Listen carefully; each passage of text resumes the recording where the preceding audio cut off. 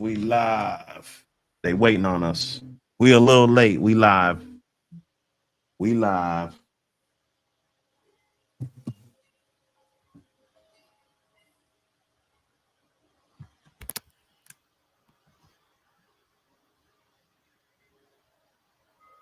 Yes, sir. Let's get in the building. You know what it is.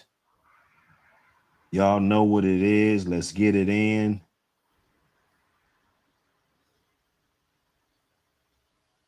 Get it in, y'all. Smash that like button when you come in.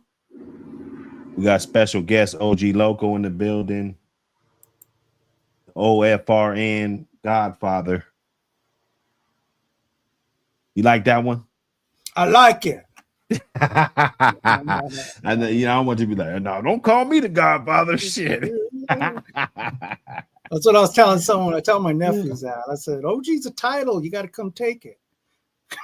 Yeah, man.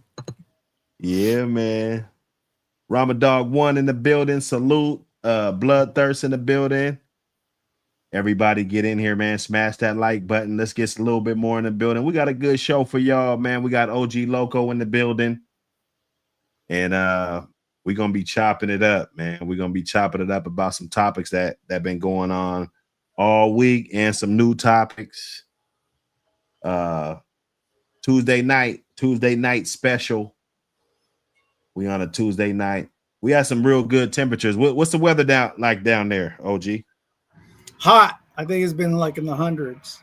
Oh, man. Y'all getting it, huh? Yeah, it's supposed to cool off. Yeah, I heard these next couple of days supposed to cool off. He said, let me start with Hybrid Vigor. You want that link, Ramadog? You want that link, Ramadog? You know, we always we transparent, man. That's why I like this show. We very interactive. And we let everybody get their point across for the most part until you start going crazy. The musician in the building, salute. Mr. Ochoa. Hey, man, that good old lunch money, that good lunch money line. Got to get you some lunch money. You got to get you some lunch money now. Cosmo Khan, Chief Aboriginal in the building. Salute, my brother. Glad you can make it in. Smash the like button when you come on in. It helps the channel the most. It helps the channel the most. Get a few more in. We'll start, man. We'll get a few more in the building. We got OG Loco. OG. Hey, I snatched a couple. I snatched that one video. I liked it. I like the way you edited it. See, you know what I'm saying? Let me, come on. You know, when I do those lives, I'm just talking like, dude, I'm not even thinking. Yeah, that's the best content. That's the best content. That's the best content. Just kicking it, talking about the dog, loving the dogs, What's up with that little Mayday pup, man? Let's talk about that for a second. Oh, the new one? Yeah, man. Because that's little Mayday doesn't have a whole bunch of offspring. He's just getting his career going. So we definitely gotta, even though they're young, we want to monitor them and just see, how they thugging around, So we had 2 litters of little Mayday, different bitches, and what I'm hearing are similar traits out of these 2 litters. So I'm seeing it in the one I have for a couple of friends that have acquired the ones off little Mayday. All are saying very similar things about these pups. Very hard biting for pups. You could hear that mouth snap close. They're very hyper pups. And so I'm liking what I'm seeing. And this is an example of a click because these pups are hot. And, you don't even have to sit on them. You could already see it. They already have that natural working ability. They just want to work. So it was a good cross. And we did two breedings. One was Michael. Let's see. One is a daughter of Michael Myers out of an old family red. So crossed on Little Mayday. That's the one I have. The other one was a chemo old family red cross, I think. I think she was 3/4 old family red with a quarter chemo out, crossed on Michael Myers, and that really clicked nicely. So I'm liking those pups. We'll see what they turn out to be. It was just a good cross. So what are we looking at here? Little Yeah, there you Mayday. go, right there. That's Melita. Yeah. That's the So Melita one. so this one was Melita. I have Melita's mom. Okay, so she's Okay. Lady in Red, and I just bred her to O.G Scooby, and O.G Scooby is Melita's grandfather. It looks like on the bottom. So you're going 3/4, 1/4 Garner. Yeah, yeah. Or So you going that's to what eighth? I think. It's already like Melita was 1/4 Chinaman, I think. Okay, If you yeah, look she at, is. I'm looking at it now. Yeah, so she you're was a right. quarter Chinaman, 3/4 Old Family Red, then crossed into the Mayday. So one of the things that I was doing, I've been following Mayday for years, but I never really broke down his pedigree. It was just recently I found he had Bullison or Eli Jr. in him, way back. Yeah, he's got some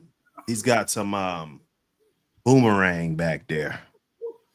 Got some Yeah, I thought boomerang and shit back I, there. I thought it was Bullison too. I saw him in Let him. me see. Let me get back there. Let me get back here. I know it was it the Yazoo? Was it the I know it's Yazoo. Oh, it's out of this Anderson's Rose. She has the Bullison in her. No, it has She has the boomerang. the boomerang. Yeah, if you go back to, I don't know if it's in Jocko.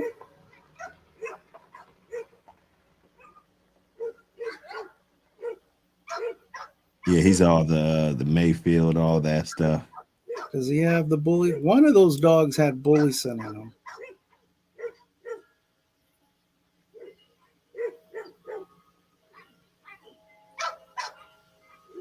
Is it Hooks Rowdy? Yeah, he do got Eli Jr. back there. Yeah, I He see. do. He do. See? He So do I got was like, that shit wow, back man, I didn't there. know that. Eli Jr. Brendy too, though. So that was the brother sister breeding. And I Also, think there's Bullison somewhere in there too. So wow. I Hey, never because I knew saw the that. boomerang, but sometime and I saw this pedigree a million times. I probably a person that made it had that many views, the Mayday span.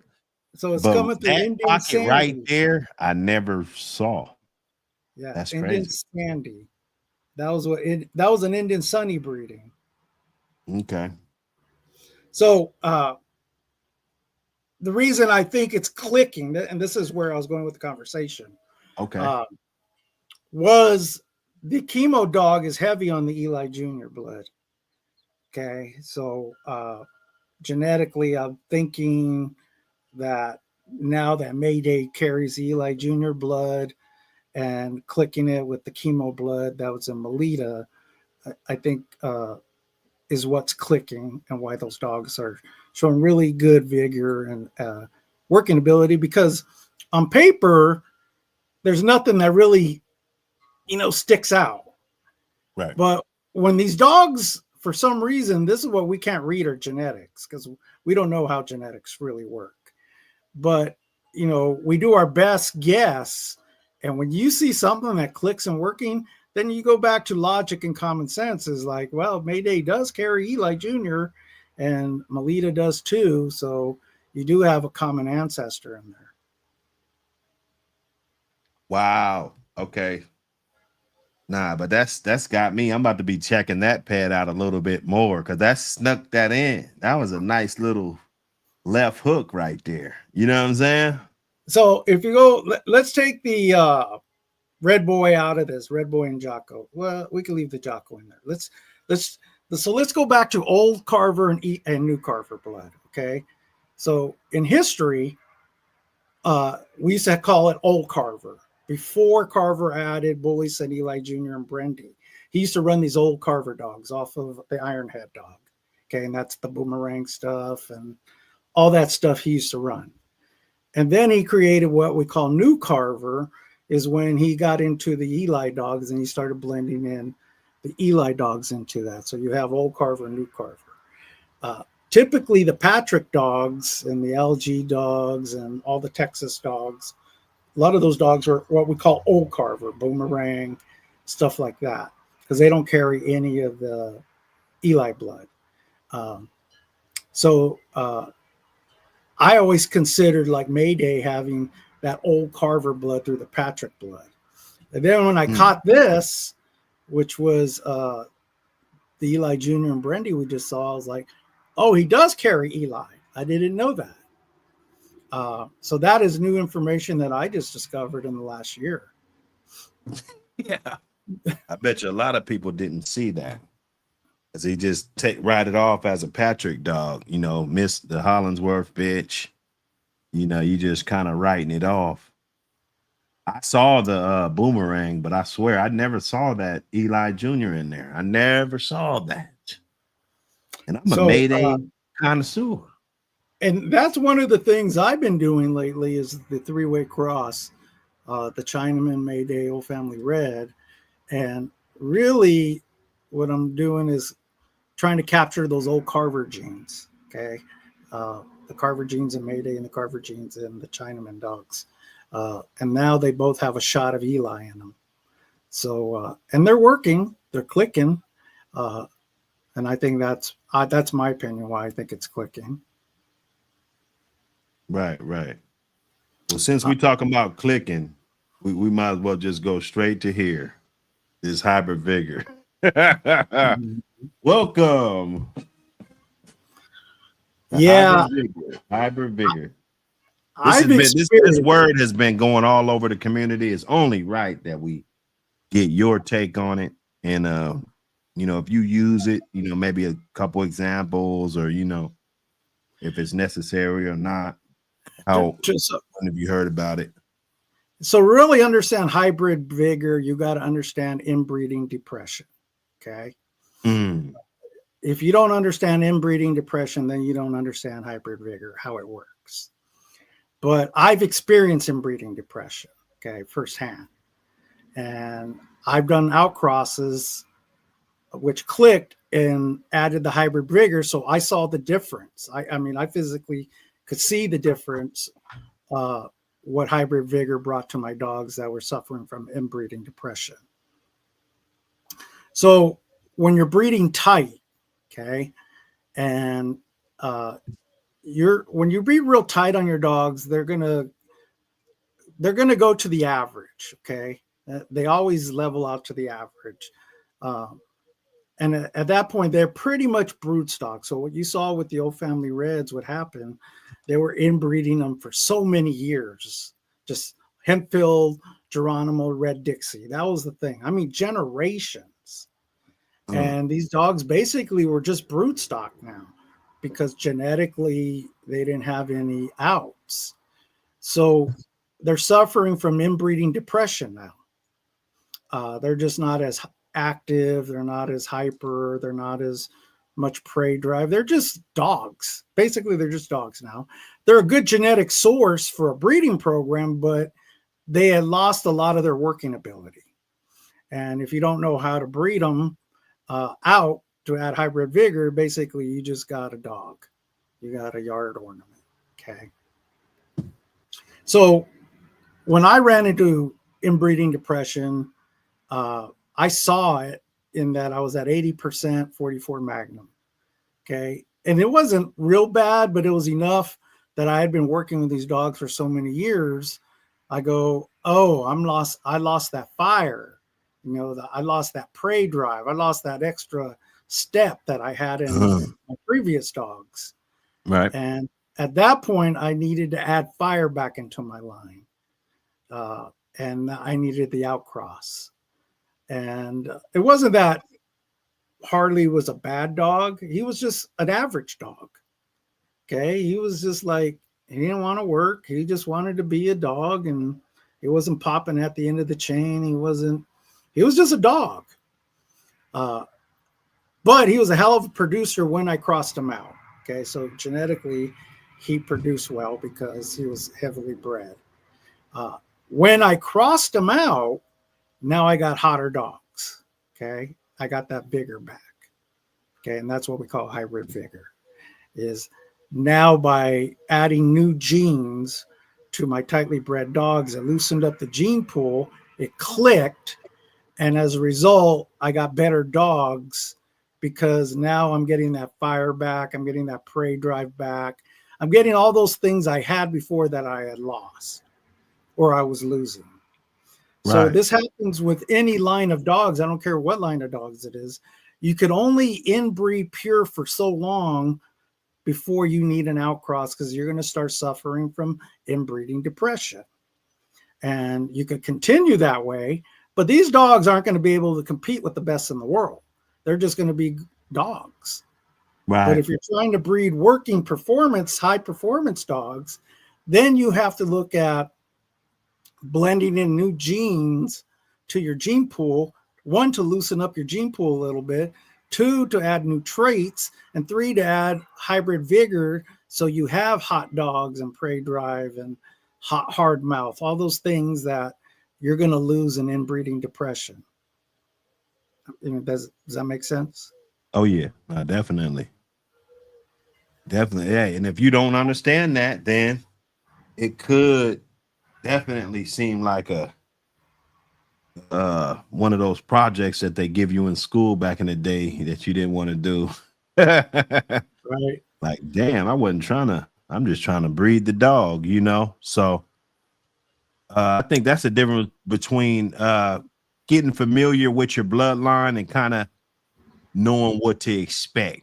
I think that's just a slight different jump from just kind of loving and taking good care of the animals, Yeah, and I just did it by blending in the Mayday and the Chinaman and the Red Boy. That really took my dogs up another step. So I now added new genes to my dogs, and I got harder mouth finishing ability, a higher prey drive, all those things. You could see the difference. I was like, okay, I'm cruising in a sports car. Now I just put a dragster in there. Now I got dragsters. You put some nitrous in them. That's what hybrid vigor does. Right. So I always look at it, if you want to add a little nitrous, if your dogs are just okay, and then you do a breeding and an outcross and it clicks and you got hybrid vigor and you can see it, that's your nitrous, that's hybrid vigor.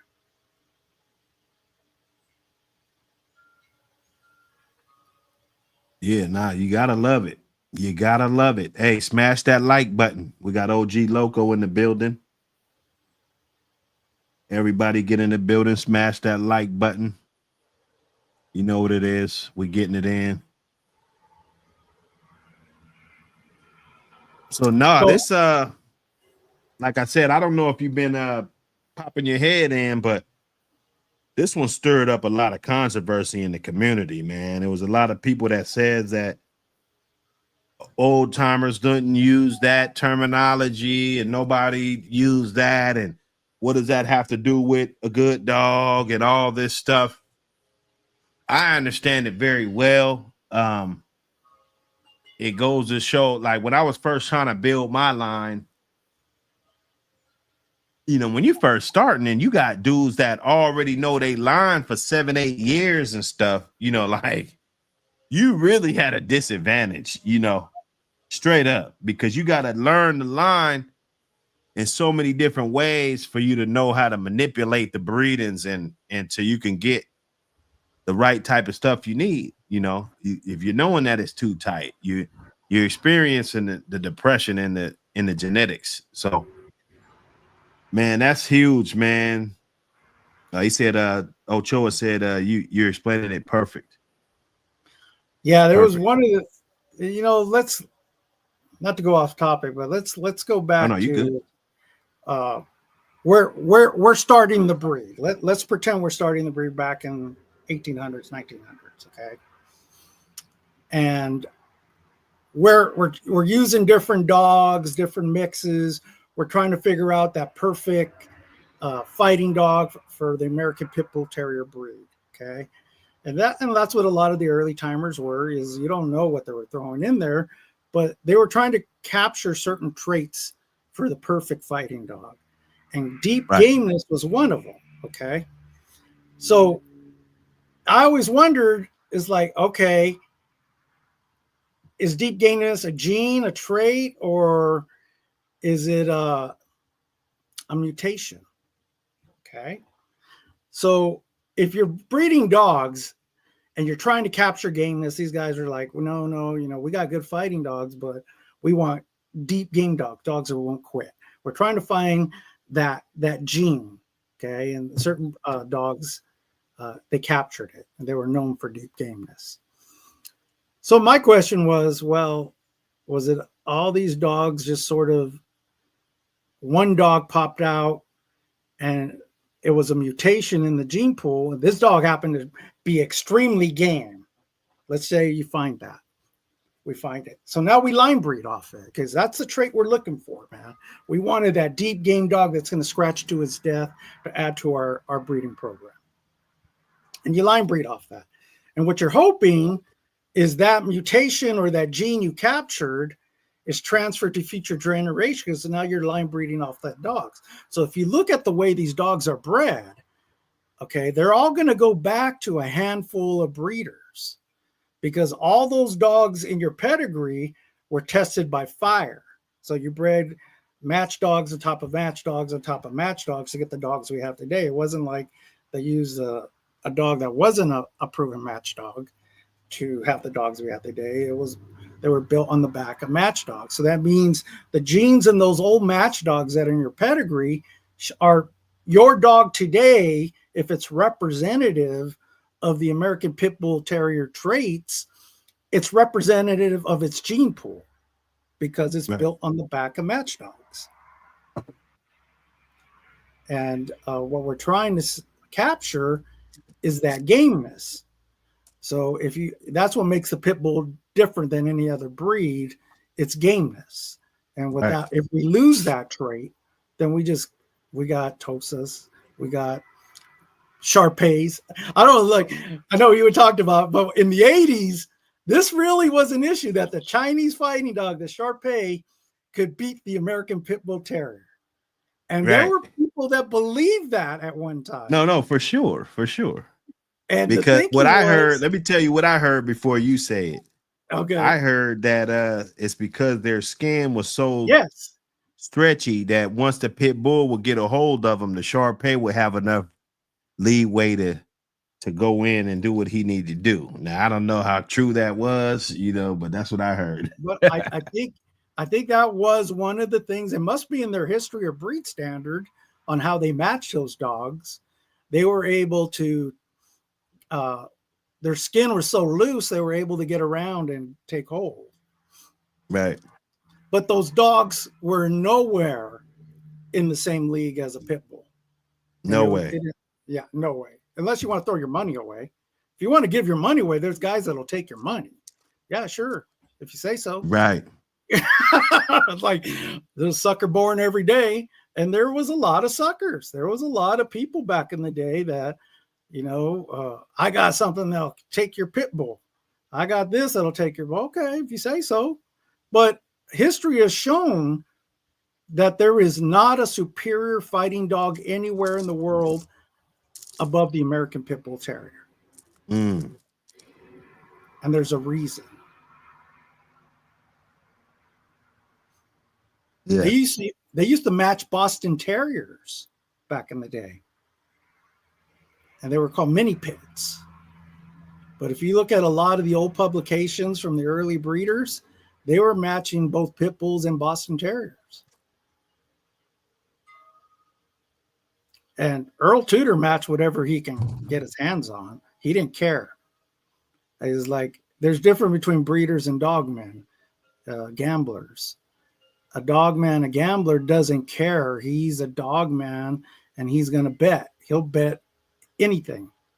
And if he wins, that's what he's doing. A breeder is a different animal. He's trying to build a family. He's looking at genetics, but dogmen don't care. They're dogmen. They're going to, and I met a lot of great dogmen in my day that you don't even hear about today, but they were more on the gambling side of it. You know, that was their thing. They weren't really breeders. They were more gamblers. But that's what history has shown you, that Earl Tudor is one of those guys, and he admitted the reason he was so successful is he knew how to cheat better than anyone else. Wow. And he was a dog man. He'd steal your dog. He didn't, that was the thing. He was a gangster. People don't realize Earl Tudor, I think he was shot a couple times, and he shot his brother-in-law, and he did a bunch of shit back in his day. Steal dogs, steal everything. So even stories of him and Corvino had fallings out because Tudor had people steal Corvino dogs, and they were really good friends. So there's a bunch of stories about Earl Tudor that a lot of people don't talk about. But that's just the way it was in those days. You know, you're talking about an era of depression where people were fighting chickens, dogs.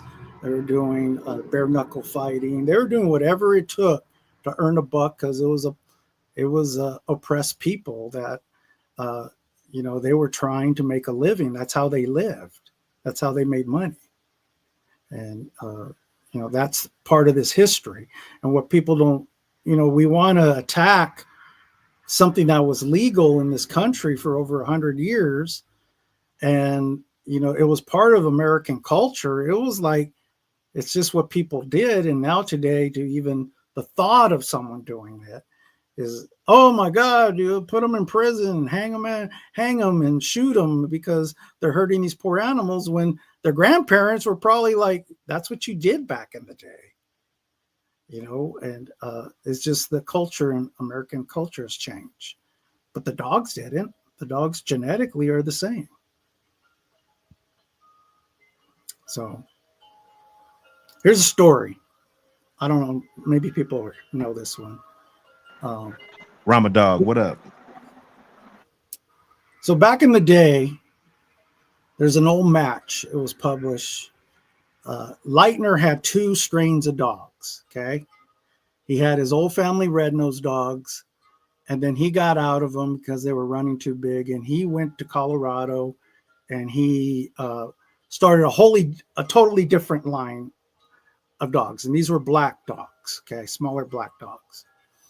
And rumor is they called them blue black. They were like, either they were so black they looked blue, or the nose was really black and looked blue. But that's the story. He had a black line and he had a red line. So at the 1930 convention in Oklahoma, Bob Hemphill took Cersei Jeff, which was a pure Leitner dog, off the red blood. And then Earl Tudor took, I think it's Runyon's Imp, and he matched into Bob Hemphill, and that was a pure Leitner dog off the black blood. So it was called the battle of Leitner's red dogs versus Leitner's black dogs. And anyway, Cersei Jeff wins, which is the Leitner red dog. And basically, Runyon's Imp was dead or left for dead in the arena, okay, after the fight was over. So Bob Hemphill throws a bet out to Earl Tudor. He says, I bet I can get Cersei Jeff to scratch to a dead dog, which was rare, because a dog that was scratched to a dead dog is just a game dog. And that's what Hemphill was trying to prove. He was trying to one-up Earl Tudor at the convention. And they did. They take Cersei Jeff, and this is in Stratton's book, I believe. They take Cersei Jeff, and he scratches to a dead dog and takes hold of Imp. And so they break Jeff off, and Earl Tudor picks up the dead Runyon's Imp, walks him to the corner, and starts preaching like a sermon. And Imp comes out of the corner, stumbling scratch, and does the dead game dog scratch. Takes hold of Jeff and dies. And Earl Tudor tells Bob Hill at the convention in front of everyone, he goes, "You just showed me a live dog scratch to a dead dog. I just showed you a dead dog scratch to a live dog." And that's where the term dead game came from. So the question always been, what did Earl Tudor put in that dog's nose to bring him back to life and scratch out of the corner? Because the dog was basically dead. But obviously Earl had a trick up his sleeve and he was able to get this dog to scratch. So there was the story of where the term dead game was coined. Piece of history for you, huh? And there's a ton of those stories that you probably don't hear about today, but those were the stories I was raised on. It was like, wow, that, some of those stories were amazing of what these dogs did, what they were capable of doing. And today we persecute them for what? Being exactly what we bred them to be in this country legally. So, hey, we're gonna jump on this topic right here, though. Yeah, that's a good one. Yeah, you know that the Tulsa Barracuda. Yeah, he doesn't got Tosa. Yeah, there's no Tosa in him. No, there's no way there's Tosa in him. And I'll tell you why I believe there's no Tosa in him. One is we weren't there. So even if there was Tosa, it doesn't matter anymore. It's like, all right, those are fast lane producing bulldogs that have proven themselves in history. So we accept it because that's the way the breed started anyway. You don't know what was in these dogs in the early days. But if you're running fast lane, and you got to remember, Barracuda competed in the Sporting Dog Journal under Jack Kelly. Okay. Those were fast lane dogs that were open to the world against the best in the world. So you didn't compete in the Sporting Dog Journal unless you were really running at that high level. There's no way that they would have risked putting a mixed breed in a high stakes poker match to just throw their money away. Why would you do that? It's like, I mean, you might do it for dog food, you might do it for bragging rights, but not when you're running in the fast lane at that level. There's no way unless you just want to throw your money away, because plenty of people would have took it. And he beat great dogs. It wasn't like he beat backyard dogs. I think the story of Barracuda is he went, 5-time OTC or 3-time, 4-time OTC. They wouldn't give him the papers because they weren't SDJ matches. So they said, no, you got to take them open to the world in Sporting Dog Journal matches before we'll give you papers. So that's how he became a 9-time winner. I think 5 of them were OTCs, and he was just beating everybody. So this dog, he was putting in work. And a game pit bull, you got to have a game pit bull. Tosa, they're a mastiff. That's what they are. They're a mastiff dog. They're a big, strong dog. They're not known for gameness. They're not deep gameness. They're a big, strong dog, but they're not going to last an hour or two. They don't have that deep gameness. It's not bred in them. And anyone who matches Tosas will tell you that. You could talk to the people that breed them. These dogs aren't known for 3-4 hour matches. They're not known for dead grain scratches. They're just big, powerful dogs. They're like sumo wrestlers. So it'd be like, sumo wrestler at the dog level. Uh, but I mean, that's the way I look at it. Is like, I don't know. They said Eli dogs were Great Dane. That was a big rumor at one time. Whole Family Reds had Coonhound. That was a rumor at one time. Every breed of dog was accused of cross at some point in time, and I don't know why people do it. But if these dogs are proving themselves in the pit at the fast lane back in those days in the Sporting Dog Journal, is you're not Hold on, competing hold at on, that level with them. hold on. Let me see. Hold up. What's going I mean, on? Ramadan. What's going on? No, I can hear you now. Okay, you got the floor. Go ahead, brother. Oh, I didn't want to interrupt the guy. I didn't know where I was on the live though. Now you good. Go ahead. Uh, you guys are talking about Barracuda and Mayday. I wanted to go back to the hybrid vigor Now you got the floor. thing. Go Is that ahead. all right? You got it. So I've heard it many times in the American Pit Bull community, and the thing is, it's used so often. I think it's just misused, right? It's basically a scientific term, right? I go with absolute values when it comes to the actual term and what it means. And basically, it's basically that the offspring gets better, right? The scientific, definition is, basically a biological phenomenon, observed in the offspring, resulting from the crossbreeding of genetically different parents, variety, species, or breeds. So Schoolboy was saying the other day, I don't know if that was yesterday or the day before. I might be behind on which one, but you guys were talking about hybrid vigor.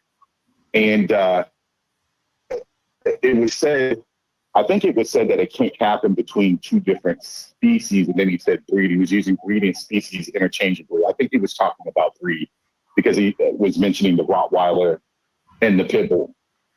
And it absolutely can happen between different breeds, right? Because the absolute value, the definition is the offspring gets stronger, right? That's really what that's really what it comes down to. My problem with the misuse of hybrid vigor in the Pit Bull Terrier world is that there's so much inbreeding degradation, right? And the reason I use the word degradation is because we're not talking about 5 or 6 dogs. We're talking about a lot of dogs in a breeding group. Some of these yards have 100 dogs, right? So that's a big sample. In science, we call it degradation because we're going to classify it degradation because you're talking about a bigger sample, not just like 2 dogs got together and then the offspring were less because of these 2 were inbreeding or inbred. We're talking about a whole group of dogs and line bred dogs that are closely related from heavy inbreeding. So we're going to use the term degradation because that's what science does. The problem with it is we talk about it like it's a positive thing. And in the immediate it is, but overall it really isn't. Because you really could go trait to trait instead of chasing one dog. You could go trait to trait and get at least baseline better, right? And you wouldn't have to rely so heavy on hybrid vigor. We always talk about relying so heavy on hybrid vigor to bring back traits in the offspring that are conducive to, whatever it is you do with the dogs, right? I feel like it shouldn't be used that often. There should be more traits chased and trump tight inside a line that are conducive to another line. So when you put them together, you create real hybrid vigor, not you let the line go to shit so bad that, you got to outcross just to get the dogs back to square one. I think that's the problem. Let's see what else was mentioned. Oh, and here's the other thing, just a little side note where there's like so much misuse and misunderstanding. We deal with hybrid vigor all the time. You eat broccoli, you deal with hybrid vigor. If you partake in 420, I guarantee you deal with hybrid vigor, right? It's just, I think it's just overused and it's not really fully understood. I hear it used a lot, and I just wanted to clarify that it's not that complicated. It's really a very simple type thing. It's, there's science to it, but it's just not it's not that big of a deal. I don't know why we talk about it like it's a big deal. It shouldn't be. That was my rant. That's what I wanted to say. Oh nah, man. Salute to you, man. Hey, you know that we need that. We need that feedback. You know, come on now. You gotta iron sharpers iron, man. So we all here My to thing is learn. this. Hey, I got a question too. Like, we're always talking about these ghosts, right? Mayday and Chinaman and Alligator and Maverick and, you know, all these ghosts, right? Here's my question, right? The old timers or the people who created those dogs, who were they chasing? I think they were trying to make something new, right? Because if they didn't, we wouldn't have the material, right? It's almost like there's a generation of dogmen that forgot that. And so we're now going backwards to go forwards instead of going forwards like the old timers did. You know, they basically were putting traits together and they trumped the traits tight and they would have an explosion, real hybrid vigor, right? Not trying to get back to square one. We're talking about going plus 10. You know what I'm saying? Way out of the bounds of what's normal.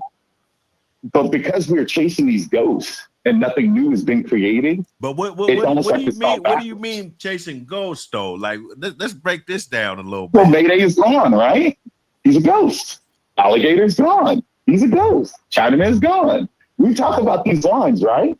So, for instance, let's say we have a good dog and it comes out of Mayday. What do people say? Oh, this is so many times Mayday. Okay, when Mayday was good, what did they say? This is so many times Dolly? This is so many times no. He's a new entity. So I think breeders should go back to trying to make the new entity instead of chasing a ghost. How many times was there a dog repeated in Mayday before Mayday became Mayday? Or Alligator? But let's be honest. Most of Okay. a lot of Mayday's offspring that were successful, Right. they use similar recipe that constructed let's just say either one of Mayday's parents just to make it fair, right? So what's basically Mayday of when you generalize them? What is it? Basically, well, Dolly's basically what? That's Hollingsworth, right? Yeah, so she'd be more like No a mouth, a Billy lot O of drive. Tombstone predominantly, and then he'll be a predominantly Red Boy Jocko dog. Right, the Hollingsworth dogs weren't really, I mean, were they known for mouth? I'm generalizing here. I thought they were known more for motor. Like, that's where you get the motor from, the drive. And I know I'm oversimplifying. I would disagree, though. I would think the motor, me personally, I would think the motor in that situation would come from the Red Boy Jocko side, yellow. Now, Red Boy, of course, is motor, right? So, but that in itself is a hybrid, right? Right? Red Boy and Jocko created Hybrid Vigor. That's why everybody said, okay, Red Boy Jocko, Red Boy Jocko, Red Boy Jocko. It was that combination that created the Hybrid Vigor, right? So going on, when it's been created again, we always go back to Red Boy Jocko crosses instead of why don't we trump tight the two traits that made them distinct. Jocko was mouth, Red Boy was motor. That's what made them so great when you put them together. But do you know why they did that cross? Why did they do that cross? Because I think, well, there's many reasons, I believe. I wasn't there, but if I had to guess, first of all, they need a flush. You're on one yard and you're on another yard. That yard has a closed breeding pup. Can I answer? Well, the reason was Jocko dogs were known as game plugs, hard-biting game plugs, and they needed to add more gameness to them. So the Red Boy dogs were deep game dogs. When they made that cross, it clicked. Okay, now you had the hard mouth from the Jocko dogs with the new gameness of the Red Boy dogs, and you created a new strain. No one was chasing. That would be the hybrid vigor I'm describing. Yeah, now you have an evolution of the breed. Now you have Red Boy. Then they crossed in the Tosa, and now you have an evolution against of the breed. So I like to use this example. let's take Jeep. When I got into dogs, Jeep dogs were it. Okay. We don't run pure Jeep dogs no more. Okay. You got Jeep Red Boy Rascals, pretty much it now. So the dogs did get better by these crosses, which clicked. And the reason being was pure Jeep dogs could not compete with the Jeep Red Boy or the Jeep Rascal or the Jeep Red Boy Rascal dogs. If they could, we'd be using them today. Right. So you're talking about correlation, right? In science, we have what's called correlation and causation, right? So you gave the result of what happened, right? But we don't really understand the why. That's what I was kind of talking about before. It's the why.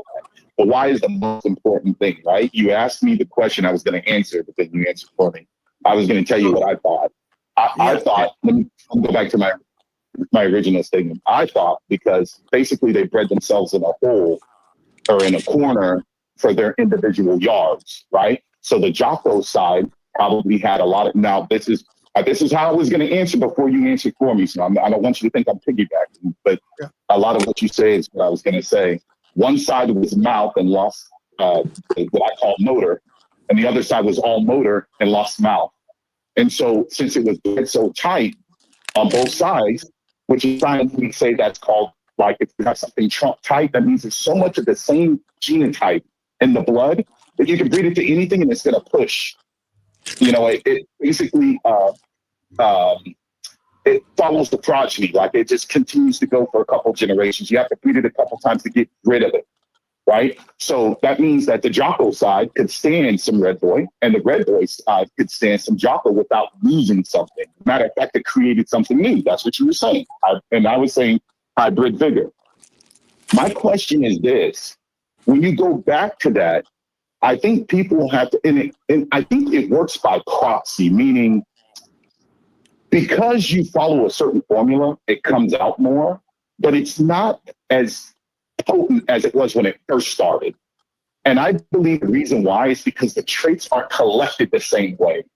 I think if the traits were collected the same way instead of people looking at bloodlines, that's why I don't care about bloodlines, I care about traits and behaviors.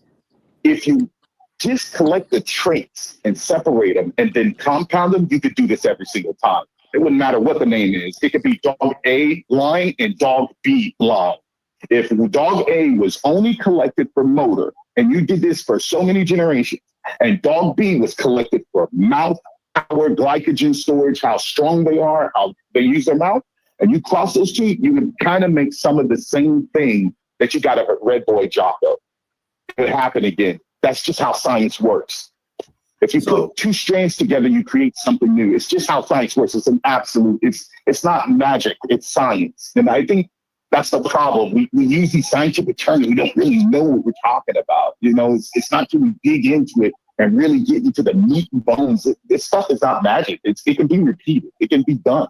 You don't even have to really chase bloodlines. You just chase traits. But you go back, this is about matchups, and I'm talking pre-1976, not today. Okay. Sure. The reason certain dogs are bred off of family lines. Okay. Right. Let's take the old Bolio dogs.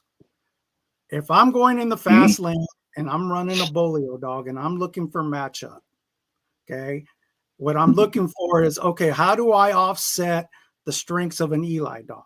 Okay. An Eli dog's traits are, how's he going to come at me? He's going to come straight forward, driving, hot, hard mouth. It's going to try to take me out fast and quick.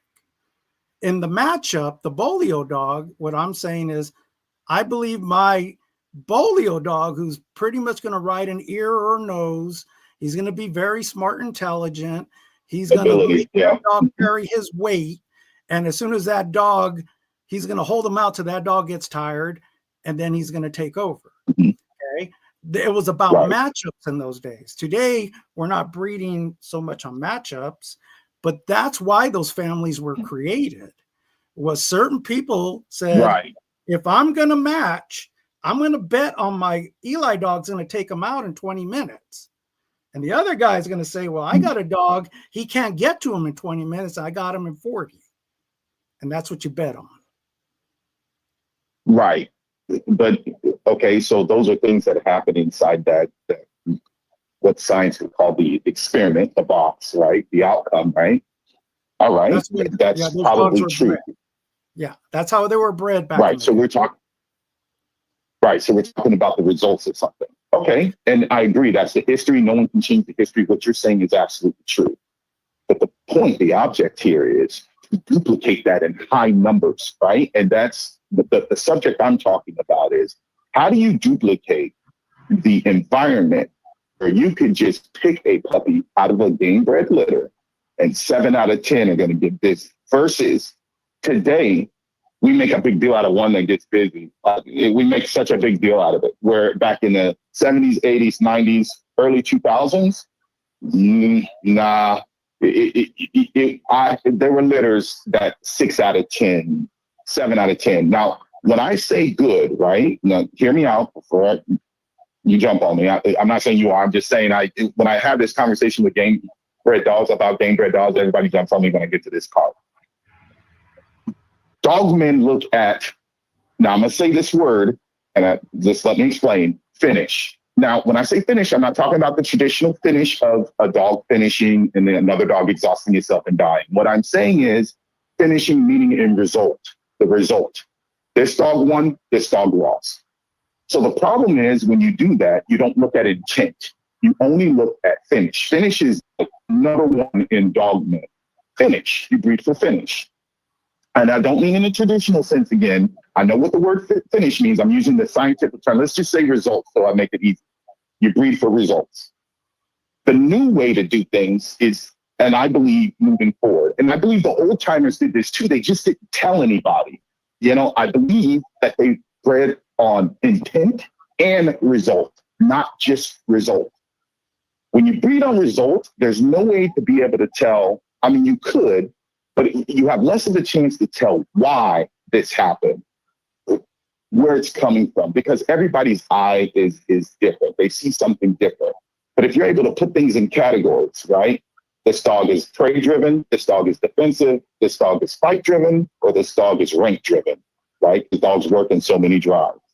If we were to breed like that, which I believe the good yards bred like that, they just didn't classify it like we do today.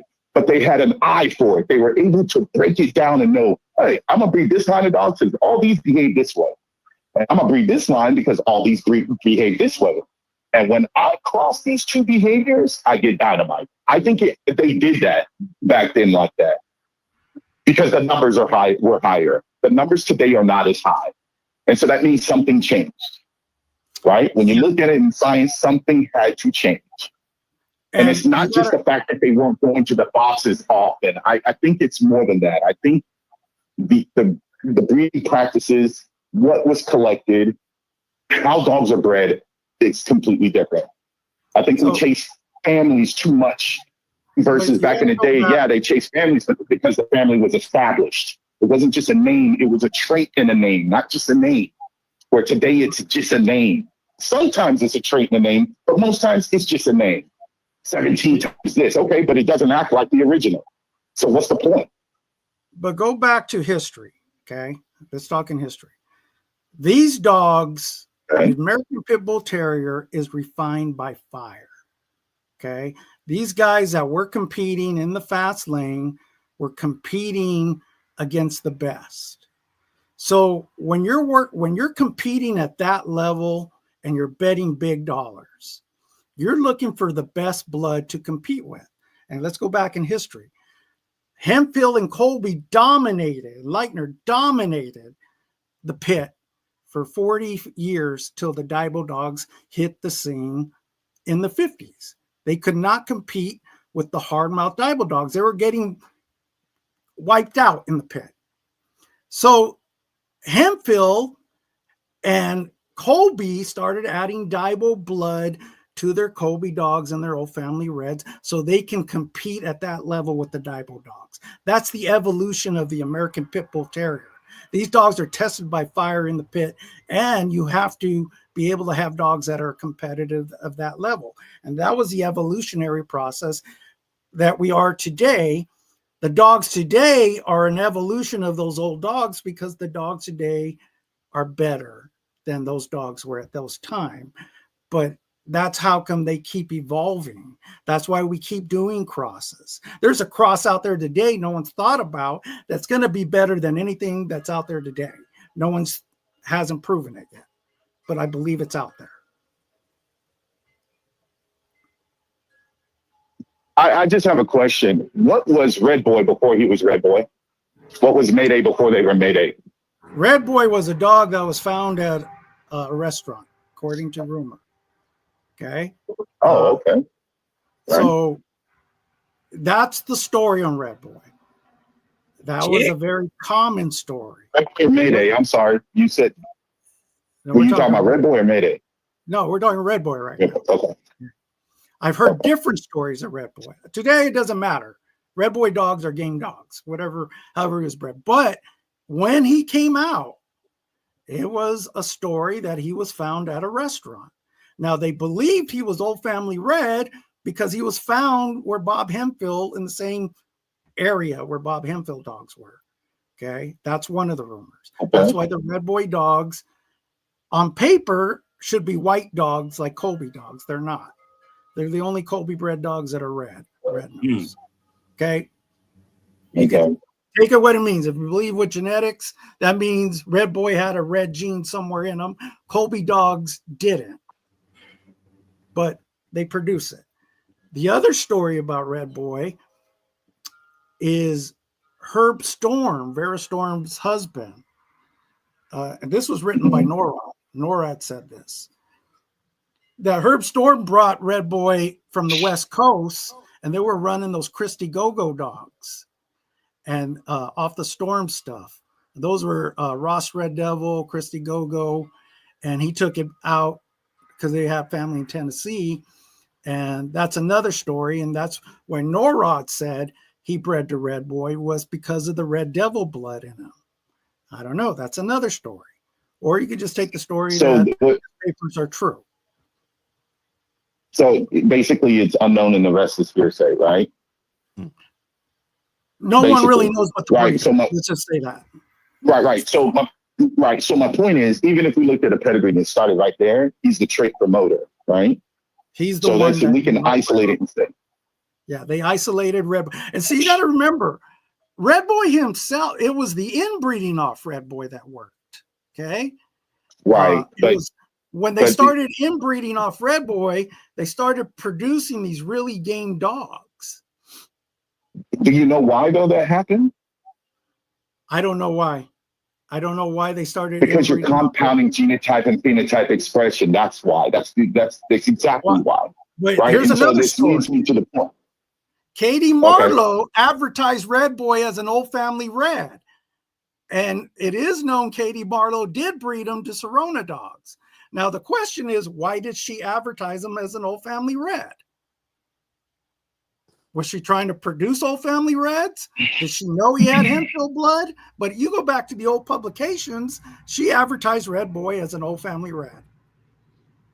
So my question really was to ask you, what was the important dog that made Red Boy, right? Why do we say Red Boy versus the dog that made Red Boy?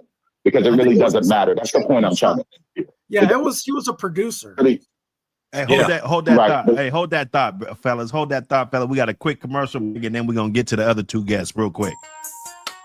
This ain't just a magazine. It's a movement. The American Pit Bull Terrier.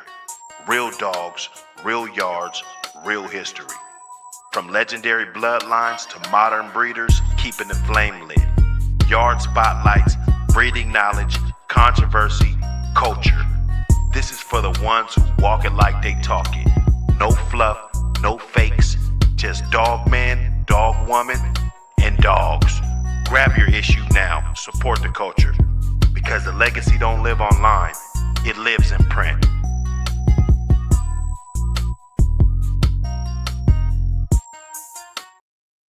Vad Kennels, what up, my brother? What up? What up, bro? How you doing? Man, I'm doing good, man. Glad to hear from you, man.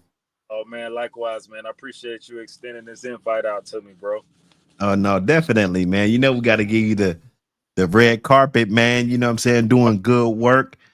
Pig pickings, killing them. You know, everything, killing them. You supported me with the magazine, my dreams to put the magazine together. You came through, put the money where your mouth was, man. Got you a page on that joint, man. I appreciate you so much, my brother. You just don't know. I appreciate you, and the community appreciates you for the hard work you put into it and the product that you putting behind it. Not only that, you like me, you putting your money where your mouth at, man. That's what it's about, for real. Man, brother. That's what's up, man. Let me get Cosmon in here, because I know this conversation and this platform right here, this panel, this is some heavy. This is heavy, man. This is a heavy panel right here, man. So Cosmon, what up, my brother? I don't want to just leave you in the back. You know, get you a plate. You know what I'm saying? Say what's up, man. Chime What up, in, dog? and we just gonna open the floor and just let everybody kind of dig in. Matter of fact, if talk about the pig picking just for 2 minutes, Vad, if you can, brother. Oh, the pig picking was it was a beautiful situation, man. That was my first time actually attending, and I really enjoyed it, especially from a networking perspective. There was a lot of good dog men out there, man. And when I say the dogs were looking exceptional, oh man, it was exceptional. I was really taken aback by just the quality of the animals and just the whole overall atmosphere of the people that were out there. Everybody just was on one accord with what we were doing, man. And it was good to be out there, man. It got to the point, a lot of times I go and I'm competitive in spirit by nature. So I'm going, really to compete. But that was an opportunity for me to actually go ahead and just actually really network and mingle with other good guys, seeing what they're doing with their programs, talk about some dogs, and then just place our dogs next to each other. So it was cool, man. I really enjoyed it. I look forward to attending it next year, and and I'm coming even harder next year. So I see what's happening now. Nah, man, salute, man. That's what's up. That's what's up, man. Anyway, hey, we in here, man. Let's get it back going. Ramadan, where you at, man? Don't go nowhere, brother. No, I'm here. I'm just working dogs. I'm listening for a little bit. You done came up in here and opened up a can of worms, brother. I don't want you to go too far now. You know what I'm saying? Not, just give me a couple minutes. Just give me a couple minutes, man. I'll clear some stuff up. No, you good. What up, Kaz? What up, Kaz? Breathe on there a little bit, Kaz. I just wanted to speak to what the fella on the phone was saying. You did what I'm talking about. It wasn't about the dogs that Red Boy come from. It was about Red Boy and his traits. And when they was inbreeding those children, the traits that they were showing. He showed himself a great producer, right? But it came a time where they needed to add something to the line. And the one that seemed to work the best was the Red Boy Jocko, creating vigor in the dogs by the outcross. You know what I mean? So I would say it was. I understand that completely. Yeah, because that's why they inbreeded to lock in the traits. You know what I mean? They inbreeded to lock in the traits. Okay, yeah. And then line breed it to push it forward, or outcross it to push it forward. You know what I mean? It just depends on, your personal style of breeding and what's going on with your dogs. So what was the early Red Boy dogs known for? They had a common traits. Mm-hmm. They were known for deep game, soft mouth, stupid game dogs. Mm-hmm. Okay. Then the reason they did the cross and the Jeep Red Boy cross was Jeep cleaned that up. They got more brains. They got a better dog. You got a smarter dog, and you didn't lose none of the gameness. But if you go back to what you're saying, and I agree with you, when you're family breeding, you locked in those traits. That's what the pure Red Boy dogs were known for. Mm-hmm. They weren't known for hard mouth finishing ability. That's not why you bred them. They were bred for deep gameness. Mm-hmm. And they were. Yeah, we all agree on that. Yeah, and they were known as stupid game dogs. Right. Meaning they just keep coming out. Right. They keep coming, and they got killed. A lot of them got killed. They knew you couldn't win with that type of dog. You had to cross it out. Yeah. Although what's amazing to me, Right. a lot of the modern day Red Boy dogs have hard mouth. And I was like, where'd they get that from? They weren't known for it. Obviously, somebody infused something in there. I don't know. I'm not saying. Somebody placed something in there. Right. So, but I mean, kind of going off of what I was saying earlier, right? So we have these established names like Red Boy, Chinaman, 8A, so and so, right? It really doesn't matter what the name is. My question is, instead of chasing the ghost, right? Why not chase the traits, right? You could do the same thing if you just chase traits. I actually am running an experiment right now. I have dogs from different lines. They have no relation, right? Now, I'm going to say this. When I hog hunt with this dog, based on its breeding, right? If it's all about families and making sure you inbreed and compound and all this, right?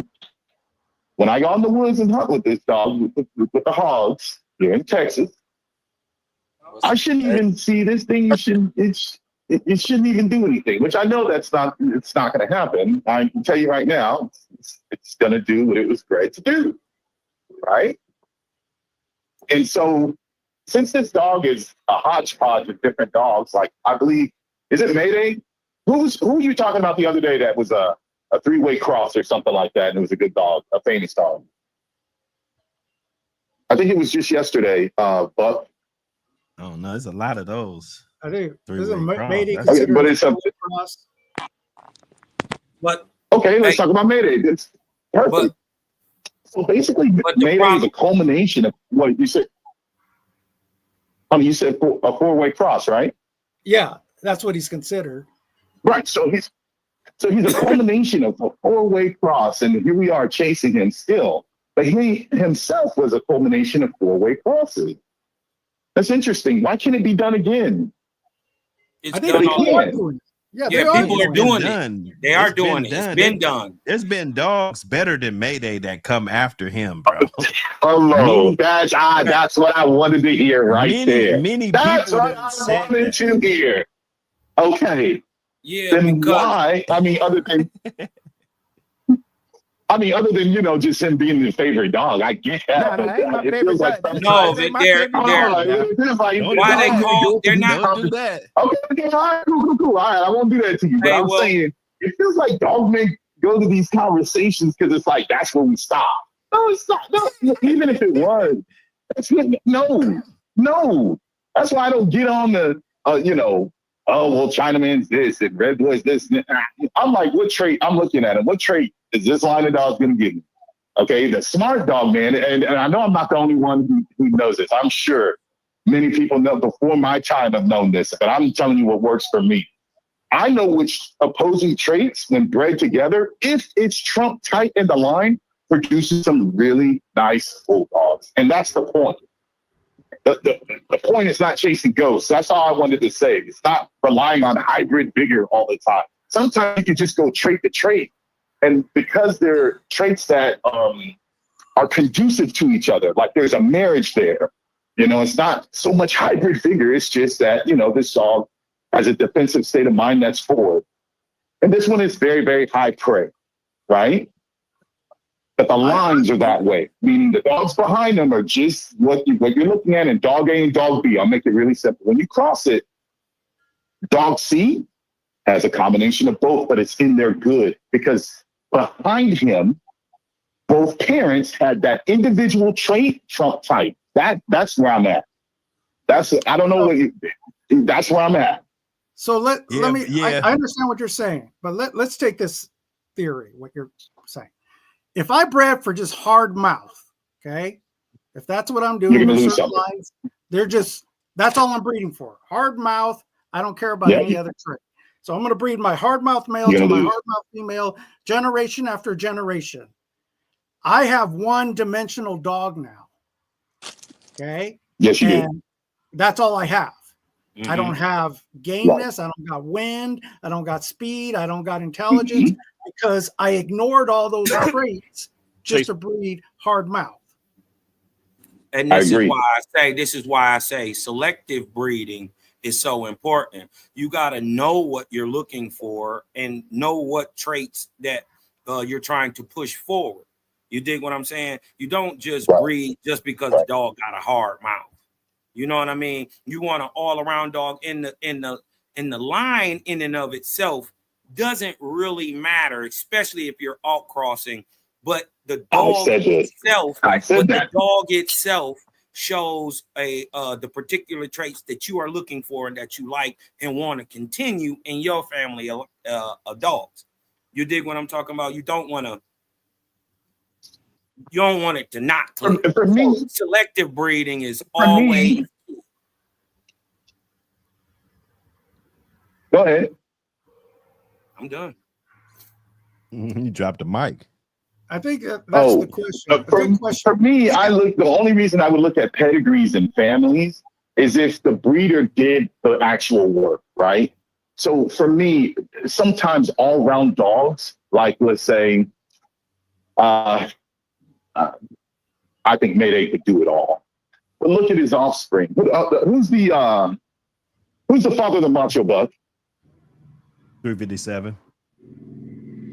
357. Yeah. Okay, Macho Buck and 357 had their styles were completely different, right? 357, no mouth, reckless, very forward, high prey. Macho Buck, thinking dog, very smart, grab the ear, go to the neck. Those are two entirely different motors, but they come out of the same, let's see, they come out of the same line, right? Is that correct? Yeah, I mean. Okay. Yeah, but the base is Mayday, you're correct? gonna get different shit though. You know, like. Yeah, but this is my whole point. So that would be a trait too, right? Those distinct behaviors would be a trait too, right? So let's say I needed a flush red boy, right? Watch this. I'm gonna show you what I mean. Let's say I needed a flush red boy because I just was compounding red boy. Am I going to go to Macho Buck or am I going to go to 357? Which one of those two have a trait that's closer to a red boy tradition? That would be 357. But to me, I'm not that don't really mean you looking should at. read to it. Hold on. Let me finish my point. If I wanted to make a distinct line that was high drive only, that's what I would do for the flush. That doesn't mean I'm not making a line that has mouth. I'm just talking about line A. Line A is motor. Line B, ability. Line C, mouth. I'm not going to interchange those things until I get to the end and I establish it tight. Because when you talk about, let's say, Mayday, he was a four-way cross, right? He had it all. I don't believe you can get it all in a perfect dog just breeding it over and over again. So let's say you just go Mayday, this derivative of Mayday, that I don't think you're going to get everything. And if you do, it's going to be so few and far between. But if you separate each trait and trump each line type within that trait, when you cross them, you'll get the majority of the litter like that. The majority of the litter will come out. They'll either have an average of everything or I'm talking about the good ones, or too much of one thing, and then the other things are high average. And then, of course, you have the poles.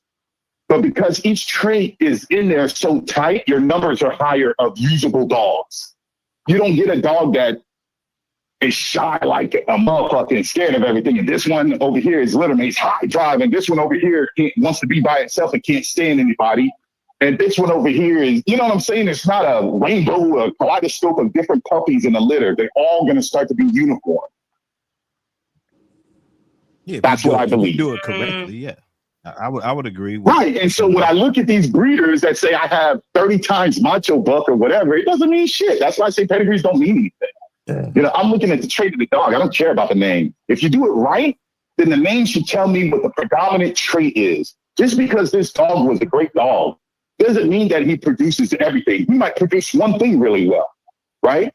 And no matter how you breed him, he pushes that one thing through. Okay, so then that's the line he should be married to. The dogs that act like that one trait. Not because he was related to this one or this was the grandmother, oh, let me cross it over here. Those are two entirely different. If you collect behaviors, you start getting the same things. When you cross them, you can marry them better. They'll marry better. So I don't think we're disagreeing. I think what we're saying is the same thing, but differently. You always check That's the not box. happening. What I'm saying is it's not happening today. But we can't say that, man. That's Yeah, I mean, I can say it. I can say it, and I don't want to say how I know it ain't Yeah, I happening, mean, you man. can It say ain't that happening. just don't make it true. You can't reach into people's yards anymore. You can't reach into people's yards and say, I'm just going to grab this one right here, and the dog is basically a bulldog. There should be no reason that 70% of a litter shouldn't be a bulldog. Now, but even back then, it wasn't like that, though, bro. It wasn't like that back then.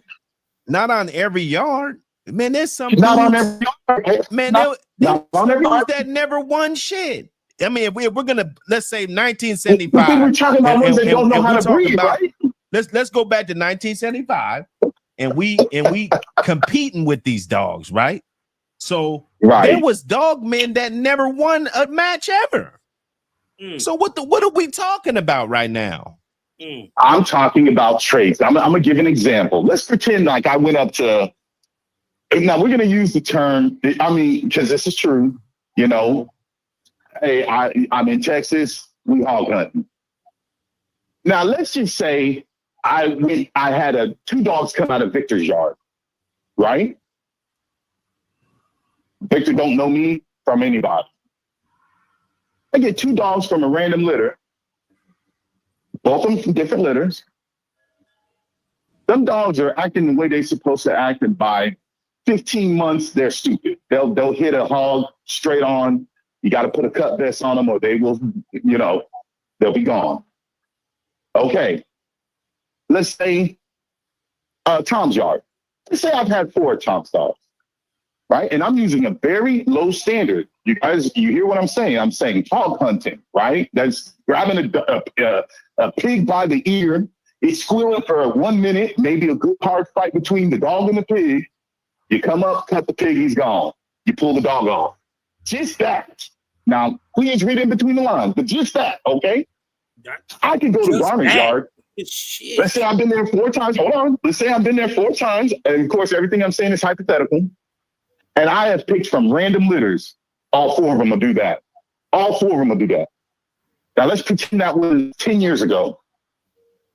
I don't claim to know anything about the man's yard. I'm sure he makes good dogs. This is what I'm going to say. I know he makes good dogs. This is what I'm going to say. There should be more yards like that advertise the American Pit Bull Terrier. You know what I'm saying? That if you're advertising that you have the American Pit Bull Terrier, you have these bloodlines and blah, blah, blah, and all this and that, and 32 times this, I should be able to randomly, just like the 2 examples I mentioned. No, buddy. Yeah, that don't make no like that. Yeah. I gotta catch you. I gotta shut you down. I gotta shut this guy down. Wait, I didn't say it does. I said it should. No, it shouldn't. No. It's never been like that. And you talking about Victor Acar's yard? I knew a guy personally. I'm gonna get him on here one day. He bought at least 12 to 15 of these dogs from Victor. They all weren't shit, bro. They all weren't good dogs. There was a percentage of them that would not fit the standard if we're talking about hog hunting or whatever we're talking about. Hog hunting. It wasn't that. This bitch, I know a few of them. They wouldn't hit shit. They wasn't hitting on shit, brother. And plenty dog men had it like that, bro. If you was around, if you were buying dogs back then, bro. Yeah, I was buying dogs back then. There was plenty of bullshit dogs getting sold all over the country, brother. Every day. There was more bullshit dogs sold than good dogs. See, we gotta stop. See, I think when the old motherfuckers, because you can't smell them once they gone. So we act like them motherfuckers don't stink. Come on, brother. There's no way to find an example, right? Okay, you're right about that. There's no way to find an example of what I'm trying to say. What I'm trying to say is, like, it shouldn't be that way. You get what I'm saying? Like, you should be able to do this. You should be able to get a good percentage, but nothing is guaranteed. That's a fact. Yeah, but there's a difference between saying agree to that, right? But there's a difference between saying something's not guaranteed and it's negative 90%. Come on, man. It's not even in the positive in percentages. Yeah. It's so bad now. That's not true either. I wouldn't expect nobody's percentage to be that low. I don't, even if it's a guy I don't like. Yeah, you know. I'm telling you, man. I can show you pedigrees that I was in, and them dogs were working. Matter of fact, if I didn't keep them dogs, some dogs wouldn't be alive today, and that's a fact. Okay, and I come back to it, and to get the stuff I used to have, shit. It's almost like it has to be completely rebuilt. I don't care what the pedigree says. It's not showing any of the traits that I had of the yesteryear. Not even close. Slower maturity levels, lack of prey drive. Yeah, what dogs are they though? You know, that's what I would ask. I would be like, what dogs are they? Honestly. And who bred it? Because I want to see. You know, I know if you put shit genetics with 1 second. I know if you put shit genetics. You hear me complaining? Get blood dry puppy, man. Look me up with that and if crazy you put puppy, halfway genetics on shit genetics, you're gonna get some shit. So you dig what I'm talking about? It's not rocket science, and it's not really that hard. But you know, the extra cap you got going, you dig what I'm talking about, make it sound a little worse than it actually is. I wasn't trying to cap. I was giving an example, man. Come on. No, the 2 dogs I got was right off of Black Ice. Come on. They were nice. That's okay. There's no cap, man. Shout out Black Ice. Yeah, you know what I'm saying? What I'm saying is Vic didn't know me from nobody. I asked for some dogs, and the 2 he sent me, come on, man. That's what I'm trying to say. I don't want to, you know what I'm saying? Like, I got to choose my words carefully here. I want you to, kind of, you know what I'm saying? What I'm saying is the dogs I had back then, it's nothing like it is today. I feel like the dogs were better. So you think the dogs haven't got better over the years? That's what you're one of those guys. No, not at all, man. You're one of those. Why did you just say that when you pulled out? Oh, I'm sorry. Okay. Have a seat, brother. Okay. You're one of those guys. He's a purist. Yeah, I don't think they're as good. The disgruntled employee. Man, all right, that's what you want to call it. It's just my opinion. I just don't think they're as good. Hey, it's a basis by basis. OG said it best. OG said it best on the video I clipped of him the other day. It's basis by, and I had to realize that. Everybody's not gonna have the same success as the next man. He could be your brother, same mama, same daddy. Everybody's not gonna have and experience the same bells and whistles like the next guy.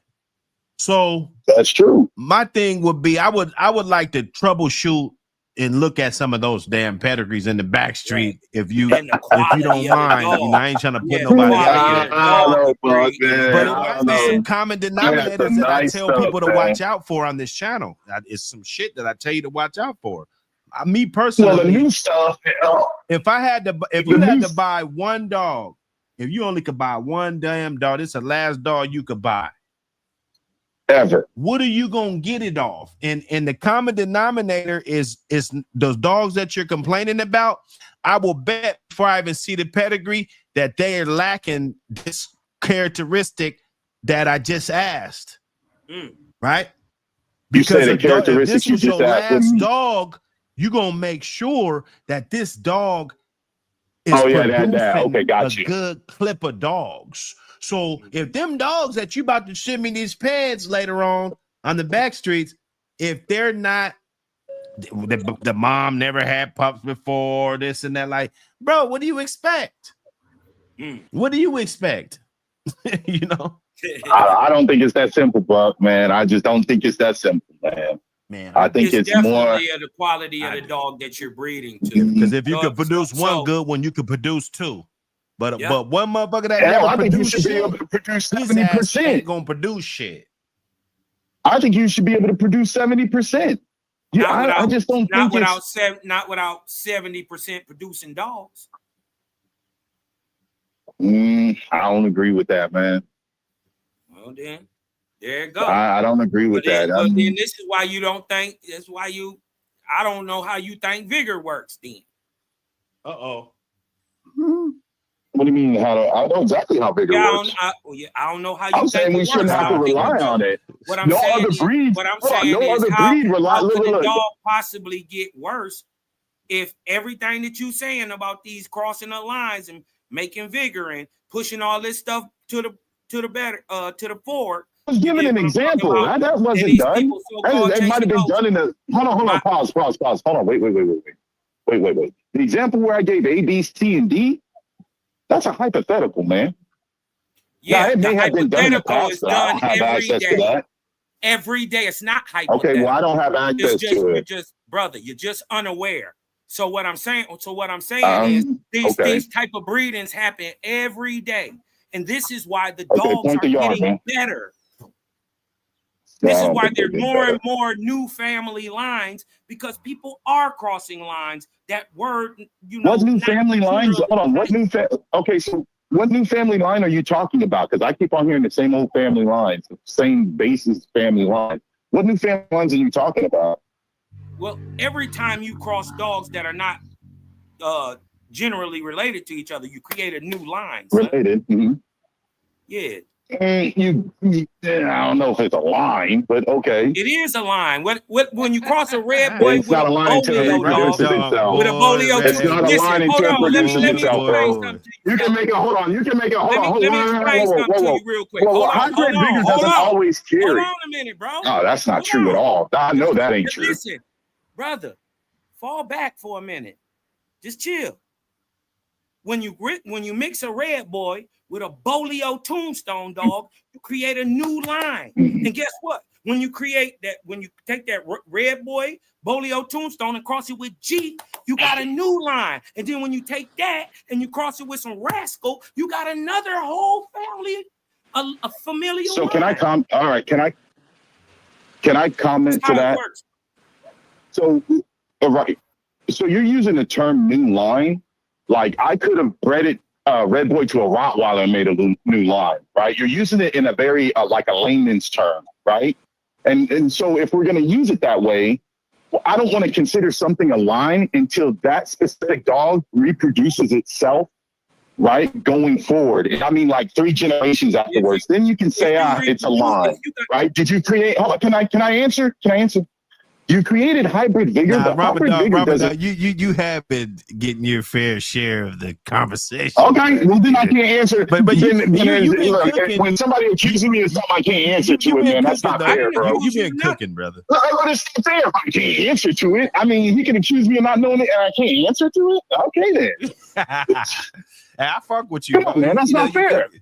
And let me answer to it. You guys ain't letting Vag get none, man. Come on, man. Hey, I'm the newbie. I'm just listening to what's going on. I need you to be in there. Hey, but personally, just from listening, man, I have to say that the dogs have gotten better just over time, and everything y'all saying is like it's like having a product. It's like you coming out with a fresh product. That product blows. That product is going to naturally evolve. Evolution is going to take place with it. So the dogs actually, to me, have gotten much better than those dogs of yesterday. Those dogs of yesterday just basically was a foundation. It's like building a house. You just lay the foundation, but you got to put the walls up. You got to do all other stuff. So it's going to be a bigger. The architect looks better. It's going to be a bigger presentation. That's what I feel about it. But that's neither here nor there. The argument can go as such, but I just think the dogs have evolved, just like Cosmo was saying. You put those 2 lines together. You created another type of dog. Another line. Where you establish hybrid. He said another line, not a type of dog. There's a difference. No, and I'm glad. And he said line. I'm glad you corrected me, but that's what I meant. And you created another. I don't believe it's another line. It is. So I believe you created another dog, but not a line. But a different dog. They're all pit bulls. They're all pit bulls, but you created a better pit bull. You created a better dog. You created a hybrid. Maybe the 1 dog in the litter, possibly, or maybe 5 in the litter. But continuing on, it doesn't guarantee that those puppies. That's so let's say there was 5 puppies that were obvious. Can I finish? There was 5 puppies that were obviously better than the rest of the litter, and they're better than both parents. So you created right there Hybrid Vigor. When you breed, let's say 1, 2, 3, 4, 5 puppies. When you breed puppy number 2 male, the puppies off of him are worse. You didn't create a line. You created a dog, but you didn't create a line. To create a line, it has to be prolific. It has to push itself, right? I can put any 2 dogs together and create the same breed, and it's not better. That's not a line. Just because you inbreed one side, Well, inbreed Now, the but other would it side, would but would it doesn't but make would a it be buck. fair? But would it be fair to say that all lines is just one line that's more successful than the other? I mean, no matter if it's pushing itself I forward, mean, it's still a distinct line well, because you bought two different lines together to create that new right. line. Whether it's pushing it forward or not, no, it's still a line, right? It is. That's like you just made not an example really. with. Why wouldn't it be a line though? Because I mean, you just bought two Okay, different so lines let me. together to Especially if create a they're line. breeding it and they're breeding these specific All right, dogs, so let and me. they're locking Okay, never in mind. traits of these specific dogs. That is a line. Right, so can I respond to that? Yeah, you got it. Go ahead, bro. So the word you used was lock in. The example I gave is where the puppy got it, grew up, and when you went to breed it, it did not pass. That means it's not locked in. That means the trait is not Trump tight. It's not locked in. So therefore, it does not meet the requirements. Can I finish? It does not meet the requirements for a line. Yeah, but you said there were 5 dogs, and then you only bred one of them, and that one you picked was the loser, right? That was the one that didn't live up to the standards, but you didn't breed the other 4. Right? You ain't tell us what happened to the other 4 dogs. Those dogs go on to produce better dogs, right? And then guess what? It depends on what the parents are. Guess what they hold on. Guess what they do? They either inbreed those, right? Or they take a line breeding off some stuff, either Red Boy or Bolio, however, which side you or the family you want to go to, or they take it totally across out. And then guess what? And then you can bring that back into your line of family of dogs. But even that cross, that's not a line. Its own line. No, you had it right when you went a step back. Whether So you continue on that is your choice. Or if you mix it back into your line, that's also your choice too. Right, but if it's a total outcross, right. let's say if it was you had your Red Boy dogs and then you mix some Bolio Tombstone, now you got Bolio Tombstone dogs, you inbred. It's no longer a line. It was better. Hold on, and then you did what I'm talking about. They start having a little inbreed depression. You did what I'm talking about. You crossed it to a Jeep dog. It's a whole new line. It's Red Boy, Bolio Tombstone, Jeep, and it's own family today. Would you agree? No, I don't agree with what you're saying. Okay. So a line, right? When you use your example, I'm going off your example. So 4 of the other puppies were successful. Okay, so one puppy that was bad is out. Well, I was speaking in absolutes. You said it produces it every time. Like, so those, it would be 100%. And what I'm saying is, no, there is no absolutes in genetics. There's only absolutes in definitions. But okay, so we're getting offside. Can I please respond to the first? Okay, so in your example, there's 4 puppies that made it, right? And you went to breed them and they produced. Then you went out. There, right there, you just lost it, right? You went out, right? No. What was established, right? Just because they were good, that was your example. You said they produced and then you went out. But as soon as you said that, if you go back in the recording, I said, no, then it's not a line. Listen, brother, you still not going to force your ideology on me. I still have my own. I'm not forcing anything on you with science. Brother, stop. It doesn't change anything. Just stop. I don't want to argue with you, man. Say what you want to say. I'm not arguing with you, man. All you got to do is be quiet. I'll explain it to you. There are still, even when I breed that one out, there are still 3 other dogs that I'm breeding in my line. You told me they all went out. You're changing the environment. It's whatever you want to say, man. I didn't say everything went out. You don't necessarily have to do that. Right. That's not how it's done. Okay. It's not generally done. Right. And if you locking in traits that you got already in your dogs and you're just trying to push those things forward and you find a good outcross to breed too, you dig what I'm talking about? It's what's the word? It's beneficial for you to introduce that into your line, right? That makes the dog better, right? They generally. You're talking about breeding practices versus a line, right? No, it's still a line, right? It's Red Boy Bolio Tombstone. Okay. But now, guess what? Guess what? I got a little bit of out. I got an out because I crossed one of these bitches that I got to a Jeep dog, and that dog is really good. Right? I put that shit back in my Red Boy Bolio Tombstone dog. Now I got heavy Red Boy Bolio Tombstone with a little 5%, 25% or whatever of this. Keep it stable and keep it going good. It's its own line of dogs. Right, so you're describing a good yard. You're describing a good yard, a successful breeding program, but you're not necessarily describing a line. Like a strain, it's not a direct strain and line. You're not. I'm perfectly describing a line. Okay, I have a question for you. Just one quick question. Yeah. Then we're gonna move on. After this, we're gonna move on. Yeah. So hybrid vigor and strains and lines work exactly the same way in like plants, right? So let's just pretend like you're a smoker of marijuana, right? Describe what you just said in breeding a strain of marijuana and tell me if it's a strain or line.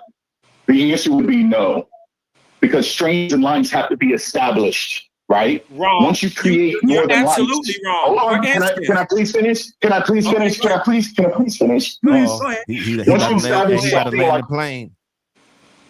Once you establish something like northern lights, you don't have to go back to what made the strain to make more northern lights. That's why it's established. The seed now produces northern lights, and it what's called progeny, right? The offspring continue to produce northern lights as long as you don't molest the offspring with something else. As long as you don't cross-pollinate, that's what makes it a line, right? That's a line. If you talk about Gorilla Glue is an established strain, a line of marijuana. It's an established strain. We don't keep on adding things to it to continue to make Gorilla Glue. It is continue to be the same as long as you use the Gorilla Glue seeds. Thank you. That's all I wanted to say. All right. Well, let me debunk what he's saying. He's wrong. Because guess what? Let's say like when you're making cookie is made from two different lines. A landrace strain of Durban's poison, and what was ended up being called the F1 or the OG Kush breath. You dig what I'm talking about? They took those strains together and made a new line. Wasn't it cherry pie and Durban poison? Said. And those seeds from there will continue to make that strain. OG Kush breath. But anyways, like it wasn't cherry pie. Hold on. Let's just take his GG4. He gave an example. GG4 is Cold Creek Kush to the Strawberry Diesel, right? Strawberry Diesel is 6 times, right? Strawberry Diesel itself is 6 times God damn it, Kim. It's 6 times Kim to make a Strawberry Diesel, right? Cold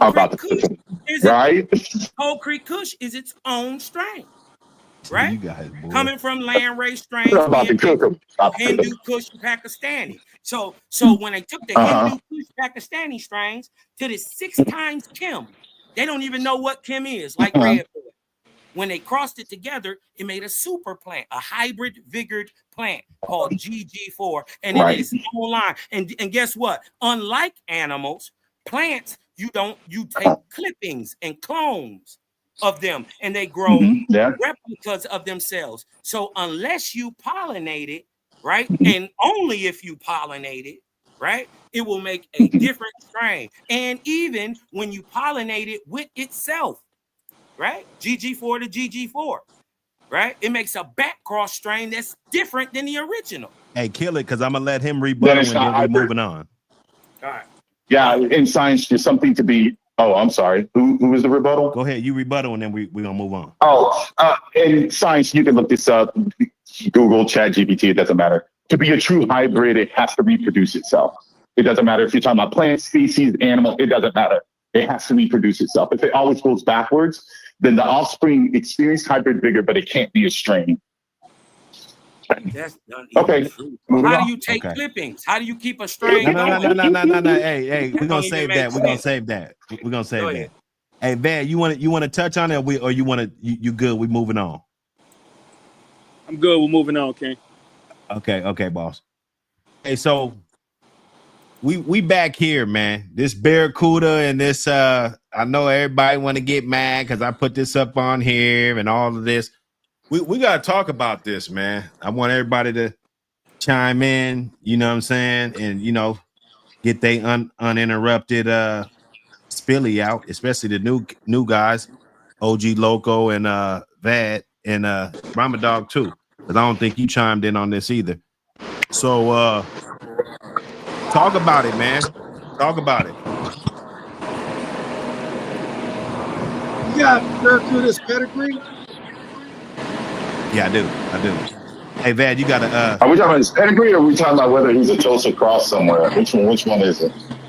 Yeah, I guess he's supposed to have Tosa in there. He's supposed to Well, have I mean, Hey, that was a good cook up yesterday though. That buck that Mr. Hicks kind of brought to the panel. That was something to think about. And, Yeah, and like Yellow said before, like Yellow. didn't Schoolboy even say at one time? Didn't Schoolboy say one time that it he doesn't think it could be, but if it was, he could see. He said, he said he didn't see think where so. it's at. Didn't he say something like that? Yeah, he said he didn't think so. Yeah, I remember him saying he didn't think so, but he could see it. So it's on one of your episodes, Buck. Yeah, nah, Schoolboy's not with that. Schoolboy, Okay. I think he's in the line with well, I ain't gonna say everybody else because that would be like but he's basically it's not even logical, bruh. I'm it's not even logical. What makes it not logical? Because just the height, like why did it just pop up there? You know what I'm saying? Like everything about it seems not logical. Like why would this dog be the chosen fucking Tosa? Like how would he be so lucky? And then to be the only Tosa because they bred Tosas with pits for one. That's how I know it's not logical because plenty of people bred Tosas with pits to make the Tosa smaller. Now, the cross was never good enough for the APBT world, but if you could get some of the smaller Tosas in there with some of those crossbred Tosa game dogs, they was finding success that way, but not the other way around. That's two. Like I probably got 10. I probably got 10 of these. Like, I'm gonna let somebody else cook, but it's just I don't think they would risk losing. Like, look at this, and it's been going on. Barracuda's in the 5th, 7th generation of some dogs right now. So I guess we have to vote on whether we think it's real or not. Like if we think it was actually crossed or not. Shit, I know where my vote's at. I must say, I mean, I wasn't there, but I have seen a lot of Tulsa Pit Bull crosses, and I've seen them, work. The decent ones work for about 45 minutes. That's weight pool, hang time. You know what I'm saying? Yeah, and it looked like rough curves to me. I mean, if somebody thought scientifically, it's just a trait, and really outcome comes down to the, anatomy of the animal, meaning the wind is not so much mindset. It's like, how big is your lungs? The size of your lungs, where the chest reaches down to the elbows, the anatomical position, the anatomy of the dog. I could see somebody getting that trait if they needed a flush, breeding it way 2 times, still getting, floppy ears or something like that, but retaining the gameness and having a dog that easily, because Tosa's twice removed, does an hour and a half. Especially a dog that had a style that was kind of lazy. Like when they were ahead, they might lay down on the opponent like Tosas do. They kind of, when things were slow, they kind of, would lean on their opponent. They just kind of like a lazy fighter. I don't know. I could see that. I I could see if there's Tosa there. It's kind of Tosa style. Hey, I wasn't Hey, I'm sorry, expecting my this. bad. I'm just rambling. My bad. Nah, I Somebody wasn't else take expecting over. this, man. My bad. You know, Man. I wasn't No, man, expecting no, there's this. no Tosa. There's no Tosa, baby. There's no Tosa. My belief is no Tosa. But my belief is there's no Tosa. But man, I sure did love those dogs in China when I saw them. Okay, somebody else. So here's what I'm looking at the pedigree and the difference between Barracuda and Mayday. Barracuda is a separate strain. Okay. I would call Barracuda a line-bred yellow dog based on his pedigree with a Hollingsworth Dolly out. Mayday himself was a 50-50 dog. So those are two separate strains of dogs that have created different types of dogs when you line breed off Barracuda versus if you line breed off Mayday.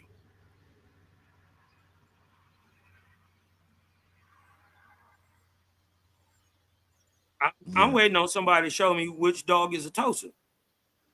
Yeah, it's got to be one of them in the pedigree. Yeah, it's got to be one. Which one? So I would think Barracuda's unique looks, if you look at his pedigree, he's tightly bred on yellow. Mm-hmm. He's like 1, 2, 3 times, 4 times yellow. Mm-hmm. So if he is different, you don't know if he's pulling from some genetics deep in that pedigree because he's stacked on yellow. Mm-hmm. And we don't know what's behind yellow. So, I mean, just the eye. So we're trying to figure out where it's coming from in the pedigree?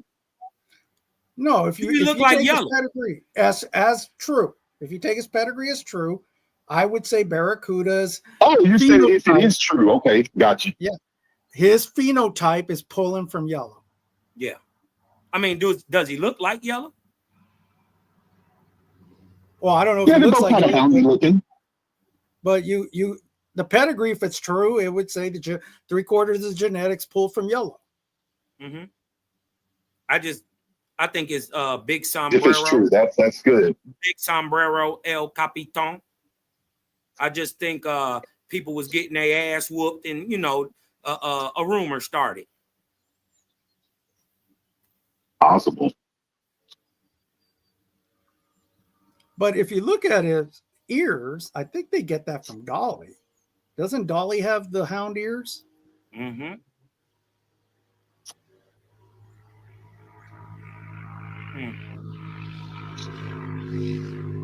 Yeah, I think that's Big Sombrero. And what would it matter today? It doesn't. It's just a trade. It's just a trade. That's my whole still got Barracuda dogs basically. They still got Barracuda in their pads, a lot of these boys, man.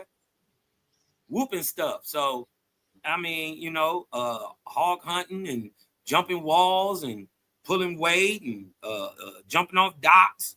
You dig what I'm saying? With these Barracuda dogs. So if it's some Tosa in there, you just gotta better it.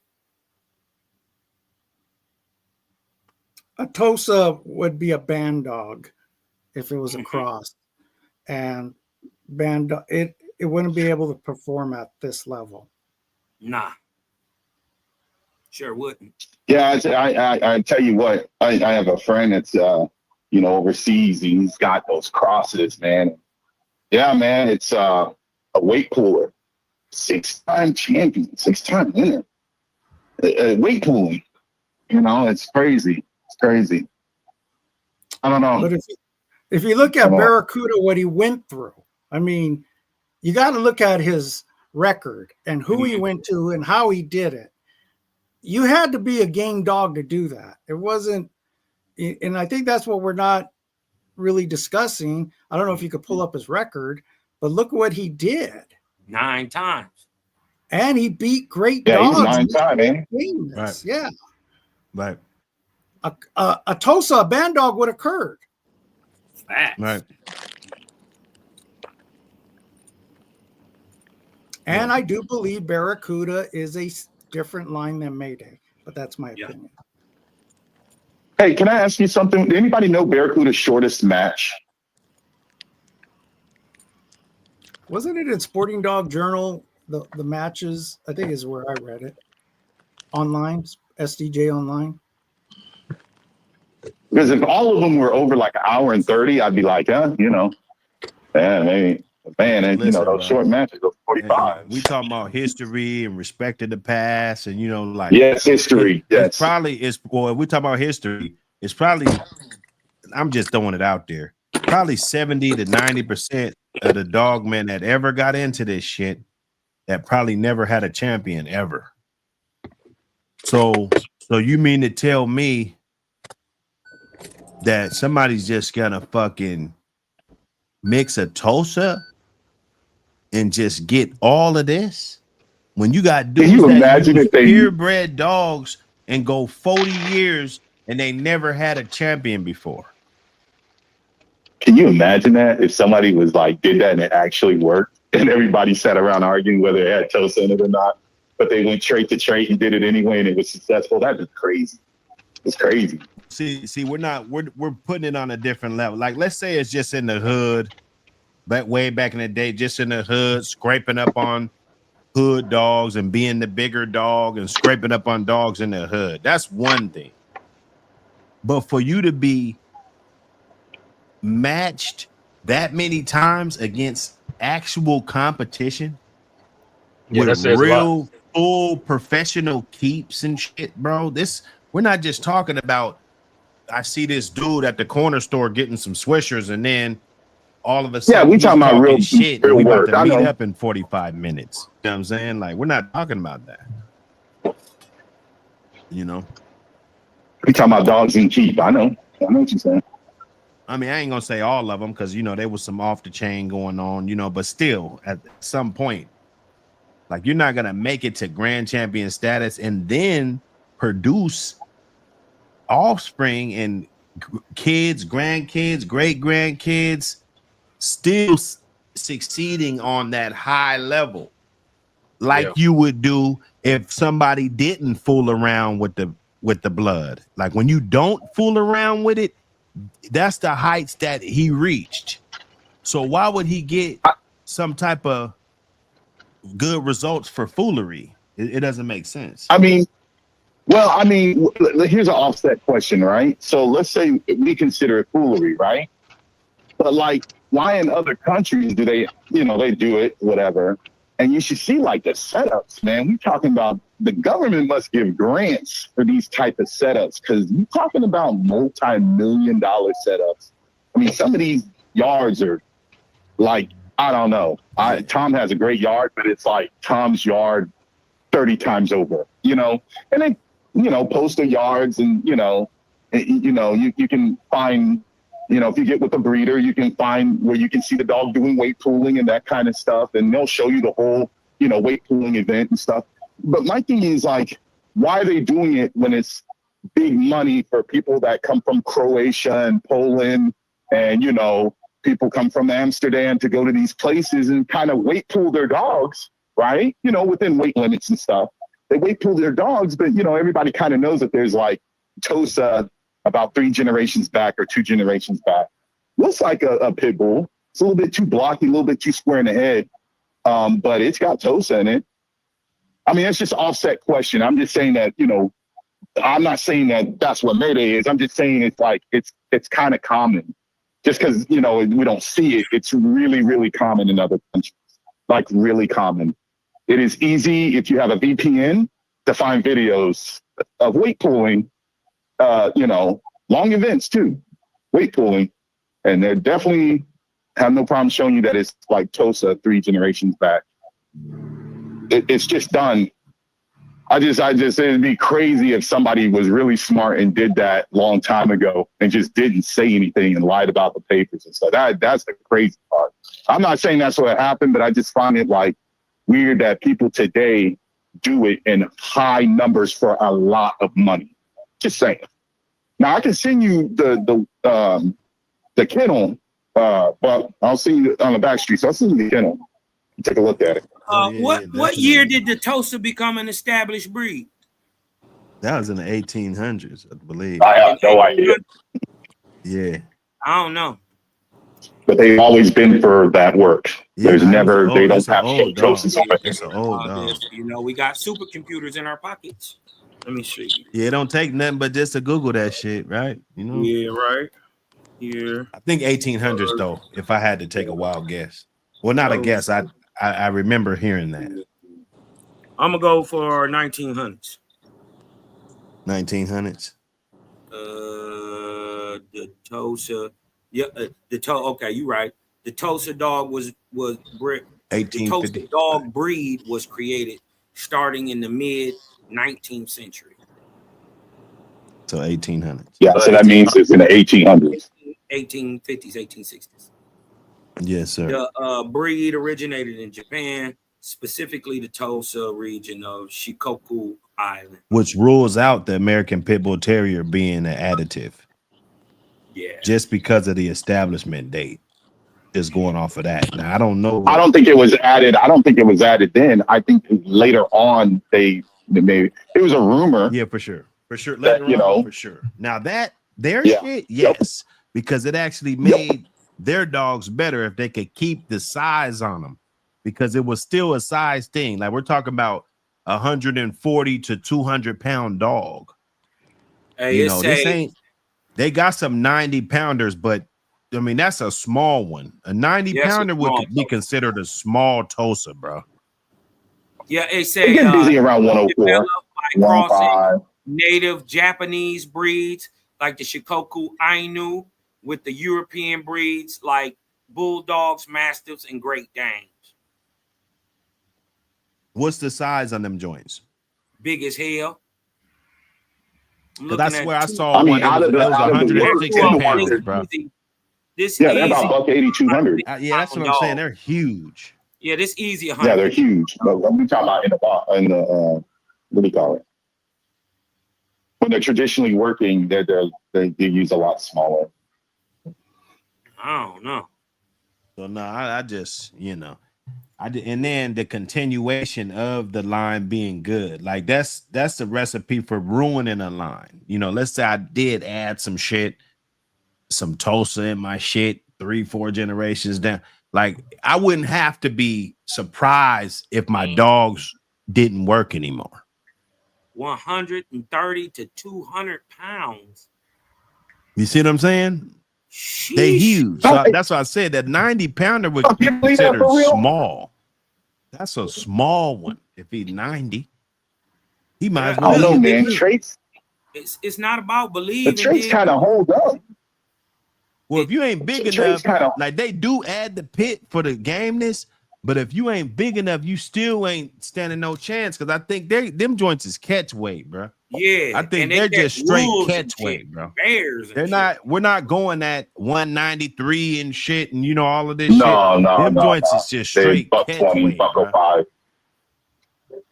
You gotta have a bad motherfucker. Breed generally weighs between 80 and 135 pounds, while non-Japanese breeders have focused on dogs that weigh from 130 to 200 pounds. Wow. And stand from 24 to 32 inches in the withers. Wow. That's a big ass dog. The Azumas are nice. But Buck, you don't think it's just a trait? What do you mean? What? Like, their ability, gameness, you don't think it's just a trait? I'm like, even it crosses over. Like, so for instance, like, they're for years they've been breeding pit bulls and Malawies. I own a bunch of them. And there was a famous one named Duco 20 years ago in Holland. And I have stuff off of him. I have a dog that's got Django, which is a son of him. Anyway, I mean, he was super dog aggressive. Like, he looked just like a Malinois, but it was extremely dog aggressive. Unfortunately, he broke his chain one time, and he got to one of my dogs and unalived the dog. And he probably didn't have pit bull in him for, I don't know. Django is 2009. Repo died when he was this last year. I got him in 2015. So we're talking about, you know, long removed. It was like 2 generations removed when Duco was around. And Duco was the one who carried the trait. Real famous tame PB dog from Holland. But, you know, going down the line, dogs would still have behavior, right? That's like somewhat the same behaviors. Now, we're not going to sit back and say that it's the same as a 2-hour dog. Please don't jump all over me for that. Please. We're talking about intent versus result. Just the intent, right, would denote the gene has something to do with it, right? There's like a genetic propensity to behave a certain way. I just wonder. Maybe that's why they use the Tosa. Because it's just a gene, and the terrier has the best body type to carry the behavior the longest duration, right? Not so much that it's gamer by drive, it's gamer by body type. Gameness is a conglomerate of drives. So it's like saying Tank Abbott, if y'all remember him as a fighter in the UFC, he could hate you like hell, and Mike Tyson could hate you like hell, but there's a skill set difference, but there's also a physicality difference, right? You know, Tank Abbott is never going to get in the shape of Mike Tyson, right? He's just not going to, because it's not in his bloodline. I'll just say it that way. So don't you think it's kind of the same with dogs? Just wondering. So going back to what you're saying, I'm reading what the Tosas were bred for. Okay. Tosas are bred, matches last up to 30 minutes. And it says they only fight, they're not game dogs, they fight for dominance. Okay. They're not rank. Scratching, they're not game. So Barracuda does not have those traits. Right. He's not just trying to dominate a dog and hold it down. If Tosa was he's trying to yeah, he's finishing, and that's what he's known for. He's trying to finish. If you had introduced Tosa genes, then you would be getting dogs like that just dominate, hold it down. They're not game, they're not scratching. Yeah. So that alone tells you it ain't no pit bull in it. They say it's bull terrier. It's mastiff. No pit bull in there. Yeah. And that's what they were bred for. Right. So rank pairs. Yeah. So when we talk about gameness, again, it's a conglomerate of drives. This is what I believe. I think this is what science is about to figure out. That it's a conglomerate of drives, right? It's not just gameness is not a drive. It's a title, right? It's a title of what a dog gets after, right? The result of. And so there's correlation and causation. Why are they game, right? And they're not game because they wake up one day and decide I'm gonna be game and I'm gonna go through. No, it's drives. Drives are the only thing that make a dog do something. And so in science now we figured out that there's certain drives that make dogs behave a certain way. From a pointer pointing to a pit bull grabbing another dog to a Malinois biting his sleeve. It's all drives. They're not the same drives, but they are a drive. I think that's the trait. Like the pointer pointing is a trait. It's a behavior that's is influenced by a drive. I'm trying to speed up the conversation. Trust me, it's a behavior that's influenced by drive. Okay, so it's a behavior that's influenced by drive. All behaviors are influenced by drives, right? They either have an abundance of that drive to make the behavior, or the behaviors trump type and they don't need as much drive. That's the problem with breeding, but that's another conversation. My question is that gameness, we know is not. Gameness is a title, right? So in that title, what makes a dog game or what's deemed game is the result of the finish. Traditional word finish, not the result and the finish. Okay. Since we know it's drives that make it do it, is it not possible that somebody would think to themselves that if I'm missing a certain drive that adds on to gameness, not to collect that drive so I can add on to gameness? You get what I'm saying? So I can go get more of this drive. So there's a theory out there that gameness really is about 4 drives: prey, fight, defense, and rank. The dog is going and switching through those drives as they're in the work. I'm going to try to say this as gently as possible. Is it possible that if you're missing certain elements, like you do need a little bit of rank to get some activation, that the person having the line says that, hey, I know I need a little bit of rank. I know a breed that is bred just for rank solely, right? Like a line that's, and maybe that's why they would add it in. I'm just hypothetically speaking there. A dog cannot be game without those. No hypothetical. I guess we were both right? Because it is because of drive, but it is also because of traits. In essence, this is what it says. The pointing behavior in a pointer is observed in dogs, especially those bred for hunting, is a fascinating interplay of drive and inherent traits, sculpted through generations of selected breeds by humans. Right, I never. So it's not just drive. Well, I don't get. What was your point? Yeah, it's a trait. It's a trait also. Ice and frozen water. Hey, these two brainiacs. It's using a. Well, here's the thing. I mean, here's the thing. A lot of my. Okay, well, let me just give you a little bit. We started, OG. Let me give you a little bit of background. So some of my writings have been PowerPoints in for. I'm not gonna name the person because they're not gonna be into the genre. It could get me in trouble. But basically, they're a CRISPR scientist.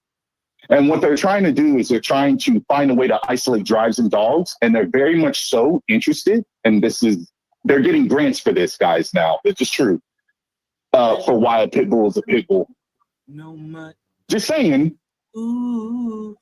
And so far, no much. They have figured out that the dogs work in drive. I don't know. I'm trying to tell you something, but it's cool. Hey man, let me say what's what up. You was trying to tell us, bro? What was your point? Scratch line. Our win. What up? I think. Go ahead, y'all. Y'all got it.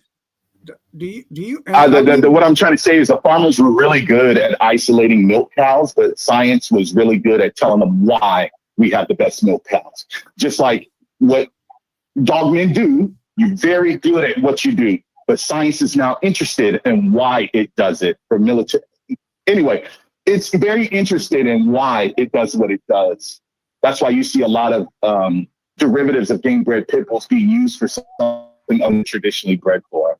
What was you going to say? We all have different backgrounds. I mean, all due respect, I don't know your background. Do you have a family of dogs that you have bred and have hands-on experience that you see it firsthand in real life versus theory? Because I can only speak on what I've had my hands on, what I've seen firsthand. I take theory, but I test it in the field. Okay, so that's my question. I'm a big one on that. Okay, your question one more time. Do I have my own family? Yeah. Do you have your own family of dogs that you've tested your theory in the field? So I have made my own family of dogs, not game dogs. Dogs. I was into game dogs a long time ago, back in the late 90s, early 2000s, and I let it go and I got into working breeds like Malinois and German Shepherds and stuff like that, and traveled overseas. And then I ran into the fact that a lot of those hardworking dogs that they sell to the DOD, Department of Defense, have pit bull in the background, and they have for many, many years. So then when I was done gallivanting around Europe, I came back and I got back into game dogs a little bit. Then got out and got back in and out. And this last time, so let's just say over 20 years or so, this last time, I'm basically going to stick it through. But to answer your question, family of dogs, yes. I created a really strong line of Malinois. Somebody had said earlier in the something about a dog scratching into a deceased dog. And it's interesting because it's just the describe was like it's rare. I mean, boy, how do I? It's something to note, but I just don't think it's as rare. It's not as rare. It's notable. This is hard to say. But I just don't think it's as rare anymore. There's other dogs that do that. We believe it's a trait. This is the bottom line. We believe it's a trait. And the reason why we believe it's a trait, because other breeds that were not bred for certain behaviors start to exude the same behavior and a high propensity to the point of, like, some of them have, a finish. Anyway, science is very interested in why and what traits in genes, genotype, phenotype expression, that these dogs that we hold in such high admiration, right? The good dogs, Mayday, whatever. We want to know why they do what they do. Dogmen have done a very good job at, making sure that they do what they do. But now we want to understand why they do what they do, so we can. I think it's pretty much everyone agrees. No one has been able to master gameness. Okay, there's no one breeder, there's no one strain of pit bull that 100% of those dogs in every generation are game. Facts. Okay. And so can you define gameness? Well, gameness is the dog that's willing to scratch to its death. Okay. I thought that said game, but okay. Yeah. I mean, for the pit bull, I'm talking about the pit bull. Racehorses have gameness too. Yeah, that's the only definition. Yeah. So for the purposes of the pit bull, in breeding since history, there has not been one breeder in history that has been able to corner the market on gameness in every litter, every dog, every pup they breed. That's how elusive it is. So, a question. Mayday was definitely game. We could all agree he was game. Were his parents game? We don't know if his mom was. Okay, so let's pretend like we'll say that we know one wasn't and one was. The dog inherited genes from both parents and had expression of the said genes, and it had genotype, right? So to have phenotype behavior, you have to have genotype. So he definitely had genotype. He had phenotype, he had phenotype behavior. And the end result is he was game. But he came from parents where one might have been questionable. And so that's where we know it's a trait. There's no absolutes, like you said, right? This parent may not have been game. This one might have. Who knows? And we believe it's relative. Those two were bred and they made Mayday. Mayday unquestionably was game. So we want to know, what is the genotype? Go ahead. So, the way I was taught when I got into the dogs back in the late 80s, early 90s, you had to test your dogs, game testing. The reason being is after 3 generations of breeding dogs that are not game tested, you lose gameness. And once you lose it, absolutely, you cannot bring it back. Yeah, but once you lose gameness in your strain, you cannot get it back. Okay, that's been rule of thumb as long as I've known. And that's why testing becomes so important. Now, you can get other traits like mouth, you can get wind, but gameness was so elusive to the breeders that you had to capture it. Once you captured it, you had to make sure you were line breeding off it, and you had to test and select those dogs that carried that gene or trait or whatever you want to call it. Right. Because once you lost it, you couldn't get it back. It's gone. That's right. You have to find something else that has those traits. I would generally say that the mother of Mayday was more than likely game. Why? Because she goes on to breed game children. Yeah, I don't know if she was champion. I think that necessarily means that she was game. I think they mess with her, honestly. But if game is a requirement in American Pit Bull Terriers, then it pays for you to test that. But Holland's word wasn't really like that, though. You know what I'm saying? Yeah, that's it. But it wasn't really. So it doesn't mean that it was done, though. What we know is that she bred them, though. She showed bred. She produced them. So what that means is she had the genotype. You would have to look at Dolly's pedigree, because she probably carried the gene and she threw it. Genotype, yes. Even if she was not a game dog herself. She got some Right. good dogs in her. And so, She got the So you gene to gotta- produce. Like, you I, gotta- like you I- gotta right. read So your what? pedigree. that's the only thing that matters if you're a breeder. She Semen. got 1, 2, 3, I don't care Right, what but you you can want a do. higher 4, percentage of 5, it, right? 6, You want a higher percentage of it. 7, 8. She got 8 I want rounds. in her dogs baby. that's So producing more you- good dogs than bad dogs. Higher percentage, yes, that's exactly what I'm saying. So in history, Tonka, if you read on the old articles on Tonka, he produced more one-time and two-time winners than I think any dog in his time. Every litter he was producing a 1 or 2-time winner. So genetically, he was a producer. You can almost breed Tonka to anything, and you're going to get a match dog. And this is where the term POR came in. Is as a producer, this dog produced match quality dogs in every breeding. And Tonka was known as that dog. And if you look at the other dogs in her pedigree, Bull Boy Bob, Indian Bolio, all those dogs genetically were known to produce game dogs. So she carried it genetically. Spike, Klaus's Stabber, Fitzwater Goldie, Spike, Tombstone, Off Red Baby. You dig what I'm talking about? So that rhyme trait was definitely strong. So if you look at what I was saying earlier, 3 generations, let's say they didn't test her.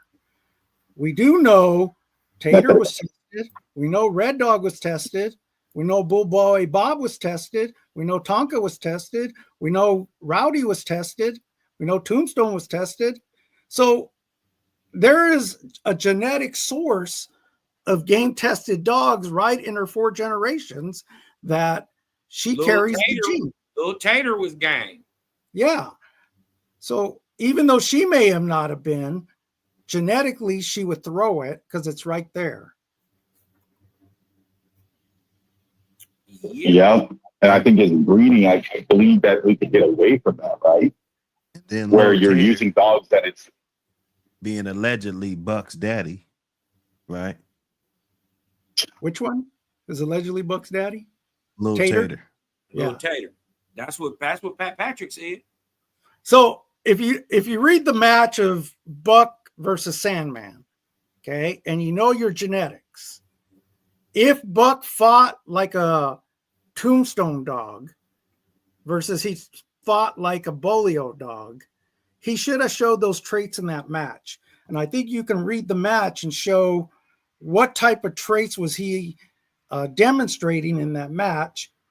And to me, he didn't ride the head or nose like a Bolio dog. He went stifle to stifle, and he had a harder mouth than Sandman. That's what they said.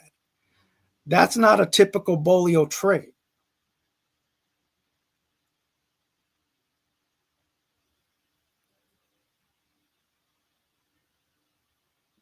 yeah, that's And that would, to Hey. me, if you look at his first pedigree of Buck, which is heavy on the Maloney's Toot, which is a Daibo bred dog, he had a harder mouth than an Eli dog, which would make sense coming from Daibo.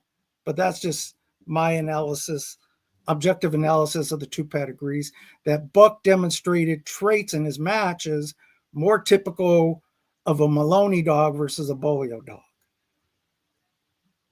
Let me get my guy Harwin in there, man. What's going on, brother? I don't even know if I'm pronouncing that right, man. Let me put me on game.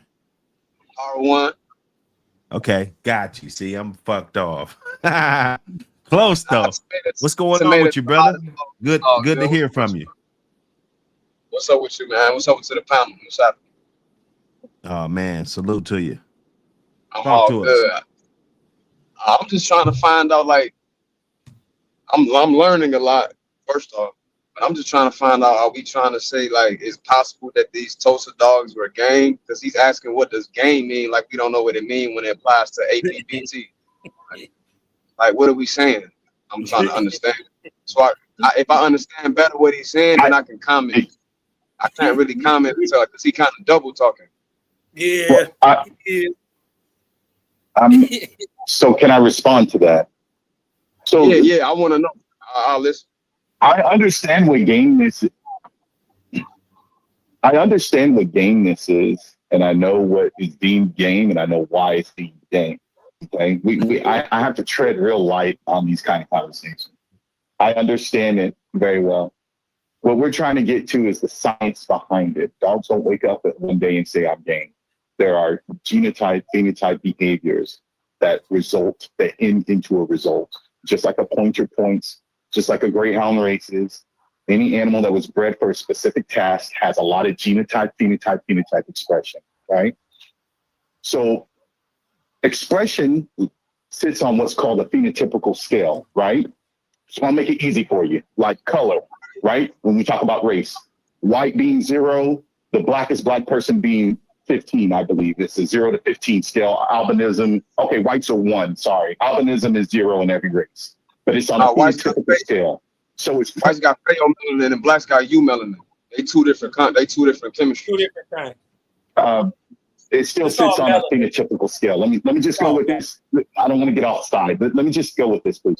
And so prey drive does too on a phenotypical scale. So does defense, so does fight, so does rank. So because you have the result of something, right? So we have the result of gameness. The dog won. It's a 9-time winner. All matches over an hour. Shoulders, appointments, whatever. Okay. We want to know what drive that is, right? Because we can't. It's not gameness drive. It's something else. It is a conglomerate of drives that makes a dog behave that way. For dogs to get behavior, you have to have drives that back up behavior. Okay. After so long, you breed so many drives, you get the behavior so much. You have something called epigenetics, right? You breed this off or this dog A to dog B. They have both behavior that passes. Right. It passes. It should pass. The problem is somewhere it gets lost in translation. Right. I don't know. What'd you say? Could you repeat that? I said, don't epigenetics deal with I didn't hear what you said. or how a dog looks? No, epigenetics is talking about when switches. Yes, environment. It's both. It can be both. Environment plays a role too. Right? So it can be both. It can be environment. It can be genes, but it's right. So the case where he said in 3 generations, if you don't use it, you lose it. That's an example right there. So yes, environment can affect that's a gene getting turned off. Right. I just said that. Right. No, I'm agreeing. So I'm agreeing with. We're trying to get to. Right. So the thing we're trying to get to here is we understand that the behavior of the Pit Bull Terrier, now follow what I'm saying because I can't say it, is the peak of all dogs. We know that. But we know that there are drives underneath that to get to that peak behavior. That's what we're trying to isolate. What genes and alleles determine the behavior of said specimen? That's what we're going for. So it's not that I don't understand gameness. I understand it. We understand it from an observation point. I want to understand it. We want to understand it in a genetic point. Like, not just say we bred these 2 dogs and because they do it, it comes out. No, that's not a high enough number. Okay? Not every pit bull is a pit bull, but every tiger is a fucking tiger. Every lion is a fucking lion. There's a reason for that. We want this.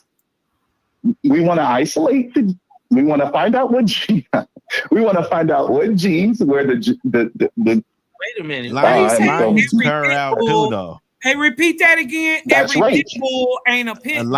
A lion curls out too, though. That's right. But a tiger is a tiger.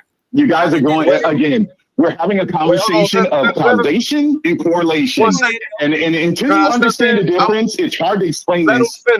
Because you guys are going off of end result only. Right. You're going off of end result only.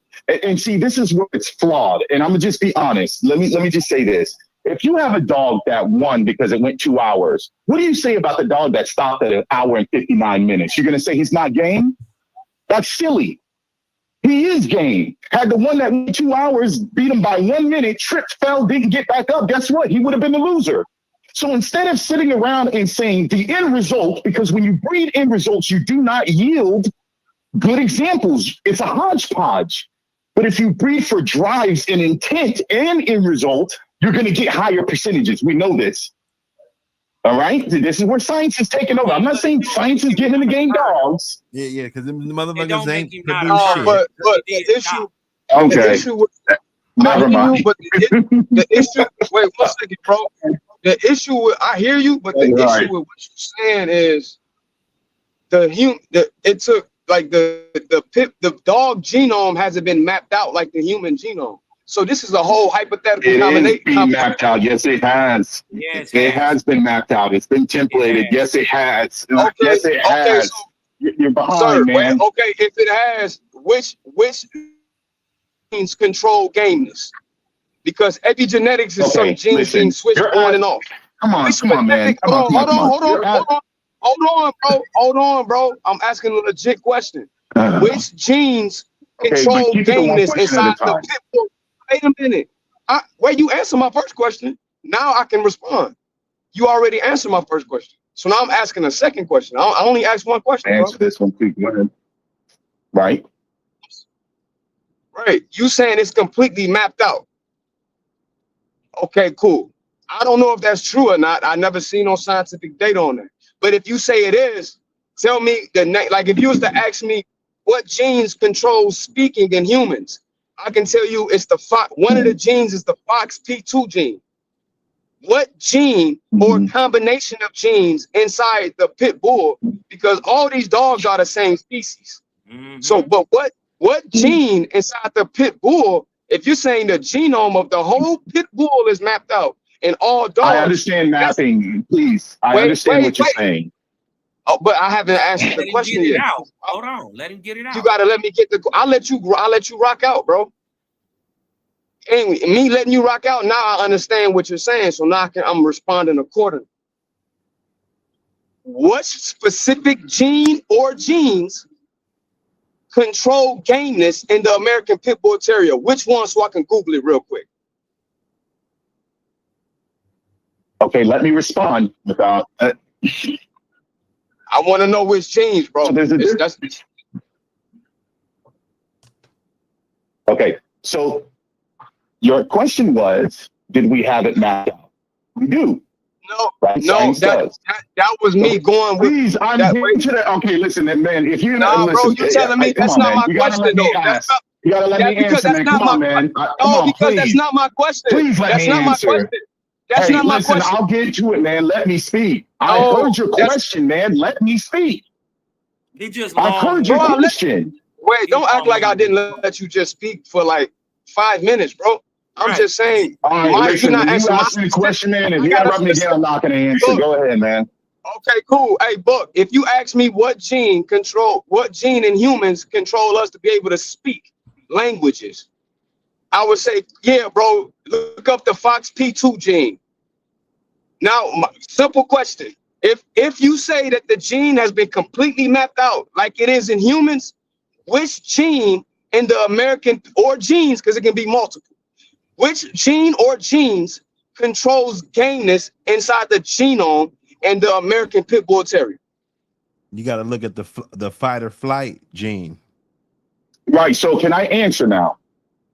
Okay, there's a difference between when you talk about isolating certain behaviors and mapping out. You're using two different terms, right? So we have the human genome mapped out, but we don't know every interactions, where exactly the gene is that makes your knee kick out, or what actually is the gene that switches on your testosterone levels, or what determines testosterone levels, but we don't know what actually switches it on or what gives it its circadian rhythm. Okay, so it's not that specific. Mapping is different. We can say when we map, we know that based on, genes have certain letters. Off the top of my head is TG, something A, and something else. Anyway, the point is, okay. The point is that part is mapped. We have a map for dogs, but actually knowing where things are and what induces certain type of behaviors, we do not know. That's what we're discovering now. We don't know that for humans, but we do have it mapped out. We don't know that for dogs, but we do have it mapped out. But forensically, we can figure it out. So like we found out where the fast twitch muscle fiber is for racehorses by using samples from the Kentucky Derby, I believe it was. It's like EN2C gene or EN2 something, but it's for fast twitch muscle fibers. right? But that's in all mammals. So we were able, just from taking that template, saying, okay, we isolated, we found it here. We know it's here, here, and here for other mammals, things with the vertebrae that have offspring that are eggs, basically, mammals. So certain things are finite, right? They permeate, the rules permeate into other species too. So we assume that the same way we map humans, we can map a dog and start forensically going backwards and figure out why a dog does what it does. They've already have templates. Templates basically means that they have something to put it up against to start playing the process of elimination. So it took 10 years to map, I believe, the supercomputers. Okay. So to answer your question, no, we do not know what game this is. Yeah, you just could have said you I know that's the just that was the quick answer. All that you did explain, I didn't understand that. I appreciate you correcting me and saying mapped out. I did use it kind of colloquially. You're right. I lose mapped out kind of colloquially, but I figured you understand what I'm saying because it sounds like you're very articulate in science. We don't know what it is, bro. Right. So when you, right. So, but what we do know, everybody, no, I don't know which one it is. Not you, brother. Oh yeah. Remember, Dog said he know what it is. He said he know exactly what it is. What did I say? I said I know what game this is. I never said we knew where it was in the genome. Get out of here, man. You said a dog that quit. You have a take back on that one, man. No, man. You're so busy trying to find you're so busy trying to get an I got you point. You're not even listening. There is no way in any way that I said we have Danish mapped out. That's a fool. I said we understand it to be drives. I said it. We knew where it was on the map. You said you knew what game this was. Wait, yes, I know what game this is. That doesn't mean we know where it is on the genome. He's asking me if we know where it is on the genome. Come on, man. He's just talking about it ain't saying shit. Wait, bro. I was asking him if we knew where it was on the genome, man. Come on, man. That's what that's two different things. That's two different things. Yeah, busy trying to get a damn one up, man. Man, please. Go ahead, have it, bro. Come on, brother. Come on, let's stay focused, y'all. Let's stay focused. Let's stay focused. Yeah, he right. That's two different. You know where it is in the genome. Yeah, okay, I'd be a billionaire too. Come on, man. Get out of here with that shit, man. Come on, get specific, bro. Right, I'm talking specific to you, bro. So let's stay focused. And if I knew what it was, I wouldn't be on here trying to figure it out. I can tell you that. Shit. Okay, cool. So I asked that for a reason. So if we all can agree that we know what we see in the American Pit Bull Terrier, that's the peak of gameness in any breed. Right. And when it that's the peak. Right, that's the peak. Now, what we don't know, right, that's the best example we know in the world. But what we don't know is, like you just admitted, we don't know exactly, like some things we don't know about the human, even though the human genome is completely mapped out. We don't know specifically what specific genes work in coherence with each other to turn certain traits on and off, certain diseases. Yes, exactly. I know science. We don't know we don't know the internal switches. Yeah, I know, bro. I know. I hear you. So since we don't know that, and we know that according to Mendel's law, gameness definitely is a recessive trait because we just all agreed. It's definitely recessive. Yes, it is recessive. Hold on, bro. We know that it's recessive because we only see it in one breed of dog, and all these breeds are the same species. So, since we know that, we know it is almost impossible. Wait. We know that it's almost impossible to try to add a Tosa to an American Pit Bull Terrier to try to sustain a recessive gene. I know what you're saying. That gene, yeah, that means what Buck said is completely correct when he said that it's illogical to add a Tosa to an American Pit Bull Terrier and think you will get a dog like Barracuda that is game. That is crazy. So can I? So can I please let me interject on that? Please. Yeah, you can. Let me wait, bro. But so I'm just want to say this. So to what Buck's point is completely correct. It is completely incoherent to say you can take another breed of dog and try to keep the recessive. It's hard enough to do it with just the American Pit Bull Terrier to another American Pit Bull Terrier. It is almost impossible to take that gene and try to keep it in the family with a Tosa, bro. Okay, man. I'm gonna lose my train of thought. Please let me just respond to what you're saying. Go This is ahead, real go good. ahead, You brought go a real ahead. good point, but I'm gonna lose it. Go ahead. Okay, And then we're gonna get into the Lalies So and all that. hold on. You basing this on when you said that basically Tulsa's are ranked curs and the American Pit Bull Terriers are the pinnacle of said behavior with chasing. We all know what that is, right? We know it's in drive. So here's the problem, right? So there's, again, we want to talk about drives, right? Let's start there. What does now let's talk about pinnacle drives now. Let's not go off on this number 5 didn't make it. No. Let's talk about pinnacle drives. What does every litter, now ours is artificial because we have to select a certain thing, okay? And so we have to create Mother Nature almost, right? Mother Nature is very, very cruel, okay? It culls the shit out of things, okay? Very cruel. That's why it's hard to hold babies. Okay, hold on. So what is the African, that African eagle, a pit bull, and let me see. You said African people. Wait. I didn't hear what you said again. In common. Wait, I didn't hear you, bro. Say that again. Eagle. African eagle, a litter of pinnacle pit bulls, and a lion cubs. What do they have in common? I'll tell you what they have in common before anything else. I don't know. All I heard was African, and then it's now kind of. I hear African, and then I can't quite make out what you said. Okay. An African eagle, a litter of pit bulls. So let's just say, yes, like a nest of African eagles, right? A litter of apex pit bulls, right? And let's just say your average lion cub, like a litter of lions, a little lion cub litter. What do they all have in common? They animals. I'm going to tell you, before they ever have temperament, they have a drive, right? And that drive, right, is right. No, they have a every niche. Animal, they have a niche. No, they have a niche. Okay, but they have drive. And the drive, let me explain this. The drive is rank. Every animal that is existing today, including you, has rank drive. Without rank, you don't exist. You have to. When you have a litter of puppies, they're fighting for the teats. Whoever doesn't fight the most. That's subjective, bro, because humans don't work like that. Hard enough. All right, you asked me to answer your question. I'm trying to answer it.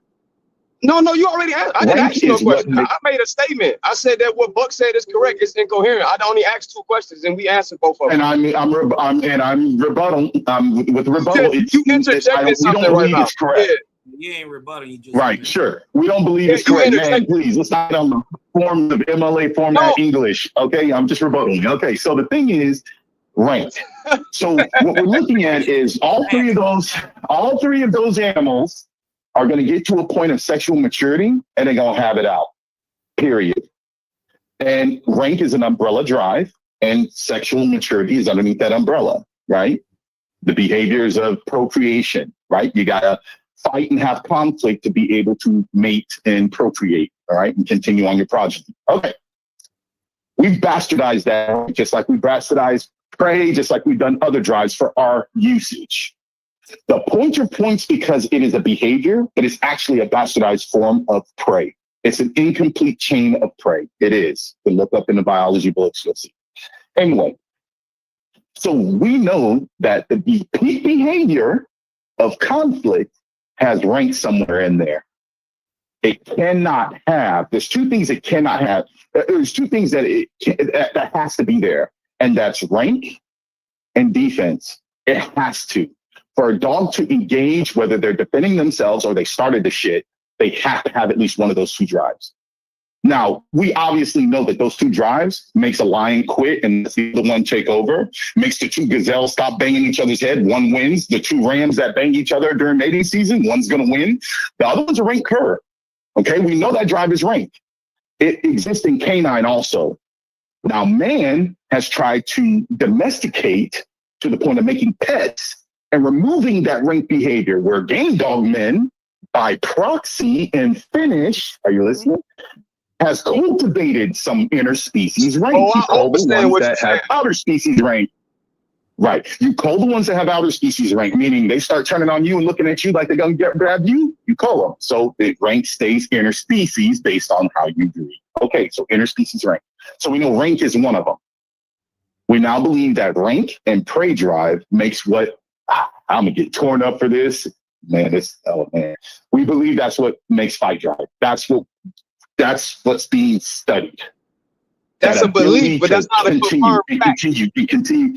But that's how, no, it's not confirmed, but that's how science starts, right? Science starts with the hypothesis. It starts with a hypothesis, which is an assumption. They give you a postulate, and then you come with an assumption. That don't mean that assumption is correct. Right, yeah. You're regurgitating scientific method, but if you understand that point, that's you what I'm understand saying. that this is the start. Yeah, I understand scientific method. Right. That's what I'm trying to get to the point, but I don't want to cut you off. But what we do know, okay, so so there's no debate. Let's talk about what we do know. Okay, we do know that intent starts with brain. Bottom line, absolute value intent starts with brain. We don't know what finish is. All we do know is finish gets a title of gameness. Finish alive, finish dead. Dead game, best in show, game winner. That's we know results. We are trying to figure out, we're trying to go from point A, what starts it all, to point B, what finishes. Breeders, if they do the right thing, by proxy, have cultivated what science calls a finish or results. Not your slang term finish, but it does include that slang term. By selective breeding. Which is unnatural. So we can't compare that to can I finish? Can I please finish? Can I please finish? So because there's that breeders don't look at intent as much as they look at finish, there's the gap. The numbers will be higher. I've been saying the same thing all night. The numbers will be higher if you can match intent with finish, no matter what. And I think the biggest problem is the finish. I think the results, yes, the results get you somewhere, but like you explained in the example with Dolly, one of those parents didn't have your version of finish and didn't have science version of finish either. It didn't have result. Yet it produced something with your version of finish and science's version of finish. We need to figure out what that gap is. Yeah, we do need to figure that out. I agree. But we don't need to figure that out. We don't need to figure that out to find out if it's still logical. We don't need to figure that out to find out if it's still logical to add a focus to the dog. We've had hundreds of years of select. If your dog and the other one keep going, your dog is a cur. It's not game. Right. We've had hundreds of years of selective breeding and domestication. Hundreds of years years of domestication of selective breeding. So we do have facts on this. This ain't a hypothetical. Sure, yeah. The fact that you've bred for 100 years is a fact. It doesn't yield outcome, right? It gives you some outcome, but it doesn't yield That's how we created the American Pit Bull Terrier. To a certain point. That's how we created the American Pit Bull Terrier. I don't want to argue. Right. I'm not arguing with you, bro. We having a conversation. We're not arguing with you. You ain't always. I'm not arguing. You're right. Yeah. This ain't just a magazine. It's a movement. I'm not arguing with you. We having a conversation. Terrier. Real dogs, real yards, real history. From legendary bloodlines to modern breeders, keeping the flame lit. Yard spotlights, breeding knowledge, controversy, culture. This is for the ones who walk it like they talk it. No fluff, no fakes, just dog man, dog woman, and dogs. Grab your issue now, support the culture. Because the legacy don't live online, it lives in print.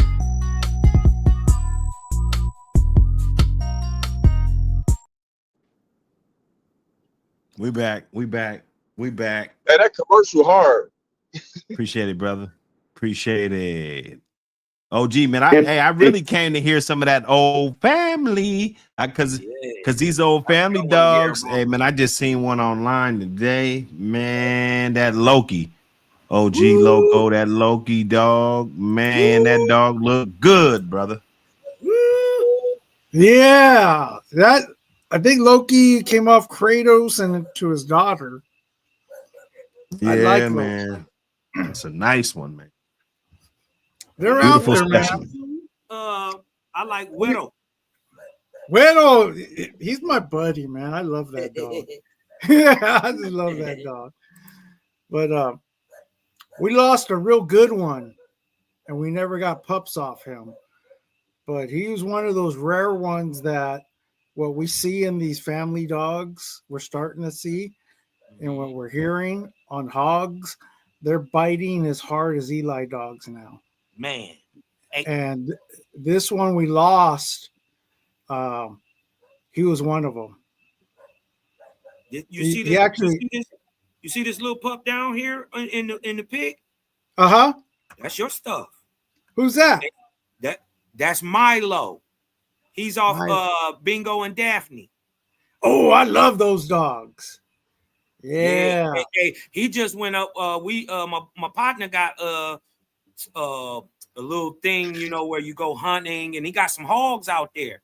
Man, I let this little boy go. Listen, man, it's different. I didn't think he would do anything, honestly. Man, I didn't. OG, he never even seen a pig. Well, I got to do a video, man. Okay, this is, if I can pull it off. This is a crack up. So I get these videos from people that hog hunt with my dogs. Okay, and they send them to me, and the hog is squealing really loud. As soon as I play it, my whole yard fires up. And they're firing and they're looking, where's this hog at? And I go, I gotta get this on video. This is crazy. And they're all good, OG Loco. I ain't gonna lie. He surprised me. Surprised me a lot. Surprised me a lot. I like that Red Boyle family red. I think that's the future, man. I really do. I think someone can really do something with that. But they're all working. We got the pure stuff. We got a Red Boy. We got it Mayday. We got it with Chinaman. We have it both with the chemo blood, and then we have it with Earl Jr. blood. And then we're going to be introducing the Weird Jack blood to it. So, and then other guys in other yards, they got to blend it with some. They got it with some Lonzo blood, that Jesse James stuff that's working real good. Other yards, man, they're doing their own thing with it, and it seems to be working. So, we'll just keep pushing ahead and see what we get out of them. It makes sense that you said the dogs go crazy when they hit a hog, because I'm telling you, man, no experience. Went straight to the ear, straight to the head. Boom. And this is one of the things about my dogs why I have a lot of yard accidents. Weakness is not tolerated on the yard. So I could have two dogs playing that get along. If one makes a yelp, it triggers. And they go straight in. And I've seen that more than once. Like, you can't show weakness, because if they view you as weak, something like in their prey drive goes off. And I've lost a lot of dogs that way. There was this, like, one made a cry or showed a little fear, and they target it. And I don't know if that's a primitive trait. I haven't been able to really capture it, but I do see that a lot. And this is why I don't let my pups loose, because pups will cry. And they could be playing with an adult dog, and as soon as it makes a yelp, that'll trigger the prey drive. And I lost a lot of pups that way.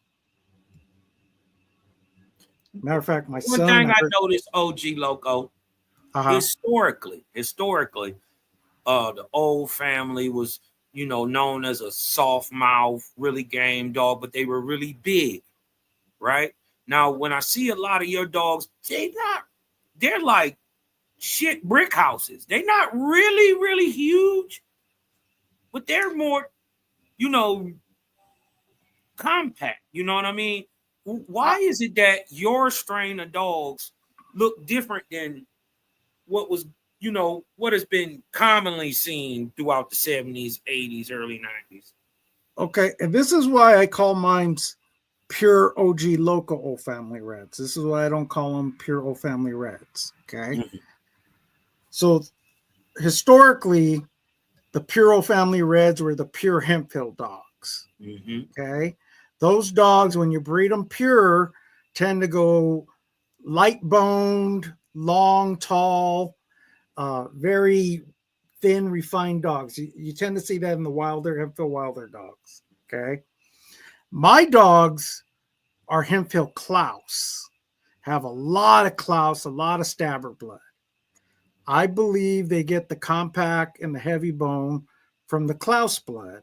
And that's why they look a little different than those pure Hemphill Wilder dogs. Mm. And I see that when you look at the dogs that were bred to the Tombstone Bolio stuff that produce, what was it, Grand Champion Hellbent and the Otter dogs, they use pure Hemphill Klaus dogs on that. Those dogs tend to be more heavy boned and compact, Mhm. the females that came off that line. But if you're breeding pure Hemphill Wilder, those are going to be tall, lean, fine boned dogs. Mm. So the So- big issue, and So you the can found soft that mouth, blend. yeah, the soft mouth comes from the, in my opinion, the Hemphill Wilder blood. Mm. So I like to blend the Hemphill Klaus with the Hemphill Wilder. But if you go straight Hemphill, the purer Hemphill you go, the more refined they're going to look. Mm. And they're going to be bigger dogs. They're going to be 70, 80-pound dogs. So a good example of probably the purest Hemphill blood out there today is probably going to be the Heis dogs. So if you ever look at the Heis dogs, they're big dogs. Yeah. And that's heavier on the Hemphill blood. But for me, is like I don't need another red dog. I need a dog that works. So I just sort of, my dogs aren't working. I don't have a need for them. So I started using my own blend, my own blend of dogs to create the OG Loco dogs. Mm. And they're working. That's the main thing. They are working, and they're working on different yards. And I think that was the testament. Is like people always ask us, why are your old family reds a little different? I go, well, one is I've been line breeding these dogs since 1990, and I've had my hands on them, and I know what works. I was doing selective breeding, so I've seen it firsthand. I think what happens with a lot of the old family reds, a lot of different breeders got involved and they didn't stick with it. A lot of them were not working their dogs. They were not testing them. And they just started putting pedigrees together. Oh, they all goes back to Hemphill, Geronimo, Red Dixie, but they're not family bred. Right. It's not like you were line breeding off a specific dog. I kind of noticed that in the pair, and the only in the way you breed, you dig what I'm talking about, is a little different than how I've seen a lot of breeders breed, on their yards and stuff. You do it a little different. The only dog that in my that old family side that I ever even seen twice in the pet was Otto's Rocket, right? Yeah. Were you able to see that dog? And what about that dog made it so special that you wanted to incorporate that into your line?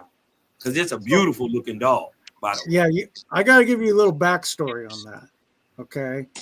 So the OFBA dogs were one of the few old family red dogs that were pointed in the Sporting Dog Journal. Okay. So there wasn't. Your thing giving up feedback, bro. Oh, can you hear me now? Yeah, go ahead. Yeah. So the old family OFBA old family reds were one of the few old family red dogs that had points in the Sporting Dog Journal under Jack Cowie. Okay.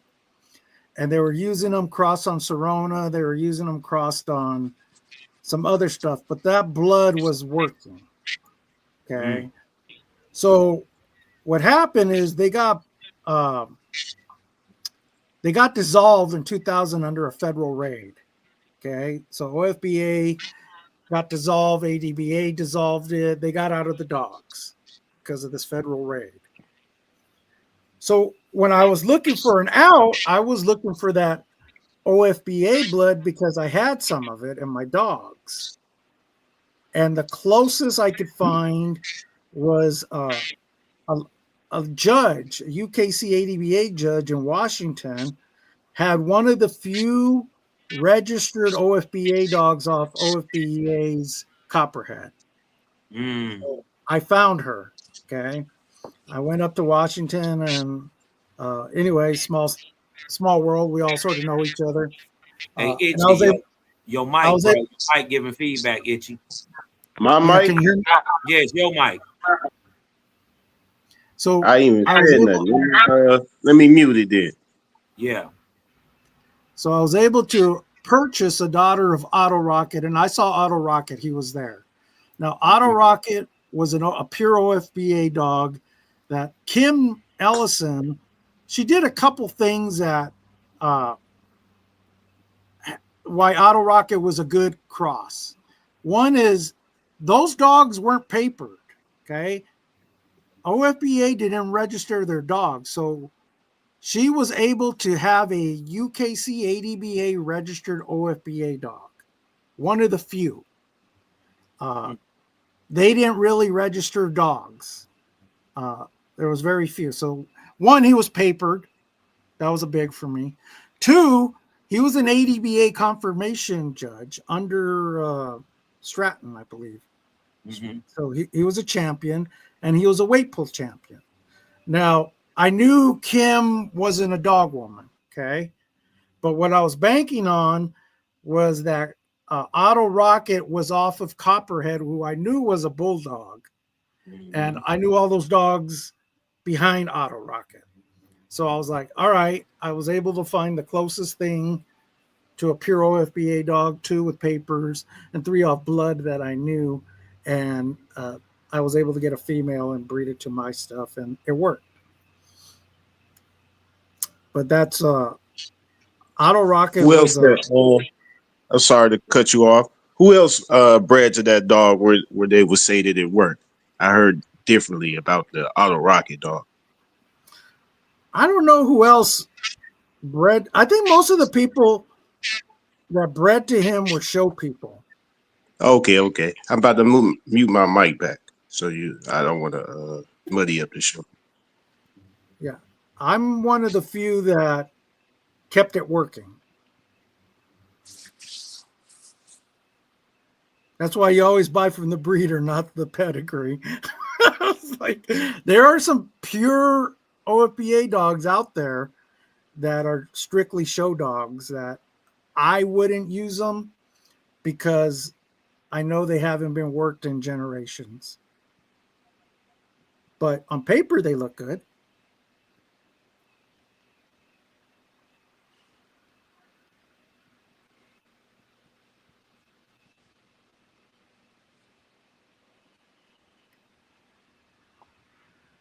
Are there any other questions on them? No, nothing against the weight pool dogs. It's a lot of brothers using those dogs for weight pool, like the Mr. Hughes guy. What's the other guy name? Well, I don't want to say their names, but I mean they doing legal stuff with their dogs, so it's not like I'm shining a light on them or something. They did the same cross that you tried to do with the Mike Myers dog. The Junior Brown to some what was that? Tejas old family Gibson Wilder dogs. Yeah, I don't really follow those dogs. I think they were doing a Mayday. They were trying to do or was it Mayday or was it Red Boy Jocko they crossed on?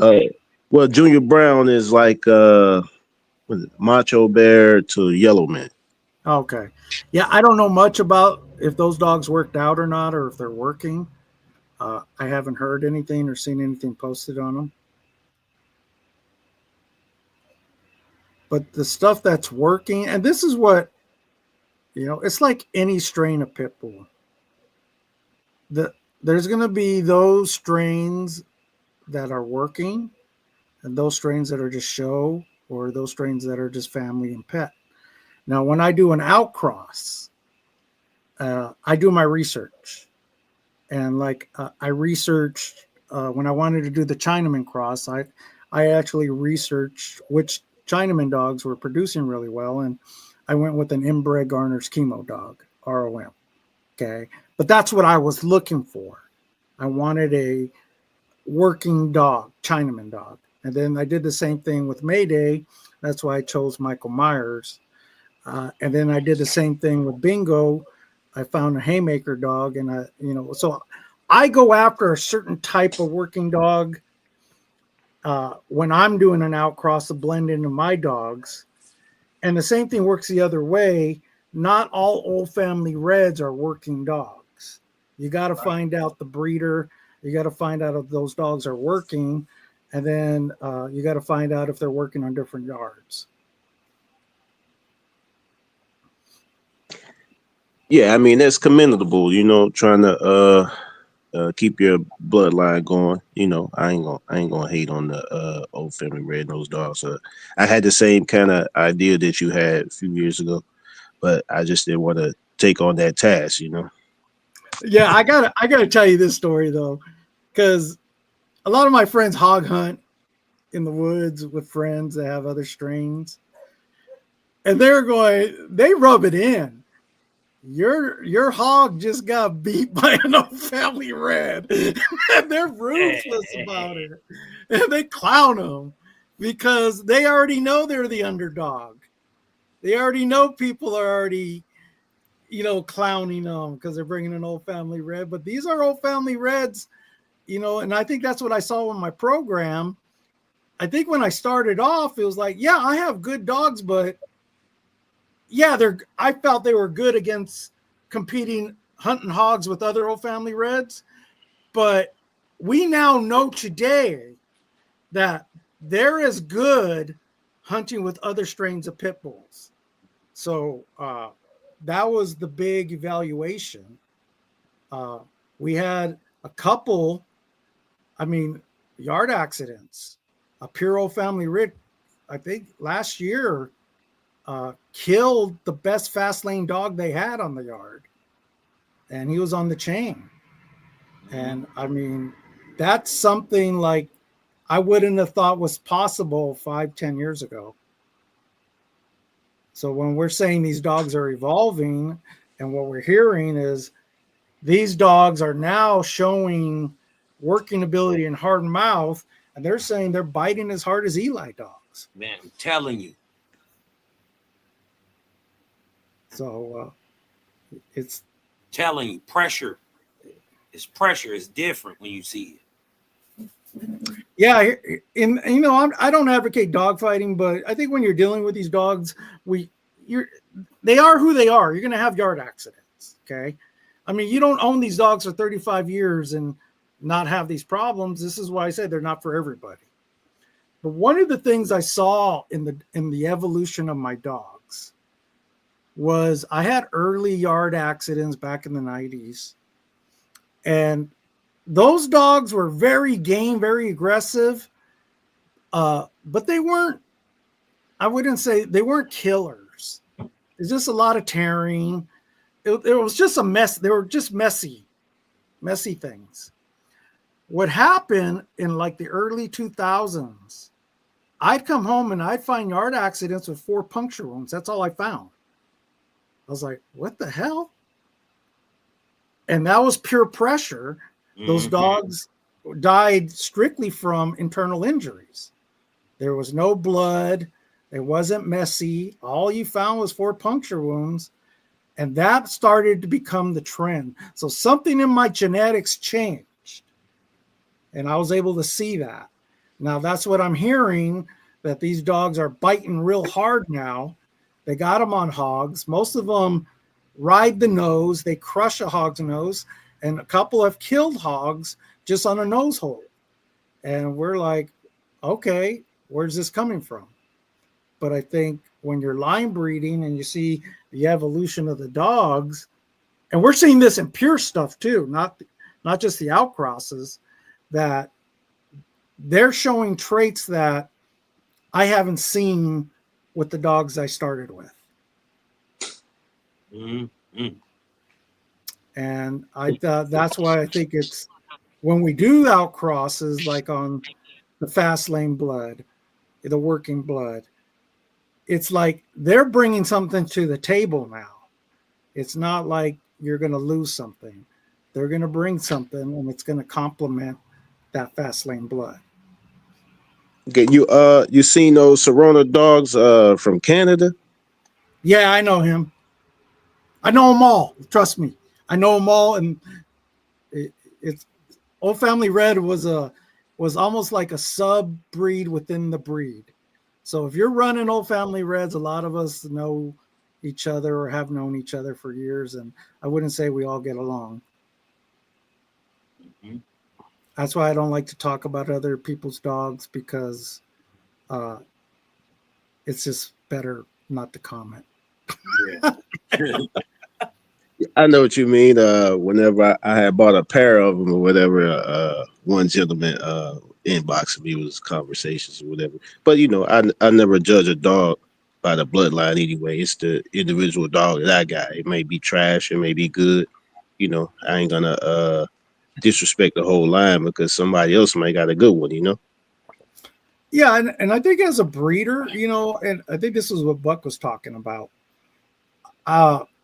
When I breed a litter of dogs, I'm looking for the dog that best meets those traits, that demonstrates the traits that I want to move forward with. Okay. Mm-hmm. And I'll start line breeding off that dog. Okay. So I may have a full sibling, but and not to say that sibling was bad, it didn't have the traits that I, as the breeder, was looking for. And therefore, what happens in a generation or two, and I just did it with Scarface and his brother Crazy Horse. I liked them both, and I was struggling because they both hit about 2. But I chose to move forward with Scarface because he was a more serious bulldog. He bit harder, he was rougher, and he was more business, where his brother wanted to be more like, hey, play with me. They show your work in the back, Buck City. Pull that pad up. I don't know who's working, who's ain't. Mine is. Hey, pull that pad up in the back of Buck City.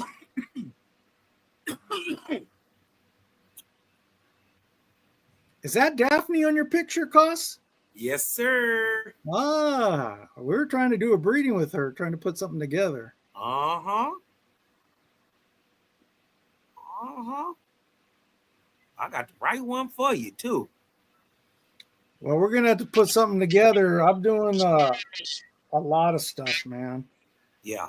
I'm working with different yards, doing different crosses, trying to get some more of these dogs out in different yards. Yeah. And experiment with crosses, because you got to experiment. Yeah. I'm just, that I got one other question after Cosmo. Heat maker stuff. Yeah, I love that heat maker stuff. Yeah, man. It make the dog act right. You know what? The heat maker female I got, Bingo, you couldn't even tell she has Old Family Red in her. She screams. She's hot. She's popping the chain. She's a red boy dog. And this is how he act. That's just how my boy act, man. I've had Old Family. You know what I mean? Pretty much the most of my life. It's not been too many. I've only ever had even one black dog. So, I've pretty much dealt with Old Family, a lot of Turtle Buster stuff that be chocolate and stuff like that. But yeah, man, she acts like a red boy dog. He acts like a red boy dog. Yeah, and that's what I'm seeing in Bingo too. Hard to keep, bites everything, mouth everything, super duper ooper prey drive. You know what I mean? I He been getting rid of these woodchucks in my backyard. look out the window and I was like, what the hell is she screaming at? And Mm. sometimes it's a tree. Hey, OG. Hey, OG. Yeah, brother.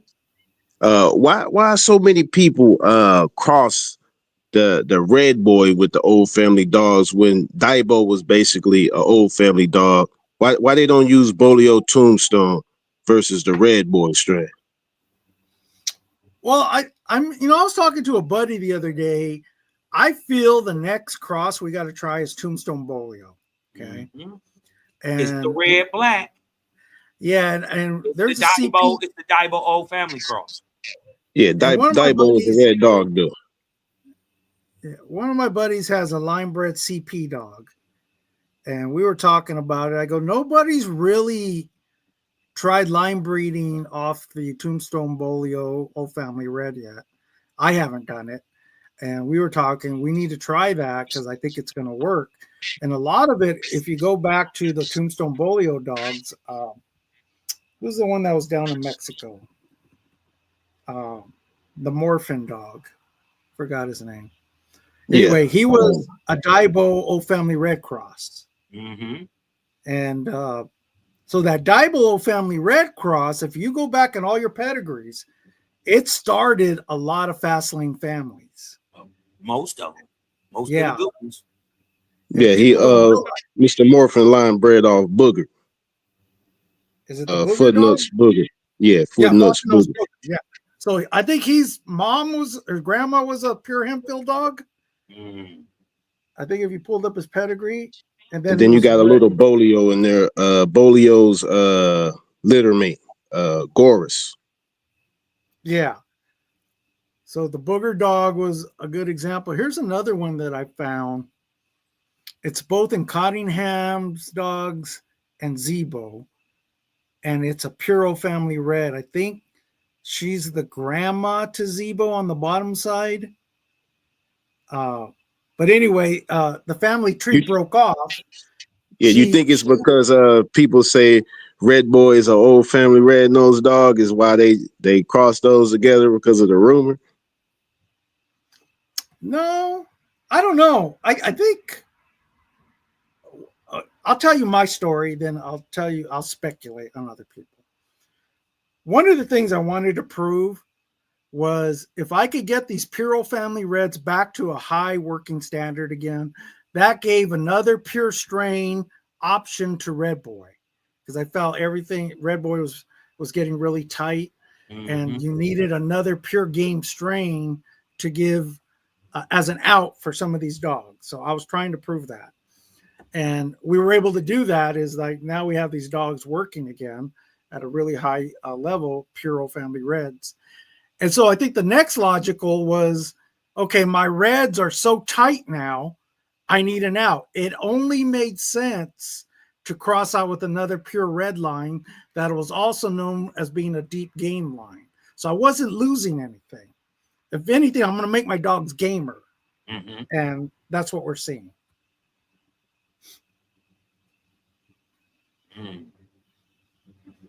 And then eventually we'll blend the two bloods together, that it'll just be a pure game line, pure red game line that I believe you'll be able to cross it on Eli, Mayday, Bolio, anything. You'll be able to cross it on anything and it should click.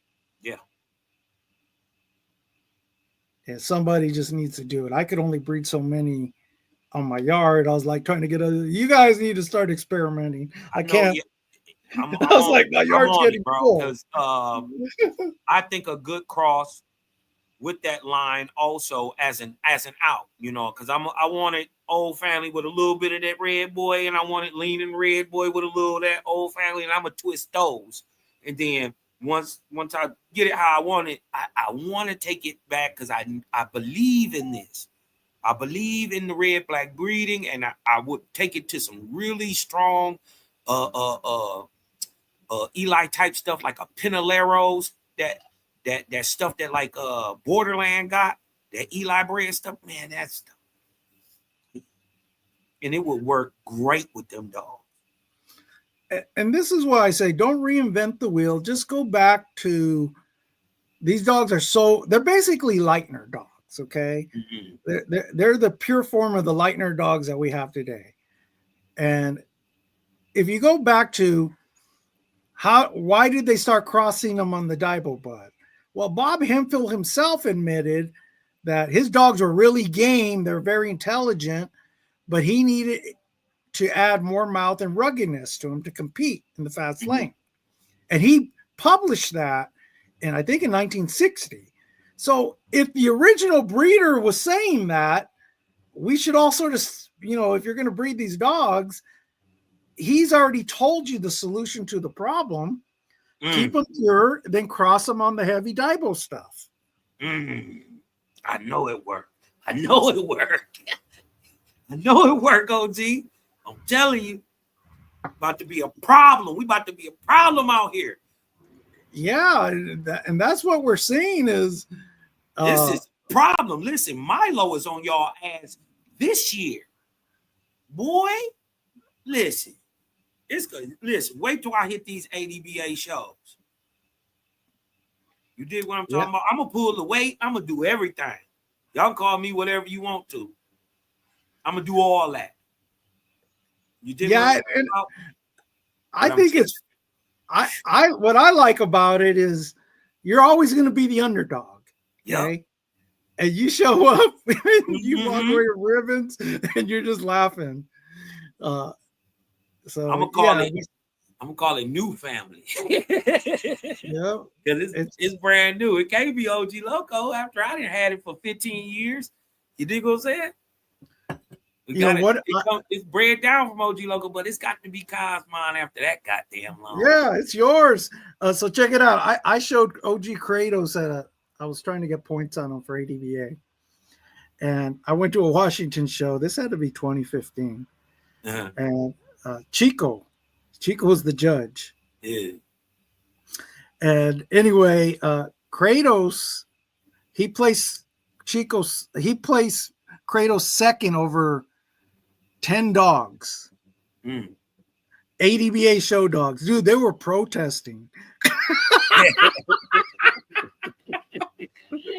Dude, they were mad because I was a nobody, showed up with an old family red, and I beat these show dogs. And then I was like, "Do you guys want the ribbon back? I'm just came to have fun. I don't want to argue about this stuff." But that's how bad it was. There's people that really like your dog shouldn't even be competitive with our dogs. Right. Did you ever deal with any of that Camelot, Boogie Blood, and any of that? No, and there's two types of Camelots. Yes. I would only mess with the old Game Blood if you could find it, but it is common knowledge. Yeah, he did cross it with some other stuff. I had a dog off Cold Steel Kennels when that lady died at the ADBA show. I got a dog from her at the old Cold Steel Kennels. And, what was her name? Kelly. I think her name was was it Kelly or Sherry? But she she was about 35, and they was at a show in Louisiana at a ADBA show, and she passed out showing the dog, and passed out and died right there.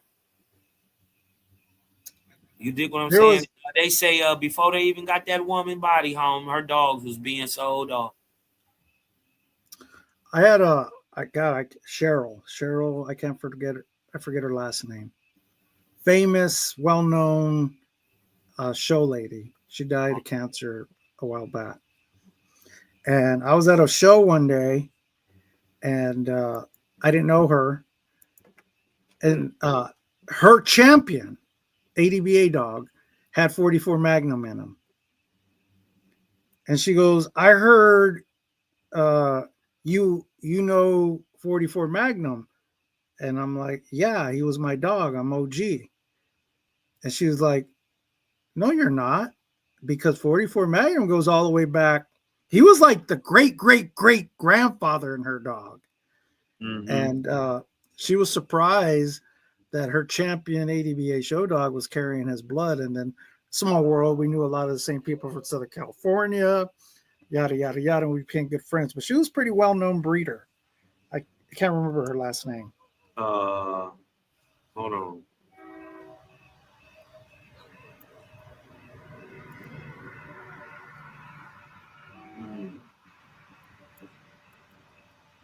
I want to say, How that werewolf dog doing now? Well, no, he's a cool dog, man. He's a hell of a producer. He's a cat killer, man.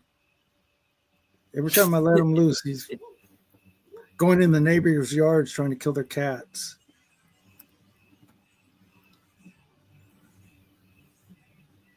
But we're going to breed Bingo to him next year. So my thinking is Wedo's a very he took more after the Michael Myers Mayday. He looks like a Mayday dog. He's a big dog, heavy bone, heavy muscled. He's bigger than my other dogs. Powerful, very strong, powerful dog.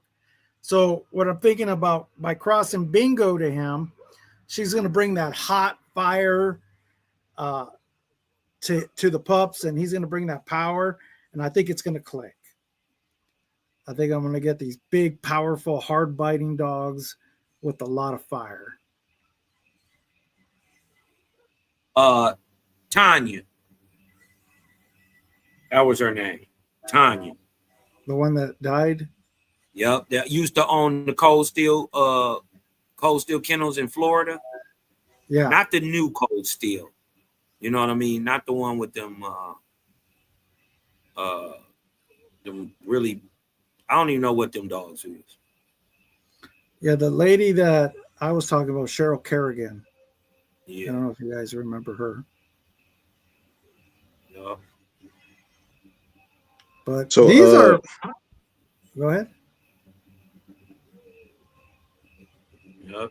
35 years old. Died at the ADBA show. The lucky guy, he's breeding those Norrod dogs yet? Which guy? Mr. Lucky. I don't know. I thought he bred the Gator dogs. Yeah, I see the bought some of those Norrod dogs maybe 2-3 years ago. Oh, I don't know. I haven't seen them. Tanya Holland. Okay. That's her name. Tanya Holland. If you go back in history, you probably won't see it in a lot of pedigrees. A lot of Floyd and Clemens were breeding a lot of Ross Red Devil to their Eli dogs and producing champions. And they were also breeding a lot of daughters of Killing Sid to their Eli dogs and producing champions. And that's something that a lot of people aren't aware of, but I found it in pedigrees that it was something that it was like their secret sauce type thing.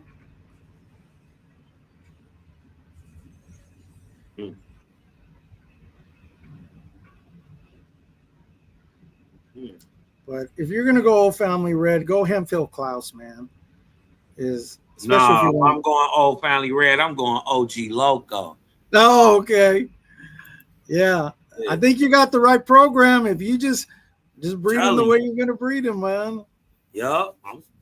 Me and Daphne we got planes.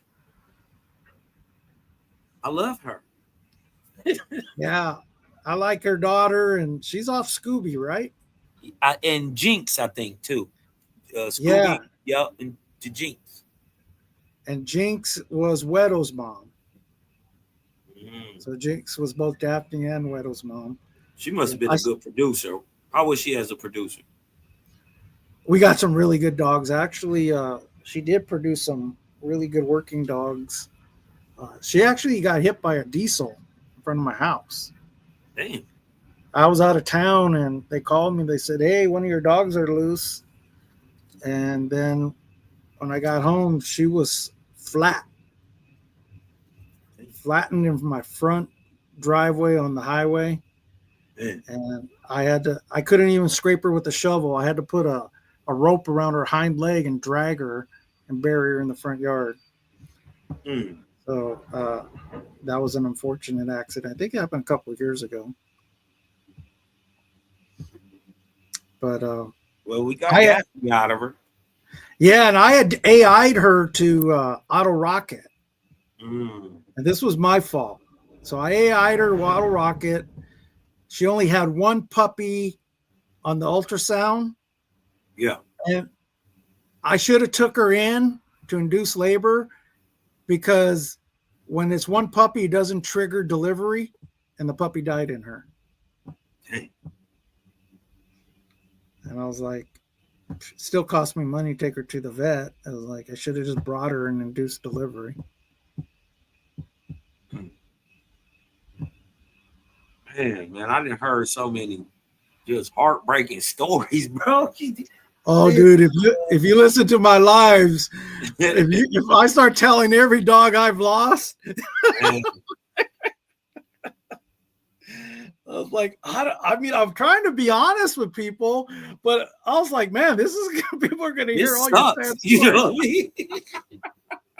I mean? 44 Magnum was shot, carried a bullet in him till he died. Damn. Oh my God. If I just, all my dogs, man, something happened with them. How was that dog? How was the 44 Magnum dog? Oh, he was a bulldog. Yeah. He had the old crop with scissors. Damn. Whoever had him just cut his ears off with scissors. But that old blood, though, if you really look at his pedigree, he was heavy on the old family red Hempfield Geronimo Red Dixie. He had a lot of Serona in him, but what a lot of people don't realize, he also had that Colby Heinzel blood off Fonseca's Pinscher. And that's something I value, is like, a lot of people don't have Fonseca Pinscher in their pedigree.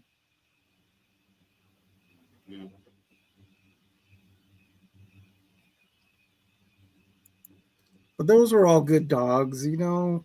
Yeah. This was before Mayday. I saw Mayday come up to the journal. I saw the Frisco dogs come up to the journal. So you got to remember, is like, I already had dogs, and you're watching the journal and you're seeing all these new dogs coming up and coming that are legends today. And I was like, now you brought up the OFBA. They had a dog back in the day named Copperhead. Yeah, I had a daughter of him. You had a daughter of Copperhead? Yeah, and Auto Rocket's also off Copperhead. Oh, he is off Copperhead. Yeah. That is right. My dogs actually are heavy Copperhead bred now. Yeah. They have a lot of Copperhead blood, and he was a beautiful dog. I mean, the 2 dogs that stand out for me, that I was the Flatliner dog, OFBA Flatliner, and I think he lost at an hour 10 in Florida. But he was published in the journal. I actually saw that dog in person. And then the other one was Copperhead, was the other one that I really liked too. Yeah, I heard about him. Yeah. Why the other old family red nose breeders don't reach out to the other old family red nose breeders and like stud their dogs or get dogs from them? It's like anything, everyone's competitive. You know, we're our own worst enemies. And there's a lot of, instead of saying, hey, let's get together and let's produce a better old family red, everyone's like one up, you know, well, I got the best, and I got the purest, and I got this, and your shit's this. And like, okay, fuck you all. I'll do my own thing.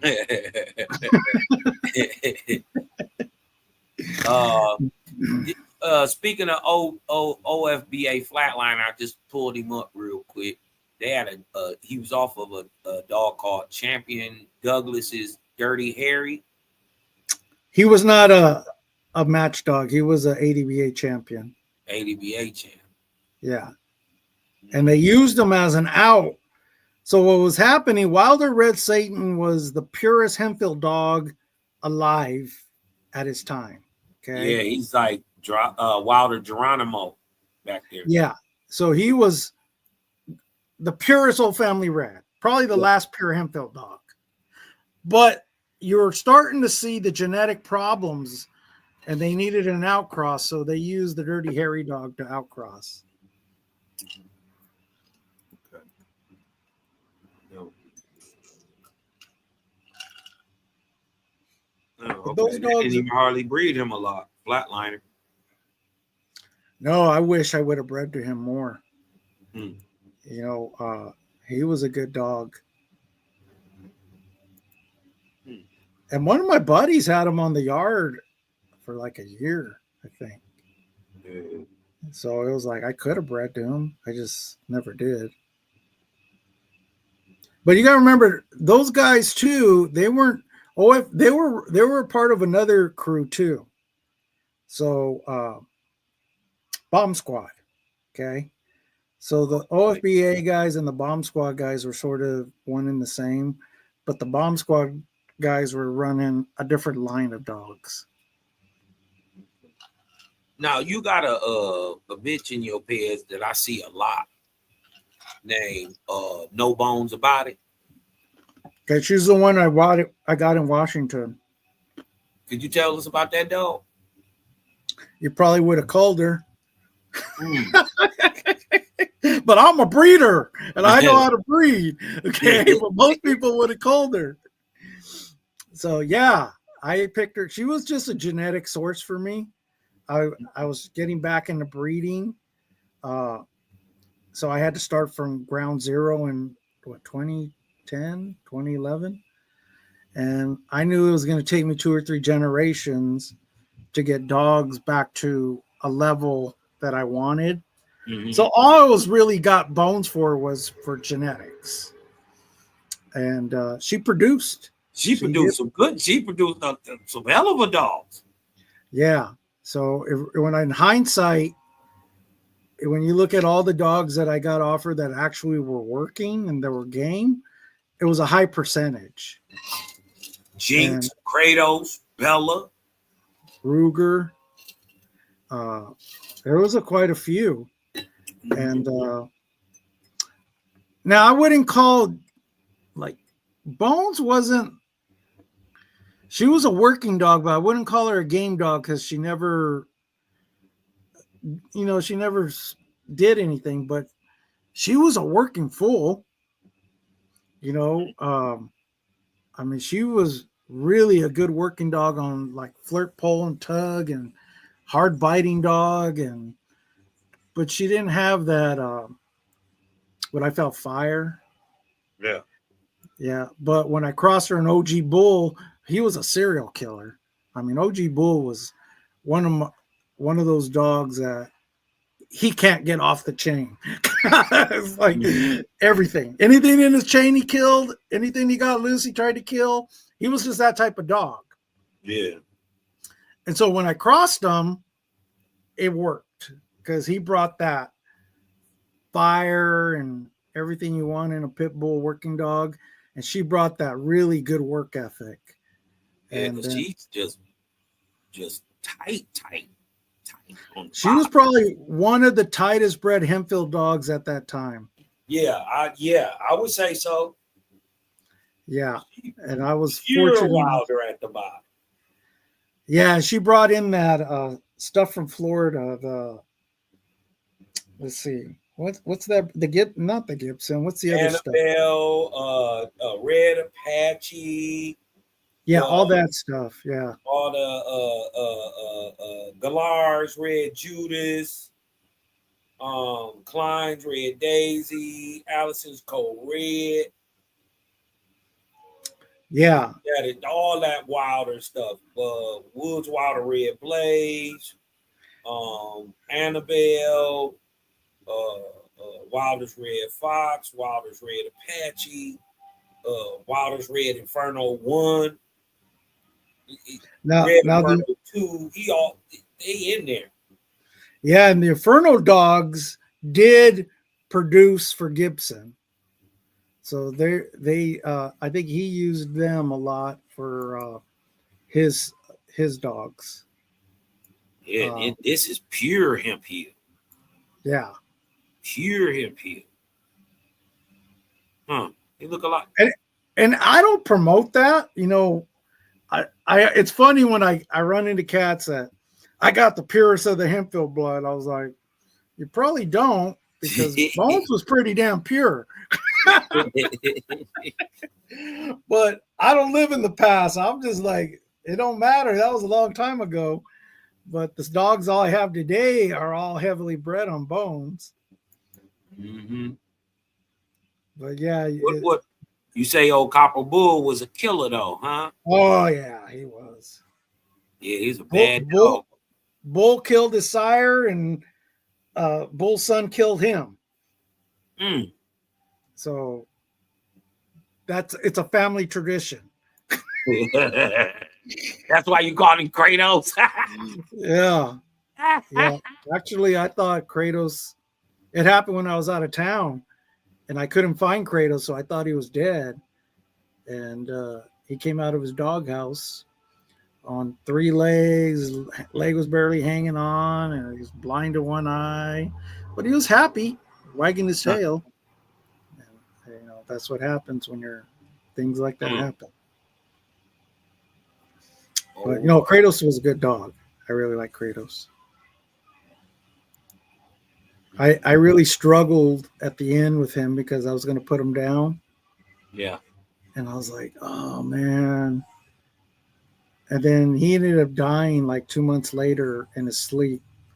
And I was like, yeah, I'm glad I didn't put him down. You know, I let him die a natural death.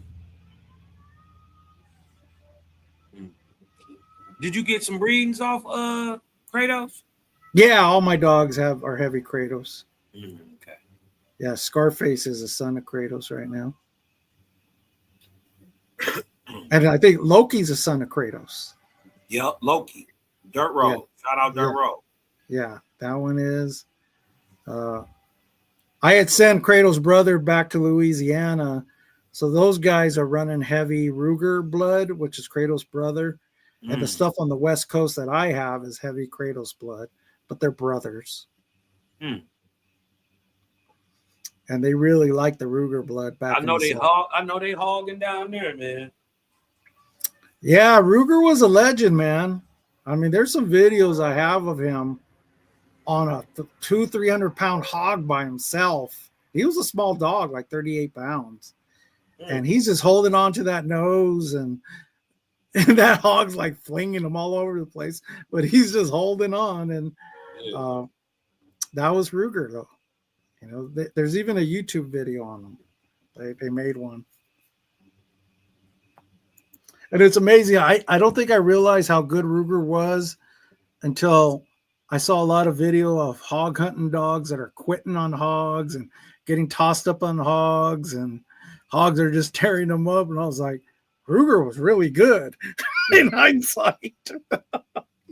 Yeah, man, you gotta have a Kevlar on, you know what I mean, cut vest. Listen, that is no joke. And yeah, they my lose boy a got lot him in of a dogs. pen. He got like a pig thing. I don't know what you call those, a pig pen. And he's got pigs. You know what I mean? And so them nasty little jokers, man. Yeah, I know. They would lose dogs that would get gutted, like a hog would hook them. So they lose some of the hounds that way. And I mean, these guys were hunting. They're catching 4 hogs a weekend. So Ruger probably caught over 120 hogs, and they did it old school. Yeah, they did it old school. They would just take a knife, and the dogs would be holding them. Oh, what was that? And he grabbed the leg and cut it. Yeah, so the videos I saw, like Ruger would be on the nose. It's called a sticker. They put it in the heart. It's a special knife. Yeah, that's the way they would do it. And then they would harvest the hog. They were making like sausage and selling it. It's fun. I like Yeah, hunting that with was the dogs. my grandfather's hustle back in the days. Yeah, I mean, I enjoy hunting with pit bulls because they got no fear, man. It's just like turn them loose, they're gonna go. So I do really hunt with my dogs, and I enjoy hunting with them, and they're just fun dogs to hunt with. Yeah. Good dog. And they're smart. You know, some I've had other strains that they're one-minded. You can't really do a whole lot with them. You know, is they're single-minded. Old family reds are very smart that you can do stuff with them. Like you could actually They're great family dogs too. yeah, that's what I see. You know, they know when to work and they know when to shut it down. But it's like anything, it's like it's what you like. You know, everyone has their own flavor of what they like. But these might be the last of the working old family reds, so carry it on because I'm going to retire. Shit, man.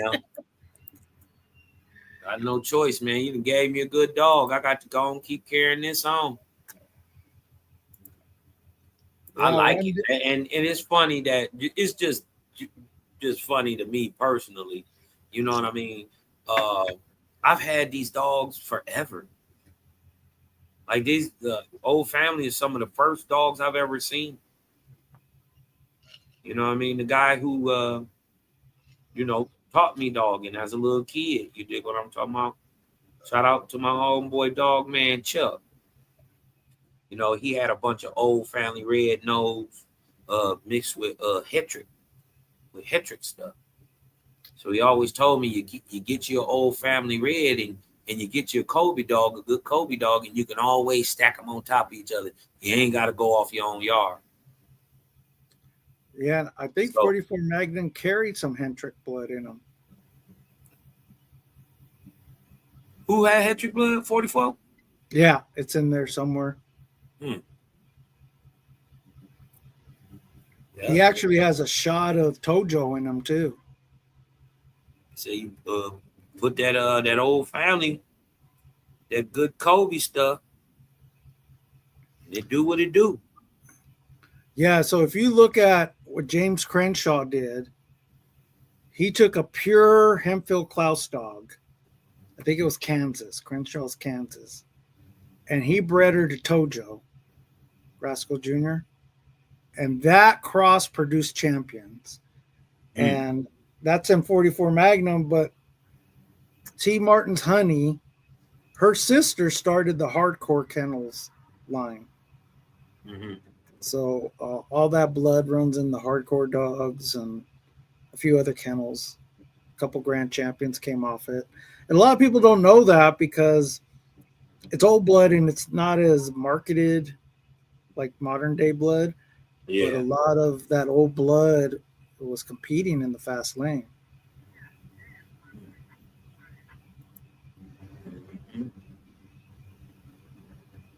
So it's funny that Mayday's the old blood now, huh?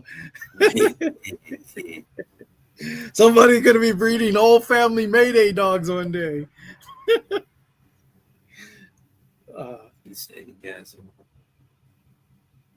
You said 44 got some Hendrick in it. I think if you go way back in his 8th generation, let's see if I can find it. Yeah.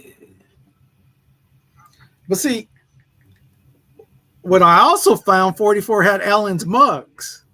Do you know who Ellen's Muggs was? Grandfather to Lady in Red. Oh. So a lot of those old dogs, there wasn't a lot like today.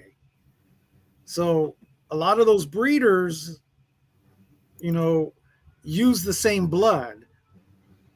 So Ellen's Muggs is heavy in the Klaus breeding. And I found her in the Patrick dogs.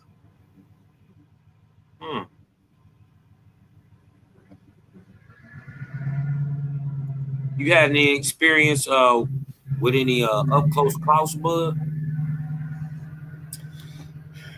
No, I mean the Klaus blood I have is pretty far back. Yeah. I don't know. So there's old Klaus and new Klaus, and I know there's a big argument. But you know, Klaus got out of the dogs. Mm-hmm. Okay. And then I think he came back and he started breeding again. But some people say the new stuff he was breeding, because he wasn't really competitive anymore, wasn't as good as his old Klaus blood. So the old Klaus blood's going to be your stabber stuff. Yeah. The new Klaus blood is what's that new stuff you see a lot? Judge. I think Judge. So like the Klaus Judge and stuff like that, I think is the newer Klaus blood, and the older Klaus blood is going to be the stabber stuff. Stabber in a lot of good dogs. He in the back a lot of good dogs. Well, stabber was the secret sauce. So if you're heavy Klaus stabber, that was the blood that was really working back in the day, and it was it's really hard to find today. But if you look at a lot of those older breeders, they were really going after the Klaus stabber blood. And you all know the story of Bullison put Klaus out of business. You know that story? No. So this is where the evolution of dogs takes place. Bullison decimated Klaus in his first match out. And the Klaus dogs just couldn't compete with these new Eli dogs. So Klaus retired. It was like they just couldn't. These Eli dogs were just new on the scene, and they were devastating everything. So yeah, Hollingsworth Bull is basically a Klaus cross dog, if you want to go back that far. And then if you read the story on Art, I think it was Art, or no, it might have been Niggerino. I think Niggerino is the story. What happened is there was a lot of average dogs. And they say when Niggerino, I think it's when Niggerino hit the scene, or Art, one of those two dogs, changed the game. They changed the game because they were such a high caliber dog. Right. So you can go through history. There's a lot of like, yeah, they were good dogs. They're all competitive. And then the game took it up a notch. And now you had better dogs, super dogs that the older dogs couldn't compete with. Sort of happened with Mayday. You know, when Mayday hit the scene, he changed the game. So you see that evolution in history.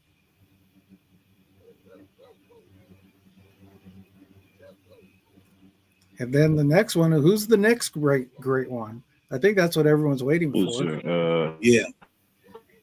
Built off that Patrick Goldie dog. Is in the third generation. Most of those dogs got Patrick Goldie, and that's why I said that. But I don't know. Maybe there's probably tighter Patrick Goldie dogs. You might have to look at some of them Sin City pads or something. Yeah, I'm really a big fan of Buck. Have you guys studied his pedigree? Buck? Yeah. Mm-mm. Yeah, I'm hearing a lot of good things about him. Yeah. And if you look at his pedigree, he's a little different in his genetics. Hold on. One second.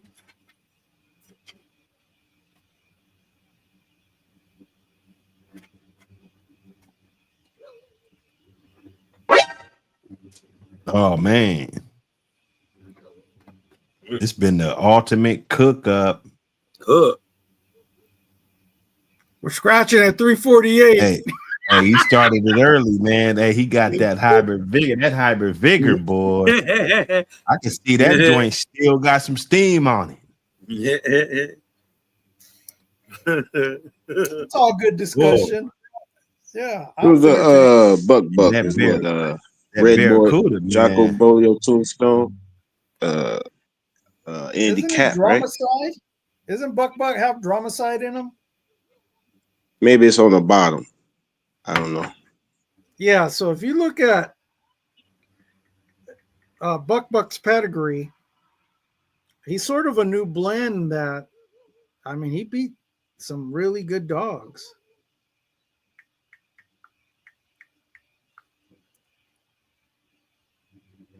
I think Karada is Oh, GFK's is it butcher shops or Isn't it King of Kings Grand Champion Buck? say GFK? Man, these people are crazy, man. I think Oh, Barracuda, dudes. Tulsa. Okay, dudes, King of King. yeah, it's a lot of people on that poll, man. That they think that. Yeah, I'm I saying, mean, like, why they don't look at the 32%. other I mean, dogs? You it's know, crazy. why Barracuda? Why single out Barracuda? Like, there's other Hollingworth dogs without even the yellow in there that look like, a big red Mayday dog. You know what I mean? There's yellow dogs that look like Mayday. I don't get it. I mean, it doesn't make sense to me other than just, being devil's advocate and just saying some shit. Hey, Reese, just want to Reese go call against in, the man. grain type motherfucker, Smith, we'd love to hear you, Because man. No real dog, yeah, man. it's Wouldn't like, give good. who did it? I You know what I guarantee you, mean? a real dog, man. We could empty out bank accounts and see who's a real dog, man. And yeah, I'm bringing It's this like, up who on my did it? podcast. Yeah, it's like, who did it? Which one did it, right? Was it Victor that lied? Was it They're Ernest not gonna be able to Hollingsworth that answer. lied? Or was it David Tent that lied? It's just a You good can't topic. just It's be not. saying. It's never gonna have a conclusion. Yeah, it's crazy. Yeah, it's not. It's not. No way. O.G Loco. Yeah. You talking about the one that comes through Kevlar Kennels? Okay, with the 357. You had one of those cruise dogs before, Buck? Yeah, we had Grand some cruise Champion dogs. Buck. Yeah, you had some cruise dogs? Yeah, yeah. Yeah, grand champ. He's a grand champion. Yeah, I think he just got it too. 6. Yeah, 6. But I'm pretty sure he's like a little different bred. They got some of that hap on the bottom. Gambler blood. Oh, he double bred hap dog. That Bailey's Bingo. Red Boy stuff. Mm-hmm. This on the bottom. It's top and bottom through that hap dog. Good. Her ears look crazy, but she look good. This is Kevlar Kennels Red 101.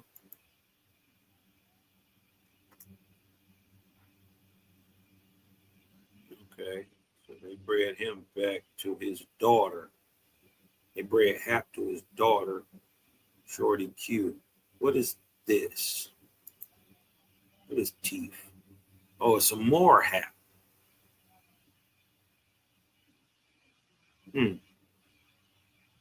Oh boy. Gambler blood to the Hap blood.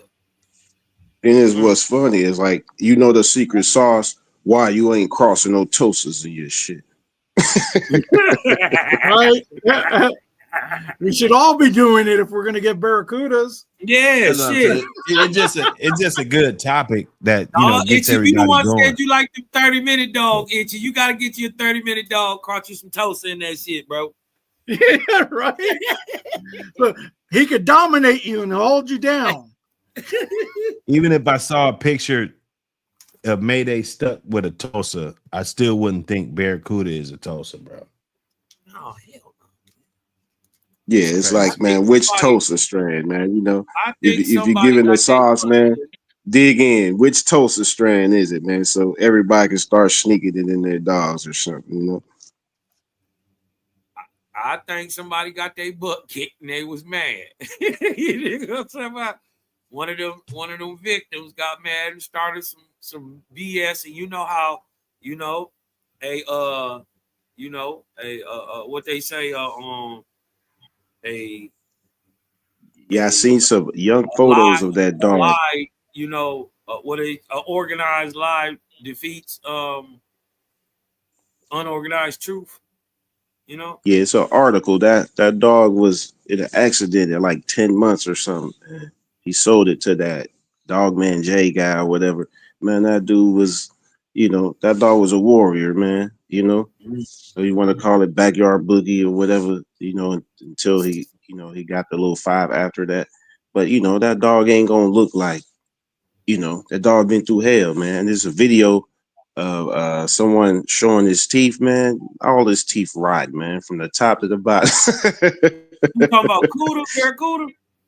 Yeah, it's like, man, that dog went through hell, man. Mm. So it's like he not gonna look like, he gonna look shabby, man. Yeah. Loose skin, he's been bit on all his life, He's a dog. Hey, The the OG. this younger look good photos right when here too, him in OG. condition, man, the dog look normal. That this look good though. OG Loco, the buck stuff. But I wonder if this breed, they got a breeding in here that they made with, or it looks like a possibility. I don't know if it's made, but if they did this, Them is new dog. We don't even need to be chopping that up over here. yeah, no, this is. Let me see. This is some Them old dogs stuff. be too new, This bro. this is some stuff from 2013.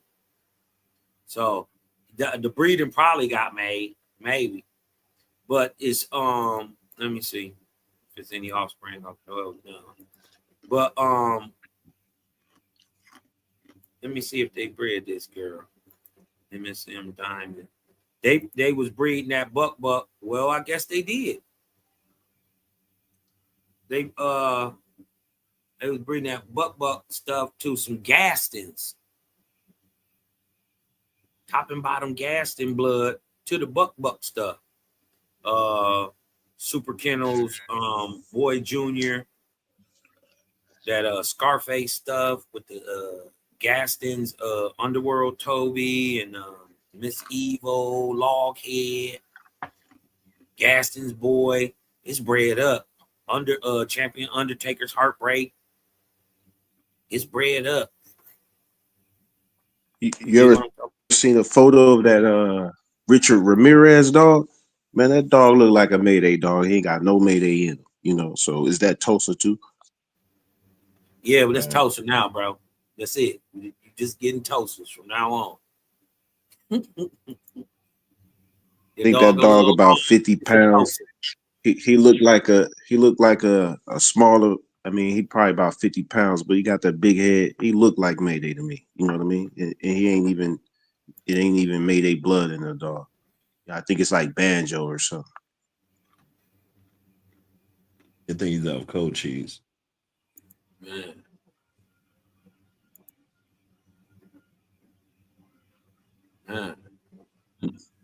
Yeah, that's the one I'm talking about. Down from them Banjo dogs. Yeah. So it's like, okay, if that's not a phenotype, why that dog look like, he looked like Mayday to me. You know what I mean? The face and everything, Just he's just not 70 pounds, but 50 and 70, yeah, you know what I mean? It's still the same look to the dog, This Brother, looks like sister, an American Pit Bull Terrier. Look, the competition, it speaks for itself. That's why I just look at the stats. The way the dog looks, I tell you, I done had some pretty weird looking dogs before. You know what I'm saying? And that's just the way it happens, man. A lot of times those weird looking motherfuckers don't really make it to be famous and shit. You get your pit bulls with the smashed up fucking face, short ass muzzle. So what are they mixed with? Goddamn pugs. Like, you know what I'm saying? It happens. That's all I'm saying. It's not gonna be every dog looking exactly the same.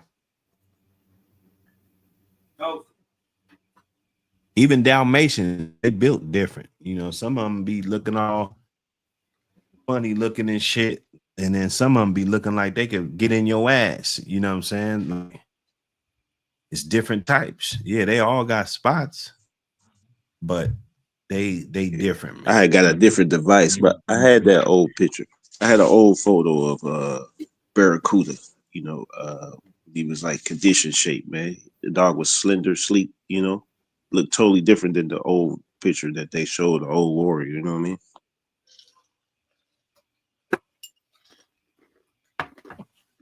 Like I said, I don't care about the picture. I look at the fact that Barracuda probably had a $50,000 purse or better, maybe $100,000 purse. Like though that was big time.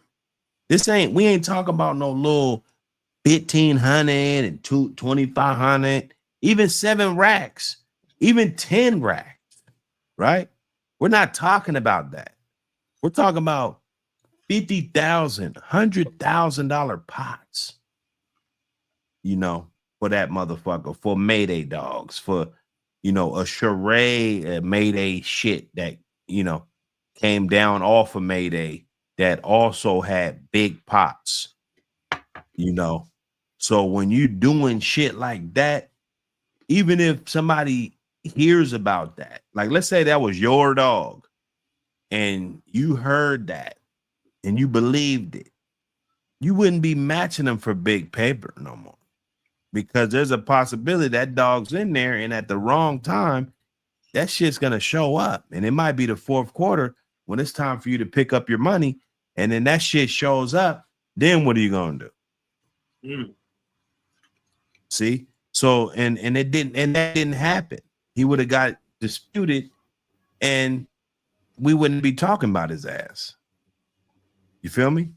But the fact that he was able to stay that step ahead of everybody that they put in front of him, something that a Tosa wouldn't be able to do. We're gonna breed Tosas to your dogs today, fellas. And I'm sorry, them dogs ain't gonna be just on that level. Hybrid Vigor. Now you get some good one. You get a good one. Now you might get one that'll bite a motherfucker's skull. You might get one that crack a motherfucker's skull, bro. You know, I'm serious. Them fucking Tosas, they bite hard as a motherfucker. You know, they do. I'm gonna tell you. But it's not gonna you'll make it to the block party, but you're not gonna make it to the world party. Yeah, the block party, yeah, your dudes down the street and shit, 15 minutes and shit. You know, you're gonna be good every now and then. You know, you got the size advantage and shit. You know what I'm saying? You picking your shit up when he get tired and shit. Yeah, you're gonna do real good. You're gonna do real good. But when it gets to that real shit, to where you're going up against another skilled individual, possibly a motherfucker that murked motherfuckers before, that Tosa just ain't built like that, bro. You know what I'm saying? Fuck how he look. I thought Shorty Cowboy was a funny looking motherfucker. You know, I wouldn't want to have a whole backyard full of them. I keep one over off in the corner, you know, looking like a little troll. But I don't want that. But that doesn't mean that he's any more or less of an APBT. I mean, you know, this, like I said, it's just good for talk. Anything else? No.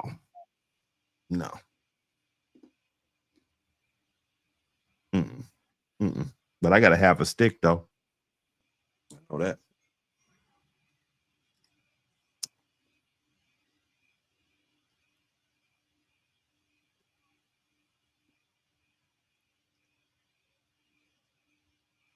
Y'all fell asleep on me.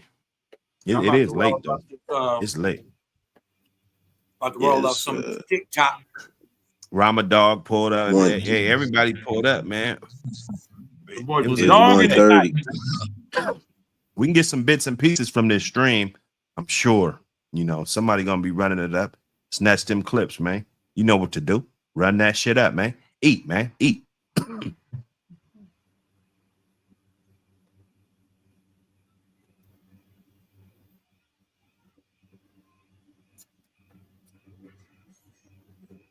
Ooh. This shit hitting hard, boy. Yeah, they need to get one of them podcasts, man, overseas somewhere so they could talk about, different stuff. You know what I mean? That'd be a good idea. But their English probably won't be very great though.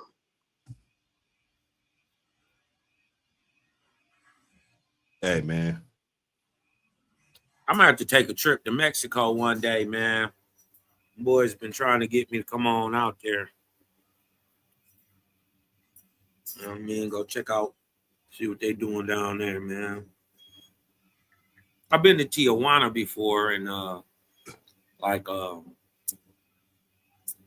Puerto Vallarta and stuff, but that was like on a cruise and shit. And then we just went, Western call it, just to have fun and shit. But them boys Go to Juarez and get kidnapped. I ain't worried about it. What they gonna get? Some practice? Like, man, call your family. Yeah, I mean, you gonna die one day. Nah, I'm just joking, I man. ain't about to have a motherfucker putting some pliers to my balls and shit, trying to get me to pay a ransom. Hey, I don't want to die like that. That nigga gonna be mad.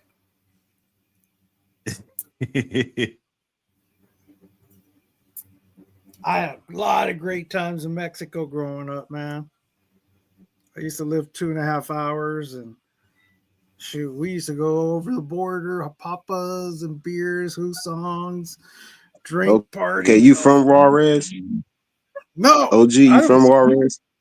Southern California. When you grow up in Southern California, you'd be in Mexico in 2 hours. Yeah.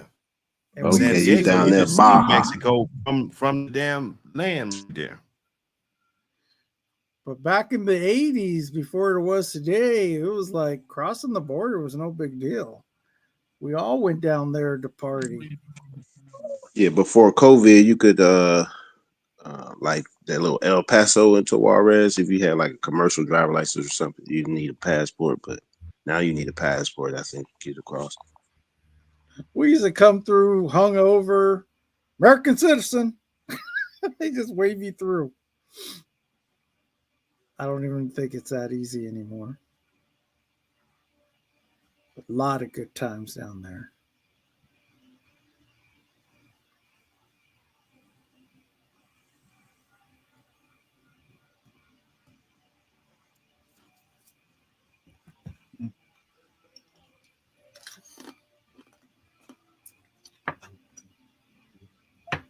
That Tosa.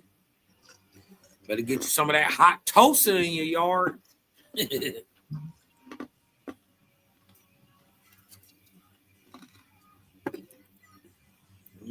They're fire.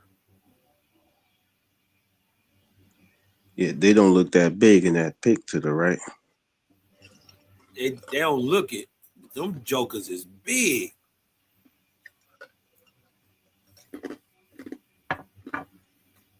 They say the small ones is 90 to 130. Then they got another cut. They should, I guess, the more worldly cut that's outside of Japan. They say them jokers 130 to 200 regularly. The boy Josh had them on his yard. I seen like it was at least 4 or 5 of them. Might have been 6 of them. He had a big ass yard. He had nice trees, and he had them on zip lines.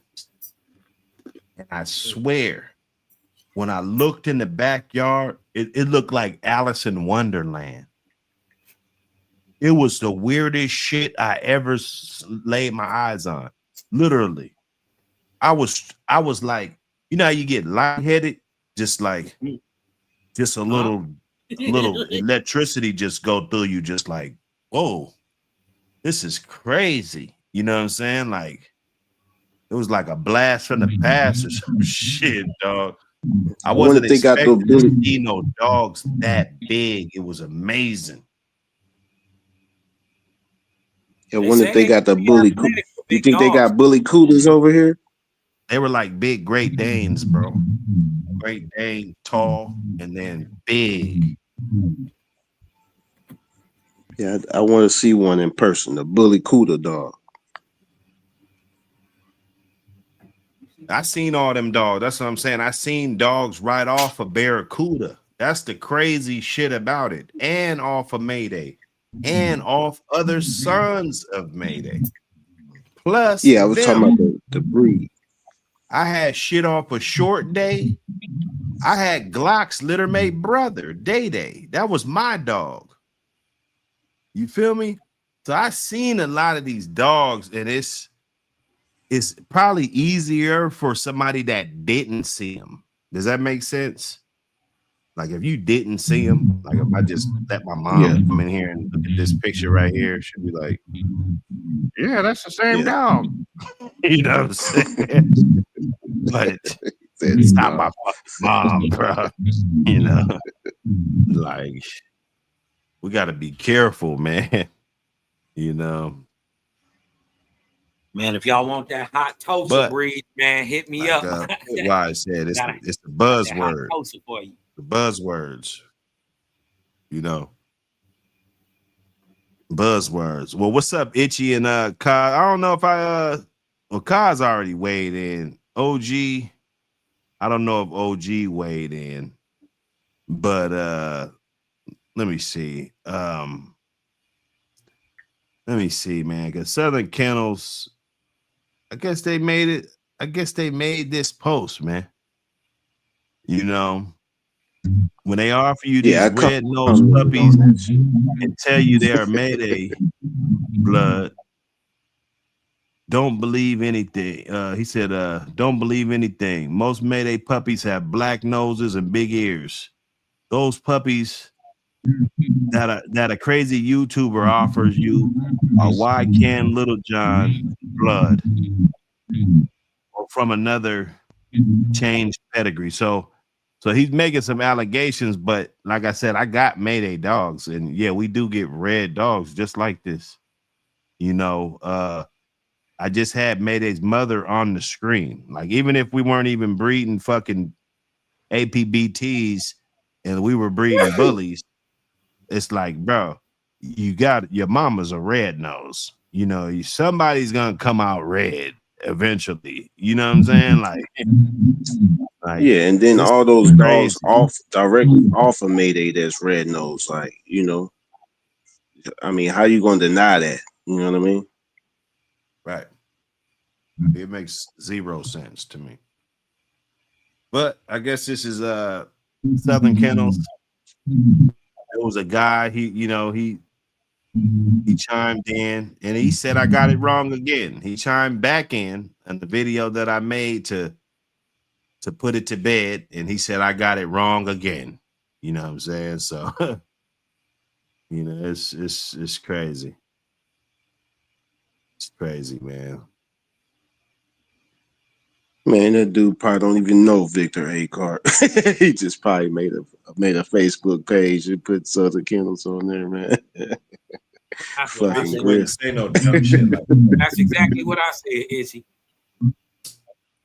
Because I don't even think that dude's. I don't even think Victor speaks good English.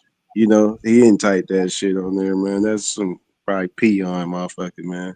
I don't even own a dog, saying man. that they saying that they Southern Kennels. I don't think it's Victor at all, but they're not claiming it's Victor. They're just claiming like Victor gave us the olive branch. You know, we Southern Kennels now. Now, rather if it's family or, you know, I don't know. I didn't get into that. But this statement, if you under that umbrella, you're making that statement, you're looking green as shit. I mean, where the new black nose dogs that they're breeding? You know, where's the black nose dogs that they're breeding then that they're talking about? Or they just prepping for that? The real Mayday strand. Maybe they prepping for that, man. That pup has Mayday ears on the bottom. And then the one brother that got the podcast, right? His dog right off of that shit was the first champion off of Mayday was Red Nose, man. Cut it out, you know. Who talking about Going Hard's dog. It's Red Nose dog. Oh, Brat was a Red Nose dog. Yeah. He was a red nose. Yeah, she was a red nose. Yeah, you just like 14 famous dogs off of that. You know, dog. You know, Red as fuck. PORs and shit. Red nose and motherfucker.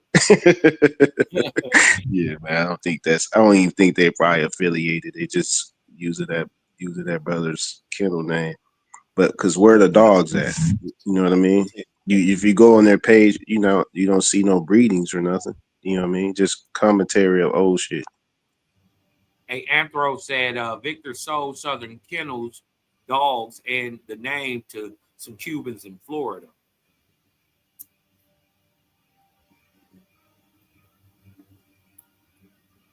Yeah, and you know, I pushed up on them about a year ago, and I Because Victor asked bred other. Peds. I was Yeah, he curious bred about other dogs too.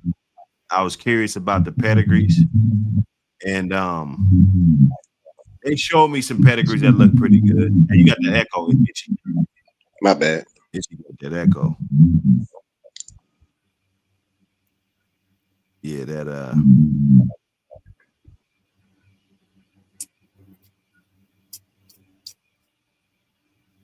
yeah.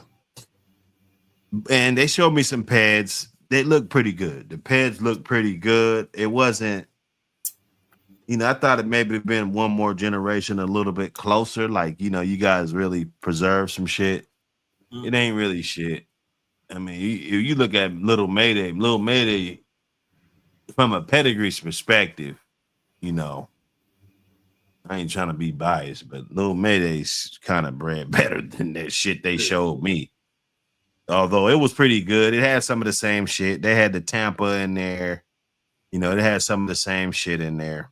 But you know, I mean, it is what it is. But making this statement just got me totally up. It's like, okay, now you guys are starting to look suspect running around. At first, I just saw them and just kind of, you know, let them slide, you know. But now, if I see you motherfuckers on the block again, you know, I'm gonna have to push up and see, you know, check your temperature a little bit more. You know, I let you slide for a while though, you know, in all good faith. But making statements like this, that's just like if I said Michael Myers don't throw black-nosed dogs, you know. If somebody got some black-nosed dogs, they say it's Michael Myers' blood. Like, come on. That's crazy. Yeah, you know, and Dolly produced other strands of dogs, like the Crash dog, you know.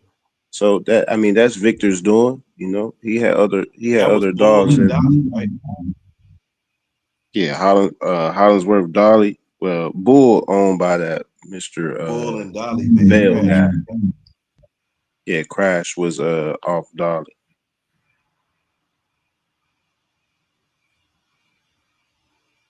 Yes, sir. Yeah, I think it's just probably prep trying to cut out, you know, the competitors and be like, hey, you know, I got the real deal. You know what I mean? It's probably marketing. Got that blue magic. And then puppy sales, man. You got to watch them guys get rich. Motherfuckers want a piece of the pie. Even Garner, you know, motherfuckers see that shit. You know, you gotta pick, you know, pick and shit with 1,400 motherfuckers there, shit, motherfuckers At least throwing 500 red of them bones buying and shit. dogs. You say what? 400 of them buying dogs. You know, even if 50 of them was buying a fucking dog, shit, that's good right there. At 2,500 pop. You know what I'm Yeah, saying? Even that's pretty good, Buck City. you know, but you, like I said, we're not stupid. We don't, it's like, well, some people are stupid because they sat there and watched the shit happen for fucking decades. But some people's not stupid. You know, and it's like, okay, you know, and but then you got these other motherfuckers that don't got shit that always tell you that this shit ain't about money. Like, what the fuck? Why can't a motherfucker that got shit say that?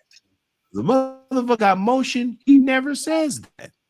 because he understands the necessity of a healthy, thriving program. Okay. Yeah, and Period. it's bred outside of the dog too. You know, just think about somebody, you know, they brain catches on, right? They got a registry, they got leashes, collars, you know, the whole nine, you know, like those websites with the hog hunting stuff, you know. People are buying that, you know, cut vests, you know, all that stuff, man. That's money, man. That's money that, you know, not even gonna realize. You know, a million motherfuckers buy a $40 collar. You know what I mean? Right. Yeah, man. It's a nice looking collar. Get that damn magazine. I know that. I know that.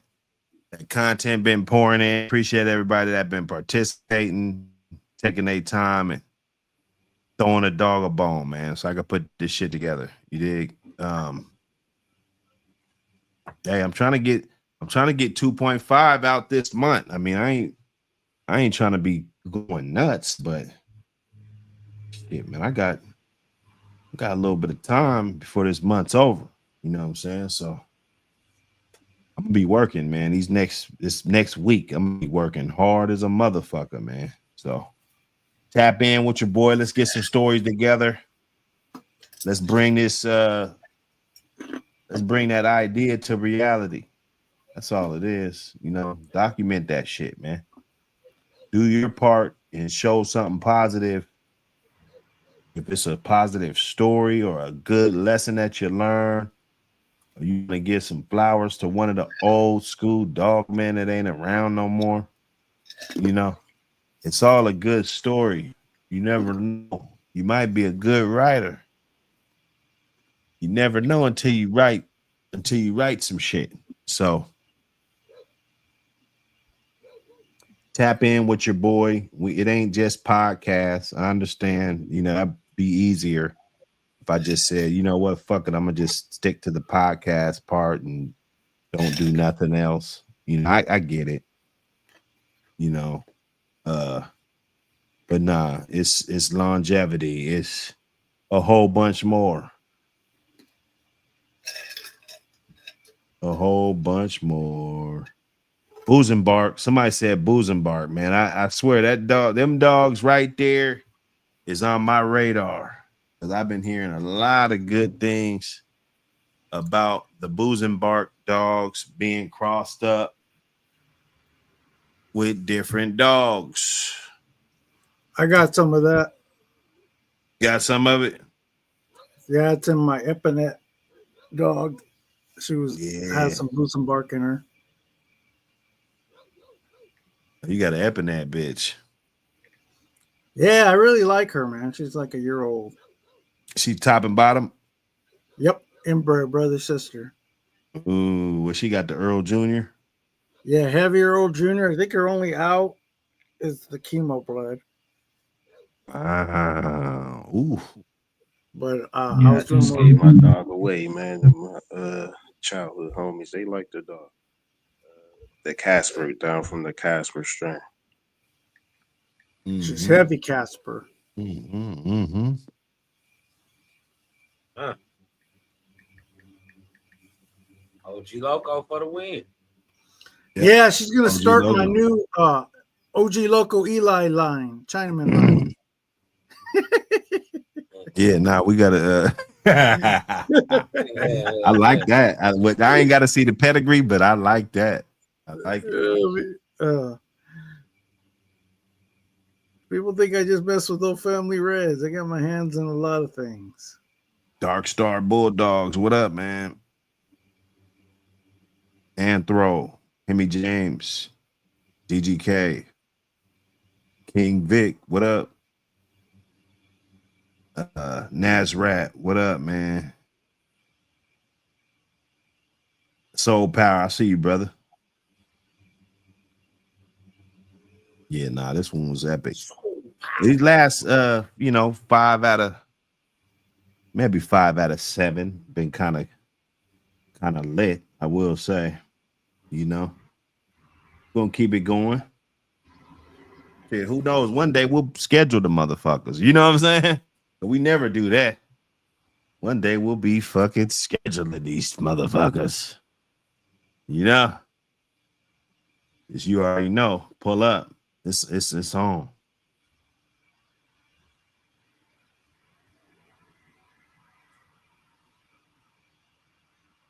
Uh-oh, 420.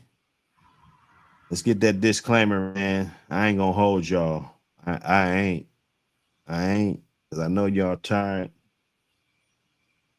And the East Coast is late. Let me get a disclaimer. One of you good talking brothers. No dogs bred or sold for any illegal purposes. The opinions of the guests on the show tonight does not reflect those of Buck City and What the Hell Helion TV. We are just using this in fair use for teaching purposes. Everything is hypothetical and fairy tale at best. Yeah, I believe it. None of this content used for any illegal purposes. We got to say this shit like an AA meeting and shit. See how they got us? We just can't be trying to do some YouTube and have a good time. Nah, not the APBT. So that's why we got the magazines so we can actually show all of the good things that we got going on in the community. Good things that we pushing for, highlighting superstar people, man. We got superstars in this community. We bringing them out all the time, rather if they overseas, or if they in our backyard, whatever it is. They love the APBT, they respect the APBT, and they go through their share of issues and politics and stuff behind these dogs also. So they in the fight with us. I see the communities is starting to merge. I see some Canada. I see some Canada making some traction. There's been some traction coming through there. And yeah, I'm loving it. So man, everybody that been hashtag APBT magazine, sharing the magazine. Remember, on the back of the mag, if somebody wants to order, all they got to do is scan the QR code on the back of the magazine. And if you look in the inside cover of the back page, you can scan the code and get the first magazine, man. I make everything so easy. So easy, man. So you could really be out here promoting that thing. Tap in. I got the bulk. We doing bulk.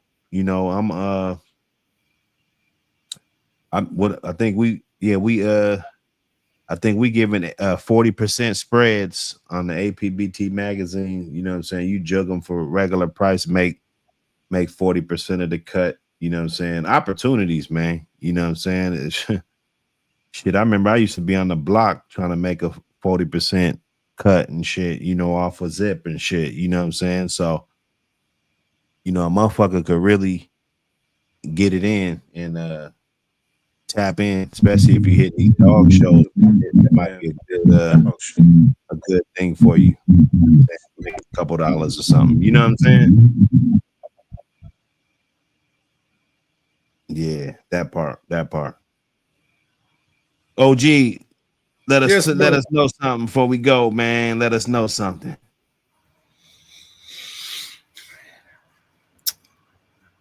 So, this is what I want to say to the community.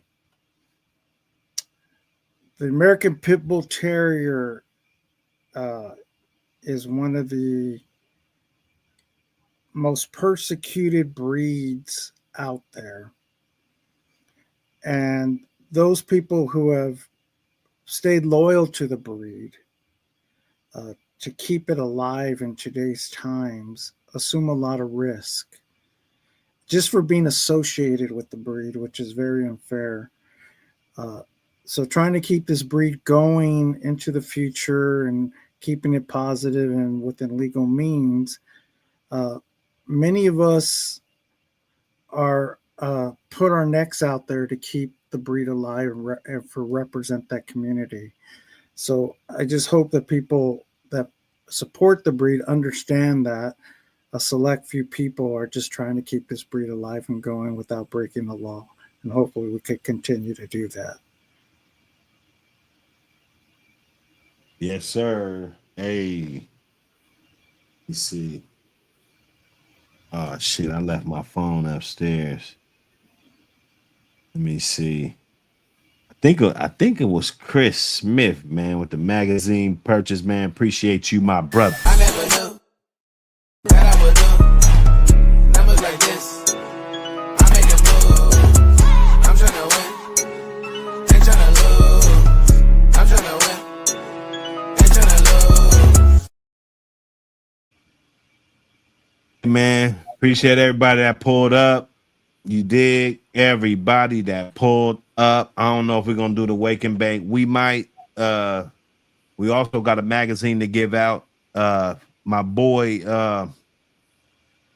Cortland Ross, he's gonna give out one more mag, but to win it, he want people to call in and tell something good about the community. We'll make a poll. Whoever, we'll pull up few people, even if it's 2 or 5, we'll make a poll and we'll see who won, man. Just say something good, something positive about the community. That's an entry fee. So we're gonna get that together probably the next show, rather if it's the wake and bake or the afternoon bake, or if we do another late bake like this one. These late bakes be popping, you know what I'm saying? So let's get it in. I know these late bakes gonna be popping in the wintertime too, and them early bakes too. So you guys stay tapped in, man. Swamp and stay warm, man. Y'all go to Tales from the Swamp. Sub, like, share, man. Yeah, get over there, man. Dogman dogging. Get over there, man. Get over there. But we out of here, man. Hey, man, before I get up out of here, just like to tell y'all boys, stay low, keep firing. Salute, Buck City. Hey, man. Salute to you too, brother. Appreciate y'all for pulling up, man. That's right. Go get the mag. This ain't just a magazine. It's a movement. The American Pit Bull Terrier. Real dogs, real yards, real history. From legendary bloodlines to modern breeders, keeping the flame lit. Yard spotlights, breeding knowledge, controversy, culture. This is for the ones who walk it like they talk it. No fluff, no fakes, just dog man, dog woman, and dogs. Grab your issue now, support the culture. Because the legacy don't live online, it lives in print.